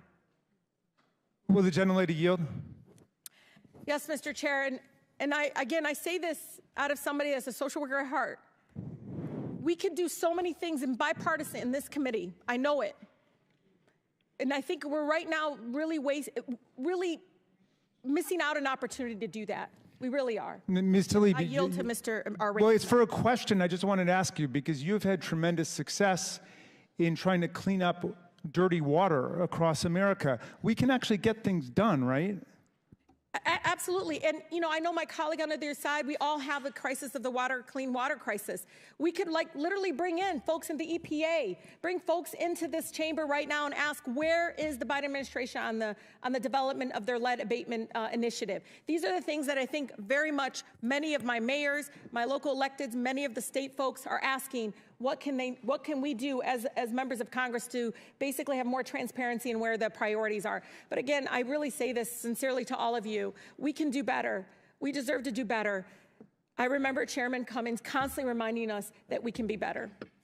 Gentlelady's time's expired. Before I recognize Representative Fry, for what purpose does Representative McClain seek recognition? I'd like to enter something in the record. My friends on the other side of the aisle are desperately trying to deflect from the Biden family peddling scheme by attacking President Trump and his family. Her 5 minutes? I would like to enter into the record an article. Actually, Jared Kushner and Hunter Biden are nothing alike, and here are the facts. Thank you. Without objection, so ordered. Chair now recognizes Representative Fry for 5 minutes. Thank you, Mr. Chairman. One of the inconsistencies that I have kind of seen is what is on a text message, Mr. Bobulinski, with Raymond Zhao, and what Hunter Biden testified to in his own deposition. And so this is infamous. We've talked about this a lot. Z, please have the director call me, not James, not you or Jim. Have him call me tonight. I am sitting here with my father. We've talked about this a lot. We've kind of got ad nauseum to it. And in response, Raymond Zhao says, copy, I will call you on WhatsApp. So in Hunter Biden's testimony on page 105, he states that the Zhao that he sent this to was not the Zhao that was connected to CEFC. What do you say about that, Mr. Bobulinski? Well, I think what he's simply saying is he made a mistake. Not that he meant to send that text message, because it's crystal clear that that message was meant for Raymond Zhao, who was the interpreter for Director Zhang at CFC. But I think he tried to obfuscate in his testimony that technically maybe he made a mistake and texted it to the wrong person. I can't speak to whether then he corrected that, but I do know, based on the communications, that he got on the phone with Raymond Zhao and set the record straight and exactly went through what he thought he was sending him in that message, because it's followed up where they say, they sort of snap to and say, we'll cooperate with the family. Why were they willing to cooperate with the family? Because effectively they were bribing the Biden family to get them to help them with the 4 unsealed indictments in the SDNY, which is the only thing that mattered to CFC. And Raymond Zhao, you said he was an interpreter, but he was a little bit more than that, too. He was like a chief of staff interpreter. Correct. So he was kind of the handler for the CEFC business. Yeah, he spoke good English. Director Zhang spoke very little English. Right. So to the extent that this was the wrong Zhao, I mean, I'm no rocket scientist, but if I get a text message and it's somebody that it's a different Russell, I'm going to say, you've got the wrong guy, correct? Yeah, I believe Henry Zhao probably, his argument is he sent it to Henry Zhao. I'm assuming there's a text message somewhere where either Henry Zhao responded, hey, I think you meant that for somebody else. Instead, we just see copy that. I'll call you on WhatsApp, right? Right, so if you were perplexed as to why you received a random text message that wasn't applied to well, that's actually Raymond Zhao saying, I'll call you on WhatsApp. That's what I'm saying. Yeah. So the purpose, the issue that he brings up, though, is that he was confused and it was the wrong Zhao. I want to ask you a couple more questions real quick. Hunter Biden's transcript on page 42, he said, I officially began to work for CEFC when I received a retainer from CEFC in early or spring of 2017. Is that true? Well, it goes back to the word official. He's parsing words. Hunter Biden started working for CFC in the fall of 2015 and worked for CFC throughout 2016. That was confirmed to me by him, by James Gilliar, by Rob Walker, numerous face-to-face conversations on it, numerous meetings. So this is not true. On page 48 of his transcript, Hunter is asked, he's never interacted with any of your business associates. Is that correct? The he's referring to is Joe Biden. Is that true? That's a lie. Hunter lied to the committee about important details concerning his money demands and threats to CEFC based on this WhatsApp message right here. On page 105 of his testimony, Hunter states, quote, my father had no awareness of the business I was doing. Is that true? That's a lie. You also talked about how Jim Biden also lied extensively throughout his own testimony, and that Jim was selling plausible deniability for many years so that he could not tell the truth from a lie. On page 100 of Jim Biden's transcript, Jim is asked, do you recall having a meeting with Hunter Biden and Tony Bobulinski and Joe Biden? Jim's response was absolutely not. Jim states that Joe Biden never met with Tony Bobulinski. Is that true? That is a lie, and I'm shocked that his lawyer sitting next to him, a former U.S. attorney, allowed him to say that lie 3 different times in that transcribed interview. Right. When pressed, he continued to double down on that. He got excited. His lawyer had to calm him down, and he continued to lie about it. On page 124 of the transcript, Jim Biden states, quote, it was Hunter Biden, myself, Gilliar. I don't know. It was the 5, okay? And everybody was 20% okay. You know what? It was never executed. It was never signed. And he's referring, of course, to the contract or the agreement. Is that true? That's a lie. He fully executed the legal document, Oneida Holdings, LLC, as did Hunter, James Gilliar, Rob Walker, and myself. Thank you for your testimony today. Thank you. Yours has been the consistent testimony throughout this process, unlike the other people who have come before this committee. And with that, Mr. Chairman, I yield back. Very good. Chair now recognizes Ms. Presley from Massachusetts for 5 minutes. Thank you, Mr. Chairman. When Elijah Cummings was the chair of this committee, he often reminded us that our role was to be in an efficient and effective pursuit of the truth. So I'm going to try to do exactly that because this farce has gone 15 months, 10,000 documents, and 11,000 hours too long, and we've got a lot of ground to cover here. Mr. Parnas, thank you for being here. Last year, you wrote a long letter to Chairman Comer detailing your extensive role in the, quote, campaign orchestrated by Giuliani and Trump to dig up dirt on the Bidens and to spread misinformation about them through various networks, including government officials, journalists, and Fox News personnel, unquote. When that campaign failed to find dirt because, well, there was no dirt to be found, the former occupant of the White House demanded that Ukrainian political officials announce investigations into the Biden family in order to smear Joe Biden prior to the 2020 presidential election. Yes or no, Mr. Parnas, before Trump and Rudy Giuliani tasked you to try to find dirt on the Bidens in Ukraine, did you ever interact with Mr. Trump? Before they asked me, yes, I've had many interactions. Okay. And you wrote to the committee that in late 2018, you attended a holiday party at Trump's White House, as shown in this picture. Can you describe your interactions with Donald Trump during this party? Yes. We came to the event. It was a Hanukkah party. Rudy Giuliani joined us. We were supposed to all go to the residence, but at the last second, Rudy said to wait for him downstairs. He was going to go meet Trump himself and update him on everything that was going on. He went to meet Trump at the residence. We waited at the White House. Then eventually, when Trump came down to make a speech, Secret Service came up to us and said that the president wanted to wait for us at the Red Room. So we proceeded to the Red Room and waited for Trump to finish his speech. Then he came in, approached me, and basically told me, shook my hand and said, Rudy tells me great things. Keep up the good work. Thank you. And then we proceeded to take pictures. Mr. Parnas, when Trump told you to keep up the good work, what did you understand him to be referring to exactly? Well, at that point, the conversation was about Ukraine and Giuliani wanting me to go find Viktor Shokin. So that's what I took it as keep up the good work, go get Viktor Shokin on our way to Ukraine. And Mr. Parnas, after the party, did you interact with Trump again, or were you cut off from interacting with him? After our trip to Ukraine, we were cut off because then the BLT team was formed and the line of communication started going through Rudy Giuliani because they didn't want anybody to notice me with him because I was in Ukraine doing the stuff.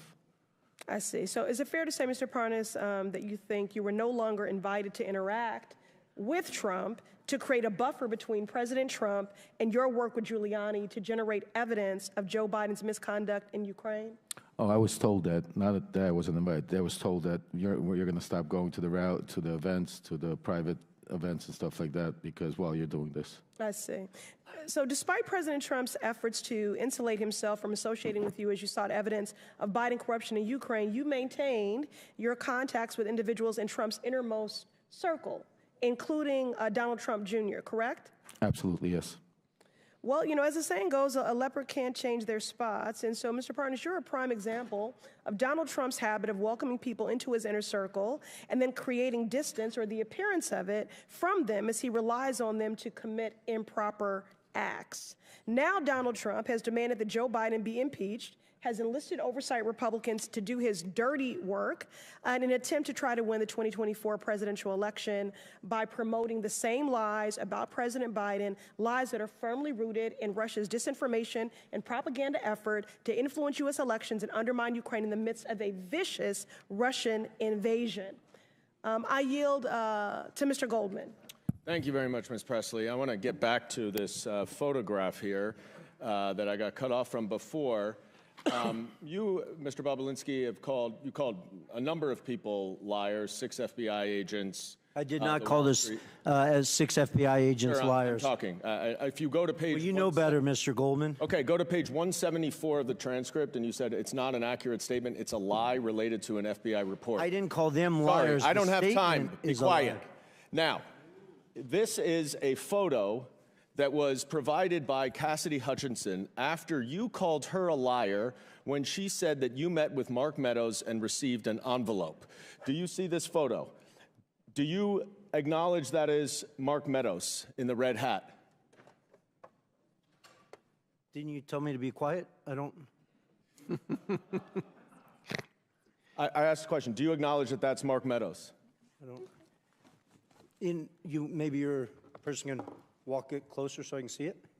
Mr. Chairman, would you indulge, just since he's not answering the question? You're 15 seconds over, but well, let me just ask it very briefly. Is that you and Mr. Meadows buy Secret Service cars with you in a mask? Are you kidding, Mr. Goldman? I'm sitting 20 feet away from it. Go up to him, please. Go right up to him. And your time's expired. Okay. Maybe Mr. Swalwell will give you some time. Could he just answer the question? He can answer the question, right? So what I see in this picture is a Secret Service agent 5 feet from me with a full mask on, and a Secret Service agent sitting in a Cadillac Escalade with all the windows up with a full mask on.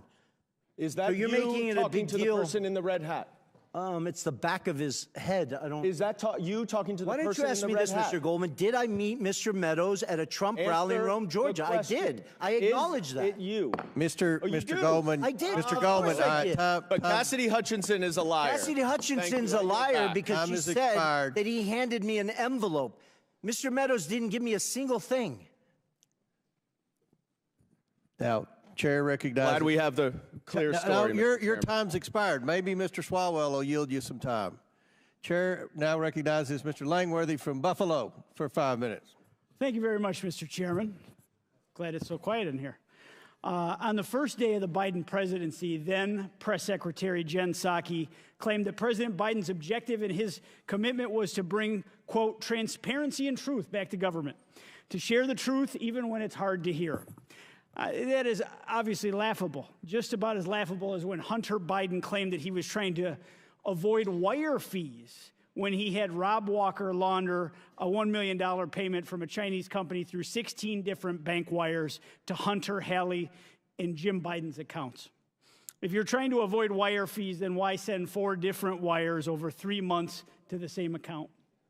It's a total joke. A glaring example of President Biden's failure to live up to his promise to bring transparency is his influence peddling in Ukraine, where he pressured the Ukrainian government to fire Prosecutor General Viktor Shokin, who was investigating the owner of Burisma.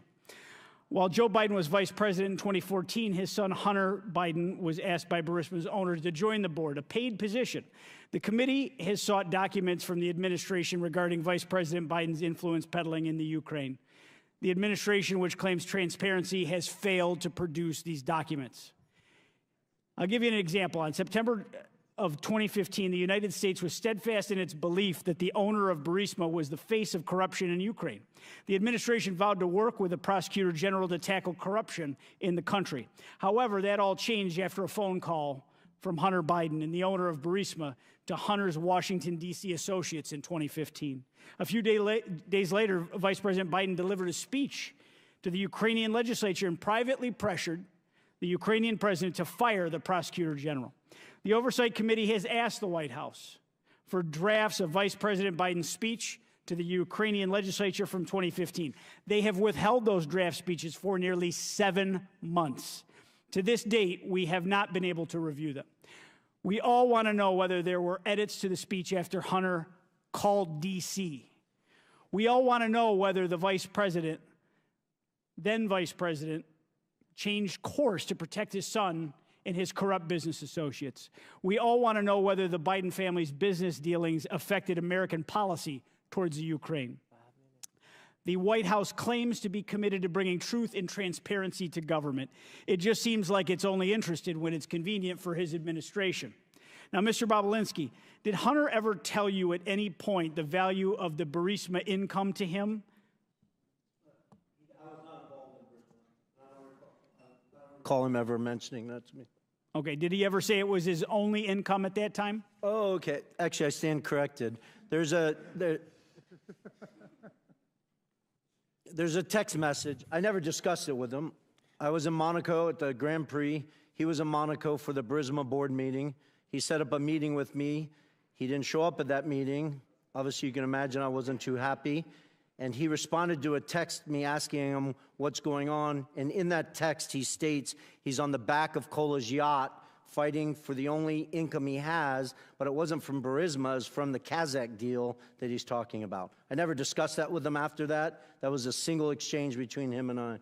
No. Corruption and a lack of transparency from the Biden family have been common themes through the House Oversight Committee's investigation. And even when asking for simple drafts of then Vice President Biden's speech in the Ukraine, the White House has been anything but transparent. President Biden has done and will continue to do everything in his power to cover up the truth, especially when it's hard to hear. And I yield back, Mr. Chairman.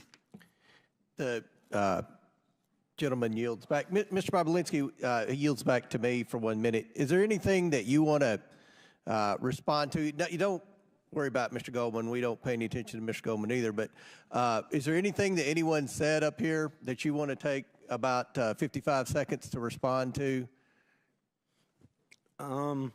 It's tempting. I mean, my biggest appeal to everyone in this room is I wish you would spend the time focusing on the fact that the Chinese Communist Party infiltrated the White House of the United States of America through the Biden family. I don't say that lightly. It's not a joke. I was willing to die for this country, as was my father and both my grandfathers and my brother. This is serious, serious stuff. We should be asking how that happened. Take the Biden name and the Biden family completely out of it. How did the Chinese Communist Party infiltrate the White House of the United States of America? Let's start there, focus on those facts, what they did, how they did it, why they used money, why they used private enterprises instead of military stuff and other stuff. That is huge to our national security. So I appreciate you yielding that time to me, Mr. Chairman. Well, thank you, and I'll just say this. Mr. Tlaib and Ms. Presley criticized the investigation, but I think most Americans care about public corruption, and they realize the FBI hasn't done the job, the DOJ hasn't done their job, the IRS hasn't done their job. They've been told to stand down. All that's left is the House Oversight Committee, and we will do our job.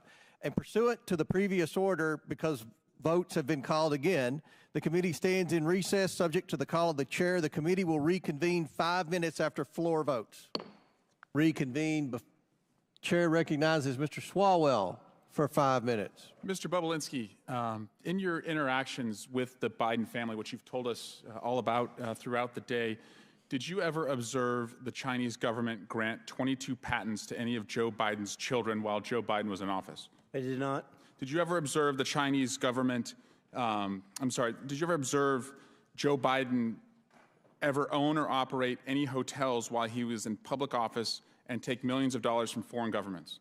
I did not. Did you ever observe Joe Biden employ any of his children or their spouses in the White House as vice president or president? I did not. I can't speak to that. Did you ever observe, while observing the Bidens install a family member to be the co-chair of the DNC? I'm sorry, ask the question again? Did you ever observe the Bidens install a family member to be the co-chair of the Democratic National Committee? I did not.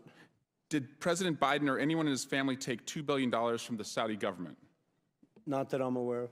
Did President Biden or anyone in his family get fined $355 million for tax fraud? Not that I'm aware of. Mr. Parnas, as you've observed Mr. Bobulinski today and his fealty and dedication and loyalty to the Trump family, is that something you recognize as somebody who was also in that cult before? Absolutely. Is there hope for our man Tony here? Very little, I think, until he hits a brick wall. And in your experience, on a scale of 1 to 10, how eager was the Trump campaign in your interactions to manufacture dirt on Joe Biden? 1 to 10, 10 being the highest. 10 plus. 10 plus.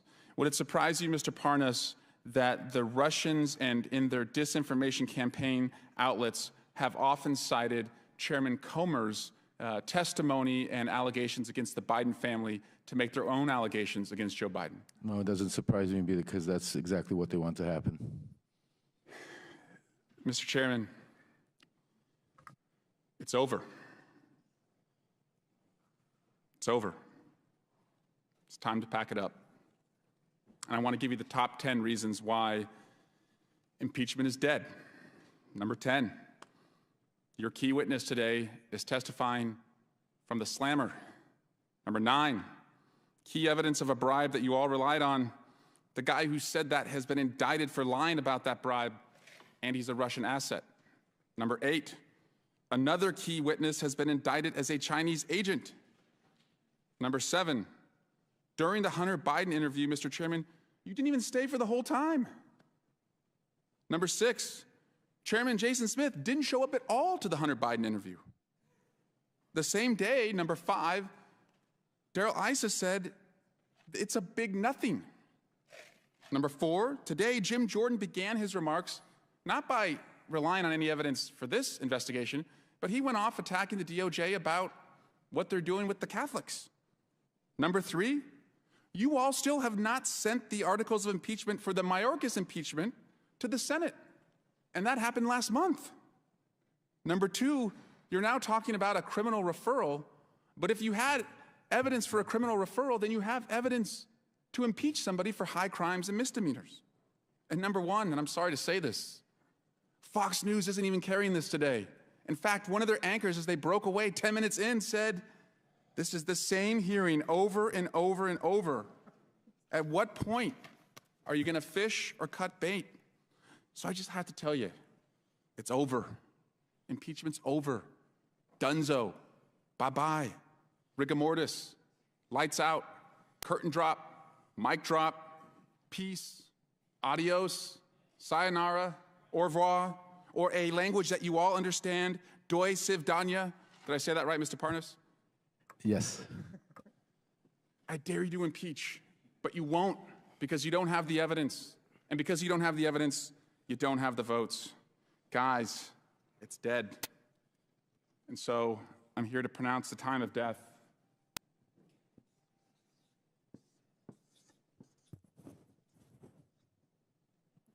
.516. Say it in Chinese. Impeachment is dead. 516. Biden impeachment's dead. Joe Biden has been acquitted. Gentleman's time's expired. Chair now recognizes Ms. Luna from Florida for 5 minutes. Mr. Parnas, I want to read to you a few quotes from a letter that you wrote to the House Oversight Committee. First, you said that I will remind you that Solcheski's answers are in the report that the House Oversight Committee published.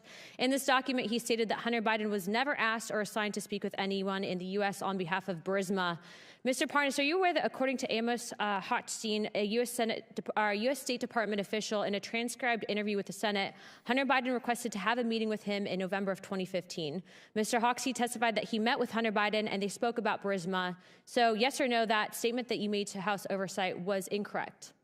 The statement was correct because that statement. Yes or no? The statement is coming So are you from the saying yes, words it of was? CEO Burisma. It's directly This was his conflicting with answer. Those were testimony. not- Next question. That was not There my were no answers. political Those or are lobbying answers from the firm CEO efforts on behalf Burisma. of Burisma in your statement that you made to House Oversight. Mr. Parnas, are you aware that Burisma's engagement of Blue Star Strategies, which was a lobbying firm that was lobbying the U.S. government on behalf of Burisma, and Mykola Solcheski, and according to Sally Painter and Karen Termitano, the heads of Burisma? So that statement, again, that you wrote to this committee was incorrect, yes or no? No, you're incorrect because No, like I that said, is incorrect. no, You're directly conflicting with that. My final question for you, Mr. Parnas, is next you wrote that nobody from the company of Burisma has ever spoken to Joe Biden. It's okay, Chairman, I got him. Mr. Parnas, Devin Archer testified to this committee that Vadim Picharski, the corporate secretary of Burisma, sat down for dinner with Joe Biden. So that statement also was incorrect that you wrote to this committee, yes or no? No, it's not incorrect. Mr. Chairman, I think this witness's credibility is shot. I'd like to give the remaining of my time to the amazing representative from Florida, Representative Matt Gaetz. Very good. The Democrats could have sent anyone. They could have sent Hunter Biden, they could have sent Joe Biden, they could have sent Rob Walker, they could have sent Devin Archer. The Democrats could have sought any person to come and refute the direct evidence backed up by bank statements, backed up by calendar entries, backed up by emails, backed up by text messages. And who did the Democrats send to clear the name of Joe and Hunter Biden? They sent Lev Parnas.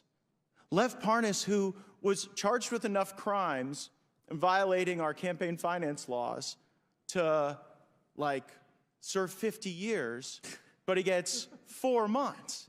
And the big, grand criminal conspiracy Mr. Parnas is involved in is using Russian oligarch money to try to get marijuana licenses, which seems odd, and then using that Russian money to plow into campaigns in order to achieve that objective. But the fraud he committed wasn't just on our election system by plowing Russian money, it was also a fraud on his own investors who didn't get it. So I guess, Mr. Bobulinski, as you hear Maxwell Frost, my colleague on the Democrat side, say that Mr. Parnas, fresh off of his prison time, is the most credible witness we've had to address these business dealings, what's your reaction to that? I think it's laughable that the Democrats are asking Lev Parnas to weigh in on my credibility, a convicted felon that served jail time. I have an impeccable record.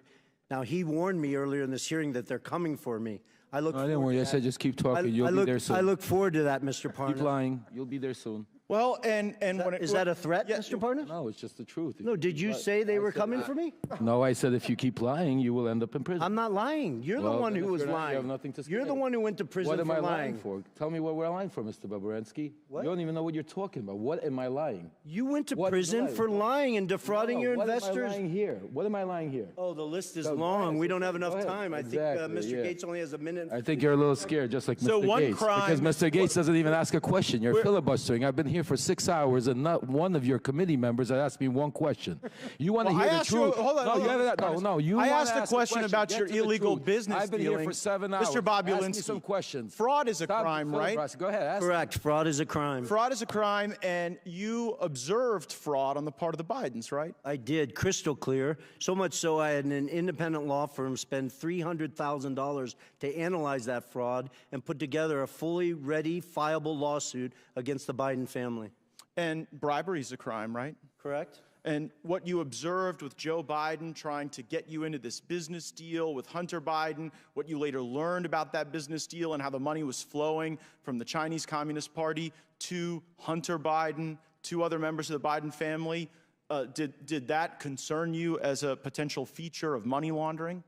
It did. It did. I started to grow concern after I met Joe Biden, and then I sat down with Jim Biden, and he used the term plausible deniability with me, and that's documented because I went back to my lawyers and I asked them, something is starting to feel unright, and they went and hired another law firm to give me a full FCPA workup to go through the details of what could be done and what couldn't be done. Sounds like high crimes and misdemeanors to me, Mr. Chairman. I yield back. Very good. Chair now recognizes the chairwoman of the House Education Committee, Ms. Fox from North Carolina. Dr. Fox. Thank you, Mr. Chairman, and I want to thank my colleagues for what you have been doing here today, unraveling these issues. Mr. Galanis, in your written testimony, you state that your, quote, objective was to build a diversified private equity platform which would be anchored by a globally known Wall Street brand together with a globally known political name, Biden, end quote.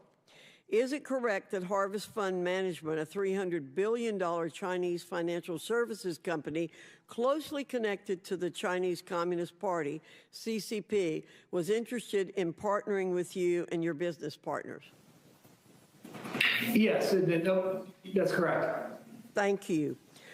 Why was the CCP-connected Harvest Fund Management interested in doing business with you and your partners, Hunter Biden and Devon Archer? The only plausible reason, and the reason we even discussed, was because of the access that it provided. There was a quote that was attributed to Henry Zhao, the chairman, that talked about the access that it provided. So there's documentation that was contemporaneous that said what their interest was, and that interest was political access. Thank you. Is it correct that Harvest Fund Management believed that Joe Biden would take a seat on that company's board after his vice presidency ended? Yes, that's correct. And there were emails to that effect around that time that were circulated by people who were there as part of those conversations, including the golf outing. Thank you. Are you aware of Hunter Biden ever speaking to his father, Joe Biden, about the plan to have him join the board of Harvest Fund Management? Yes, I witnessed that, yes. It seems clear that Joe Biden was aware of his family's use of his office and influence to do business with America's adversaries, and therefore a choice to pursue personal gain over national security. Mr. Bobulinski, is it true that former Vice President Joe Biden met with Li Jinping, the chairman of CEFC China Energy? It is based on Rob Walker saying yes to that in a transcribed interview. I personally was not at that meeting. When did this meeting take place based on what Mr. Walker said? Yeah, in my understanding, it would have been February 2017. After they had a meeting in Miami, I believe James Gillier got on the corporate jet of CFC and flew with Yi Jianming and Director Zhang to D.C. in preparation for that meeting. After this meeting with former Vice President Joe Biden and Chairman Yi, were any payments made to the Biden family or associates? Yes, well, it gets to that point of obfuscation. $3 million was wired to Rob Walker's account on March 1st. Actually, they sent two wires. The first wire got kicked back, and then they sent a second wire on March 1st, 2017 to Robinson Walker, LLC. And then, as your committees walked through today, they parsed that out to the Biden family in numerous different payments. Thank you. Mr. Chairman, it is clear that Joe Biden is the common element in all of Hunter Biden's attempts to do business with China. There's a pattern emerging that the Biden family and associates, including Joe Biden himself, deliberately chose personal gain over the safety and best interest of the very Americans Joe Biden was elected to serve, protect, and defend. With that, I'll yield the balance of my time to Mr. Gates. Hunter Biden's deposition. Question: do you think some of your business associates we've spoken about today, Mr. Archer, Mr. Bobulinski, Mr. Galanis, do you think they had an expectation that your dad had any role or involvement in any of your joint business dealings? Answer from Hunter Biden: not an expectation from me. There was never a single time I can remember saying, hey, we'll get my dad involved. Hey, let's get my dad on the phone. Hey, let's, what can we get out of dad for this? Mr. Galanis, what's your reaction to that testimony from Hunter Biden in light of you describing the Biden lift? I think It's patently false. It's belied by emails, and I think that there's documentation that says that that's just an untruthful statement. And what I'm trying to understand, Mr. Galanis, is there you are sitting in a prison cell for a financial crime where you were an associate with Hunter Biden and some of the other players there, and they're out enjoying Southern California, and you're sitting in a prison cell, and they've got the ability to come and give this false testimony to Congress. Is it your belief that the Biden Justice Department retaliates against people who speak out against the Bidens and their crimes? I'm living that. I think to clarify, I took responsibility for my crimes. I pleaded guilty. I've served 8 years of clean conduct, and I think I've rehabilitated myself quite a bit in that period of time, and evidence a track record. But I would say that there is unquestionably a pattern of 2 tiers of justice, and that's become a popularized term, and it's something that a lived experience that I've gone through. Yield back.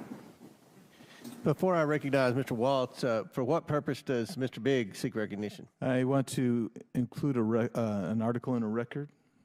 The article is entitled, Tlaib renews her, quote, impeach the MFer, close quote, call against Trump. Without objection to order, for what purpose does Mr. Gates seek recognition? Mr. Chairman, I seek unanimous consent to enter into the record the press release from the Department of Justice, Lev Parnas sentenced to 20 months in prison for campaign finance, wire fraud, and false statement offenses. Without objection, so ordered. Chair now recognizes Mr. Waltz from Florida. Thank you, Mr. Chairman, and I find it incredibly rich. Mr. Swalwell is going to come to this committee and lecture us about how China penetrates our government. I think that's something he may know a thing or two about, but let's talk about how China has penetrated the highest levels of this government, including this president and this White House, because I think the visual is incredibly important. Mr. Bobulinski, Hunter Biden portrayed Chairman Yi, the chairman of CEFC, to Jim Biden as a protege of Xi. Is that accurate? Not only is it accurate, and it wasn't just Hunter Biden, it was James Gilliar, Rob Walker. I wouldn't have used the word protege. They just basically, You don't run China's largest state-owned energy company without being close to Chairman Xi. Correct. Right, fair enough. And by the mid-2000s, Chairman Ye ran a business empire estimated, as much as you can estimate a Chinese state-owned enterprise, tens of billions, including, and from a national security standpoint, this is the critical piece here, including implementing China's Belt and Road Initiative, not just all over the world, right here in the United States. Is that accurate? 100%. So CFC was effectively the shadow arm of the Chinese government, deploying tens of billions of dollars around the world, very well documented. At its peak, I think it was doing $50 billion of revenue per year, one of the top 5 largest. Debt diplomacy, where they are taking electrical grids, they are bribing officials, they take as collateral, not just grids, ports, airports, key infrastructure that the Chinese government could then leverage and use against any country, but also here in the United States. I mean, that's how the Belt and Road Initiative works. Heck, I was just in the Armed Services Committee with the commander of Indo-PACOM, our Pacific Command, talking about how China is basically gobbling up infrastructure around the world, including here. So by the mid, 2015, 2016, Hunter Biden's developed a very lucrative business relationship. By 2017, Hunter Biden's forged such a partnership with Chairman Ye that he planned to share an office space with him, and then just removed Vice President Biden at the House of Sweden in Washington, D.C., correct? Correct. So here's what's interesting, and building on Chairman Fox's questions, within days of him leaving the vice presidency, ostensibly for work performed, $3 million flows through these shell companies that we've depicted here. I mean, you could see how complicated this is, but the key piece is the flow to Hallie Biden, to Jim and Sarah Biden, to Hunter Biden and his various affiliates. And the kicker here, Mr. Chairman, is that we know Hunter is then complaining about paying all his dad's bills. He's complaining to the other relatives saying, you freeloaders, I'm having to use all this money to pay the big guys' bills, house renovations and all kinds of things, correct? Correct, and it's important for the American people to understand the $3 million was 3 of $20 million that the Bidens expected to be paid for the work in 2015 and 2016. Mr. Chairman, and that's not just my word, that is documented. That's all documented, bank records, text messages, emails. Mr. Chairman, Bob Menendez's wife can't get paid by the Egyptians and then provide that money over to pay Goldbar Bob's, Senator Menendez's bills. I can't have my daughter get paid by, I don't know, Kazakhstan, Russia, and China and then pay my bills. Right. And we know also that they had commingled funds with the Vice President of the United States. When we talk about crimes, let's talk about the crimes. We know he perjured himself. That's a crime. We know he was acting as a foreign agent. And was he registered under FARA? Was he registered as a foreign agent? Not that I'm aware of. Was his dad complicit in him acting as a foreign agent through meetings and dinners and what have you? That's crime. 100%. That's crime number 2. He was clearly acting in that capacity. We have the Foreign Corrupt Practices Act, and we already have them thanks to the work of this committee for tax evasion. So, Mr. Chairman, there are multiple crimes that this committee has established ample evidence. We must move to impeachment. We cannot allow this to stand. And I look forward to seeing those references to the Department of Justice's. For this alone, this is a critical national security issue. The Chinese Communist Party call it the princelings. They don't go after the principle they want to influence. They go through the sun. And it is right out of their playbook. And they've done it at the highest levels of the United States government. I yield my time. Very good. Mr. Chairman, I just have a couple of UC requests, if that's all right. Proceed. One is from Devin Archer's transcribed interview testifying that Joe Biden had nothing to do with any of Devin Archer's business ventures with Hunter. Second is the declassified intelligence community assessment from the National Intelligence Council, March 2021, detailing efforts by Russian actors to interfere in the 2020 U.S. elections. And finally, most importantly, the U.S. District Court decision from the Southern District of New York in United States versus Galanis, where Mr. Galanis was described as a con artist who wanted to be in business with Hunter Biden but never was, and how they thought that they could add layers of legitimacy to their con operation. If I could have those introduced. Without objection, so ordered. Now the chair recognizes Mr. Gates from Florida. You're a serious business person, Mr. Bobulinski, right? I am. Unlike the convicted felon next to you, you've served in the military, right? Correct. You've done big deals. Correct. Complicated deals, deals that involved foreign businesses, right? Correct. And so what I'm trying to figure out is when you came to realize that you showed up at the wrong party. Because you kind of strike me as a guy who showed up to do a legitimate business deal, and you ended up instead at a bribe. And so as you're looking at CEFC, as you're having this meeting with Joe Biden, as Hunter Biden is introducing you to his web of contacts, when did you go from serious businessman Tony Bobulinski working to make a buck in a capitalist system to a guy worried that you had been unwittingly ensnared into Hunter and Joe Biden's bribe operation with the Chinese Communist Party? I appreciate the question. It wasn't an aha moment. It was more of a process. I am a serious businessman, demonstrated by the different deals I've done around the world and the success of them. But it started, remember, the Biden family wasn't my entry into this. James Gillier, who I'd known for over 10 years, who traveled the world doing business, kept trying to get me involved. I really had no interest. I sat down in the spring of 2017 to walk through things, and then I quickly put together 2 businesses, Sinohawk and Oneida.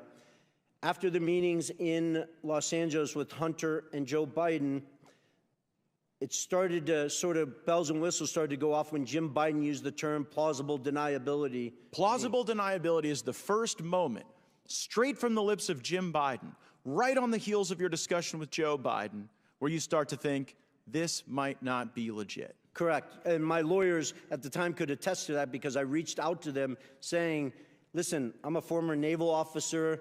I held a Q security clearance. I couldn't collect. Somebody couldn't take me to dinner for $50.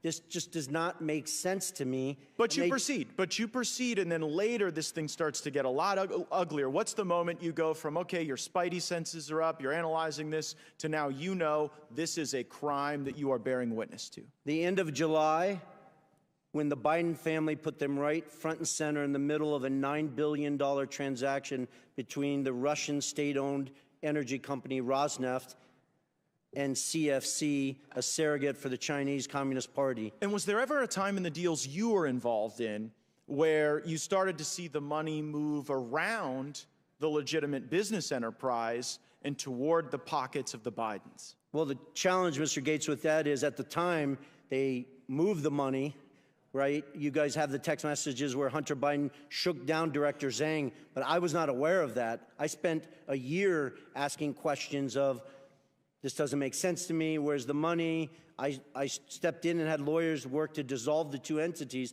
I didn't know till years later that they had defrauded me. They had gotten paid all this money and all this craziness. The amount of facts. It just seems pretty simple. This is either a bribe or a business. It was a bribe from the Chinese Communist Party.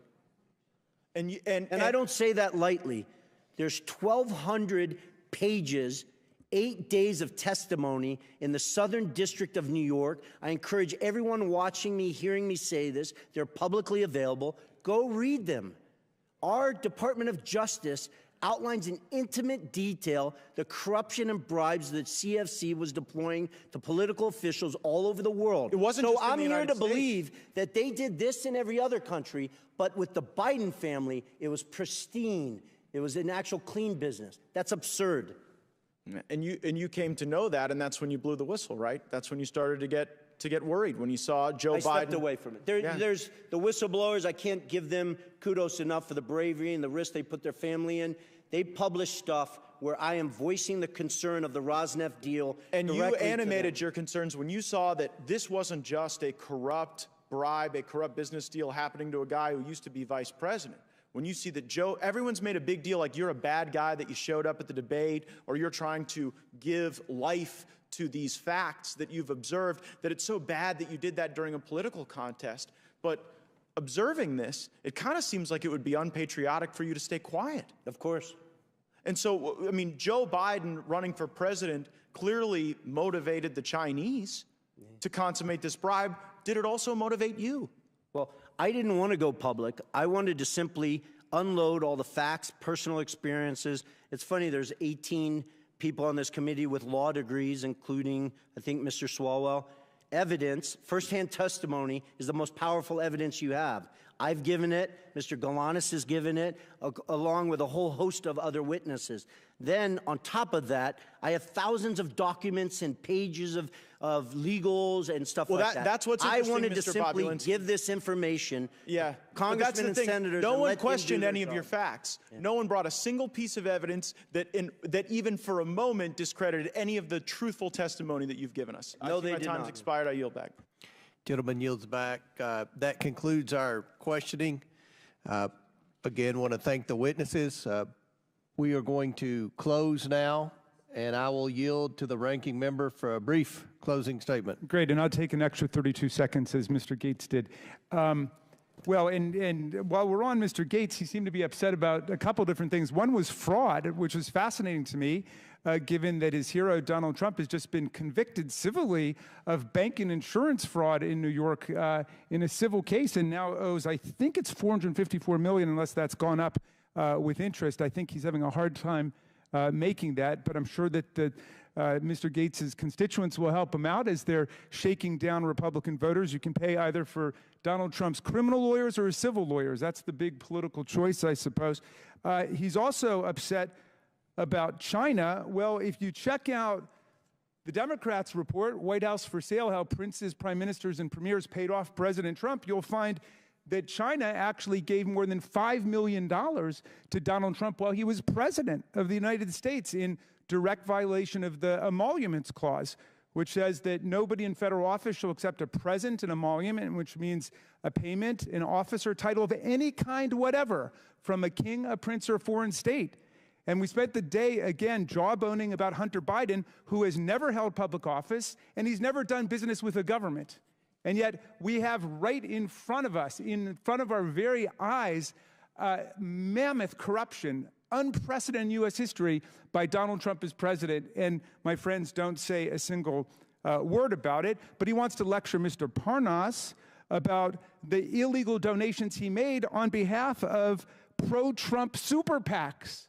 I've noticed something interesting with the people who have finally disenthralled themselves and gotten out of the Trump cult, as Mr. Parnas puts it. People like Michael Cohen, Sarah Matthews, Cassidy Hutchinson, Alyssa Griffin. There's articles about them. There are dozens of those people, and I'd be fleeing for the exits now too. What's so fascinating to me about it is that they don't mind when these people lie for Donald Trump.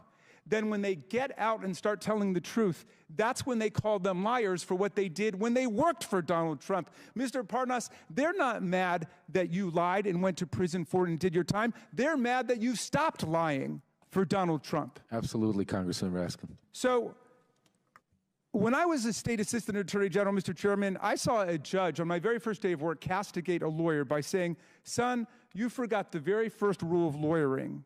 When you go to court, you got to bring the evidence with you. You forgot to bring the evidence. There's no evidence. Hundreds of thousands of pages of documents, dozens of hours of testimony, but not a shred of evidence of presidential wrongdoing, much less an impeachable offense by President Biden. And you're making not just the majority a laughingstock, the whole committee a laughingstock. So it's hurting us. My members are saying, when will they call off this nonsense? So here we are. Again, Mr. Parnas, I want to thank you. You have explained to America that the allegations at the very foundation of this inquiry were predicated on Russian propaganda and disinformation, just as they were at the start of the hit job that you and Rudy Giuliani were sent to do back in 2018 and 19. And I want to thank you for showing America what real intellectual honesty and personal honesty look like, and how you can grow out of the deranged Trump syndrome that so many of our colleagues are still suffering from today. It's time to call this investigation for what it is, Mr. Chairman. It's not just an embarrassing failure and an historic failure at that, but it's an historic betrayal of democracy, freedom, and the rule of law as Vladimir Putin tramples the freedoms and the democracy of people in Ukraine. We should be spending our time standing up for democracy and not tarnishing it with spectacles like this. I yield back. I should have brought my waiters from the farm.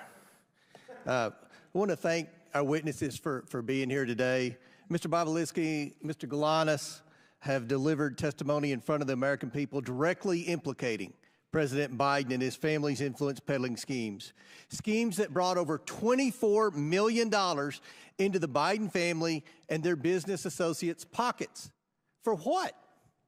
I never heard the minority say what they did or what business the Bidens were in. Mr. Bobulinski and Mr. Galanis have provided documents supporting these claims and provided hours of testimony to this committee. Mr. Bobulinski and Mr. Galanis have not changed their stories. Mr. Bobulinski and Mr. Galanis did not ask for this hearing, but they showed up for it because they have nothing to hide. I also invited Hunter Biden to this hearing, in part due to his own request that he be allowed to provide transparency and testimony before the American people. Or at least he did request this hearing, and then he sat for a deposition with the Oversight and Judiciary Committees. Now he's nowhere to be found. Mr. Bobulinski, Mr. Galanis, and others have implicated Joe Biden in the Biden family business. Hunter Biden denies his father's role in the Biden family business. This is a material discrepancy among witnesses of the highest order. I attempted to solve this problem by getting the witnesses in the same room together to straighten out any misunderstandings. It should be clear to the American people that Hunter Biden's word is as valuable as the fake services he was selling. And this committee will not play games or belittle the institution of Congress by allowing Hunter Biden to call the shots about who he testifies with or when he does it. At this point, the only person who can resolve this discrepancy about Joe Biden's participation in his family's influence peddling schemes is Joe Biden himself.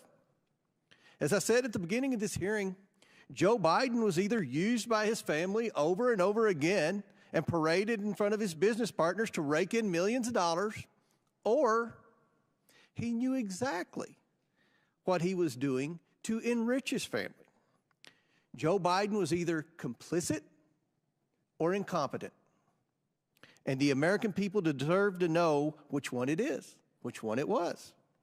But neither is acceptable for the leader of the United States. I don't think anyone believes that this is acceptable behavior for the family of the President of the United States to receive tens of millions of dollars from our adversaries around the world, and they can't say one single thing they did to receive the money. Nobody supports that. I don't care if you're Democrat or Republican, if you're from a big city or a small town. That's not what this democracy is about. That's not what the founding fathers set up. They set this up that we have public servants come and provide their public service and then go on. They did not set this up for public servants to enrich themselves through their family, through influence peddling. No one is denied. Is anyone denying, Mr. Raskin, that the Biden family was influence peddling? Nobody denies that the family was influence peddling. What we have here is a major discrepancy on what role Joe Biden played. We know the three former Biden associates say that Joe Biden was actively involved and knew full well what the schemes were, what the family was up to. But we have Hunter Biden testifying under oath that his dad didn't know. So in the coming days, I will invite President Biden to the Oversight Committee to provide his testimony and explain why his family received tens of millions of dollars from foreign companies with his assistance. We need to hear from the President himself. And I assure the American people that they will be able to evaluate for themselves the President's honesty and fitness for the office he now holds. With that, Mr. Chairman, are you going to invite Donald Trump to come and talk about his violations of the Emoluments Clause? you all have investigated Donald Trump for years, and I'm pretty sure I've read in the paper that there's a lot of investigations of Donald Trump. No one's investigated. Well, we impeached him. You were invited to impeach Joe Biden today. Are you supporting, are you going to work with me to see that Joe Biden comes and answers these discrepancies? I mean, this is a big deal. There's no discrepancies. There's not no been, discrepancies. No, there's no evidence at all that he's committed any high crime and misdemeanor. What is it? In closing, I want to thank our panelists once again for their important and insightful testimony today. With that and without objection, all members will have 5 legislative days within which to submit materials and to submit additional written questions for the witnesses, which will be forwarded to the witnesses for their response. If there is no further business, without objection, the committee stands adjourned. Will come to order. I want to welcome everyone here this morning. Without objection, the chair may declare a recess at any time. Without objection, Chairman of the Ways and Means Committee, Mr. Jason Smith of Missouri, Representative Matt Gaetz of Florida, and Representative Eric Swalwell from California are waived onto the committee for the purpose of questioning the witnesses at today's committee hearing. For today's hearing, opening statements will be limited to 10 minutes for the chair and 10 minutes for the ranking member. The chair also notes that points of order pertaining to the engaging of personalities against the president will not be in order for the duration of today's hearing. Given that this is a hearing regarding this committee's impeachment inquiry, members must be allowed to speak frankly. The chair now recognizes himself for an opening statement. Today, the House Committee on Oversight will hear from witnesses who have previously provided information during our deposition and interview phase regarding the Biden family's business practices in China, Ukraine, Russia, and other places around the world. At the start of this Congress, the Oversight Committee has investigated what product or service the Biden family and their associates were selling that would justify over $24 million in payments. We've reviewed emails, bank records, text messages, suspicious activity reports at Treasury, and other evidence normally compiled during an expansive investigation such as this. The Oversight Committee has found no credible evidence of the Bidens providing any work product. The committee has identified no legitimate value or document or even one single hour of work the Bidens have provided their business partners. Nothing. What is apparent after over a year of investigation is that the Bidens do not work in any traditional sense of the word. They do not work as consultants or lawyers or advisors. The Bidens don't sell a product or service or a set of skills. The Bidens sell Joe Biden. That is their business. For months, we have heard Democrats desperately proclaiming that witnesses have told this committee that Joe Biden had no involvement in his family's business dealings. But where are those witnesses today? It's telling. Democrats haven't invited one of these witnesses to today's hearing. That's because they know their testimonies would not withstand public scrutiny. Democrats have relied on these witnesses' opening statements and have willfully turned a blind eye to the facts that have come out in these interviews once the witnesses were questioned about our record of evidence. Democrats now must rely on bringing in a distraction witness to talk about nonsense, and who can't talk about any of the facts brought by today's witnesses who worked with the Bidens. Now, President Biden cannot control his adult son. He cannot control his brother, his sister-in-law, or his 9 family members who have received money from these transactions. All President Biden can do is control his own actions, and that is what we are here today to discuss with the witnesses. Because in the course of this investigation, we have learned that Joe Biden has taken action after action to further his family's plans to get rich. He shows up to meetings, gets on phone calls, shakes hands and tells people to, quote, look after my family. He goes to dinners with foreign oligarchs and a Ukrainian executive paying his son millions of dollars. He gets paid with money from Chinese businessmen who he has meetings with and tells other business associates he'll see what he can do to help their situations. He writes letters of recommendation for foreign business associates' children. The scam is simple. The Biden family promises they can make a foreign partner's problems go away by engaging the U.S. government. The problems can be anything: a Ukrainian corruption investigation, moving Russian money to the United States, a Romanian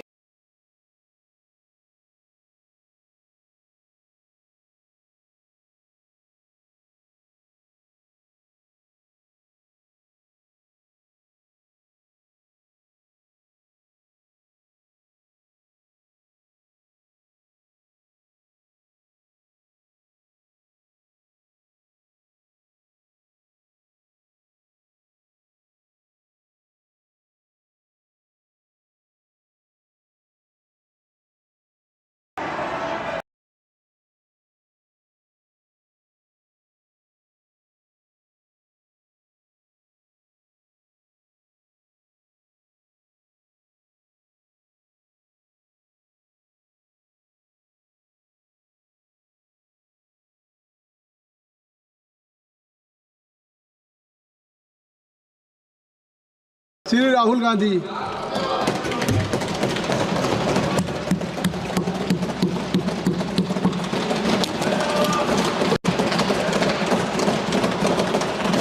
Thank you, Speaker Sir, for letting me speak today on the Constitution.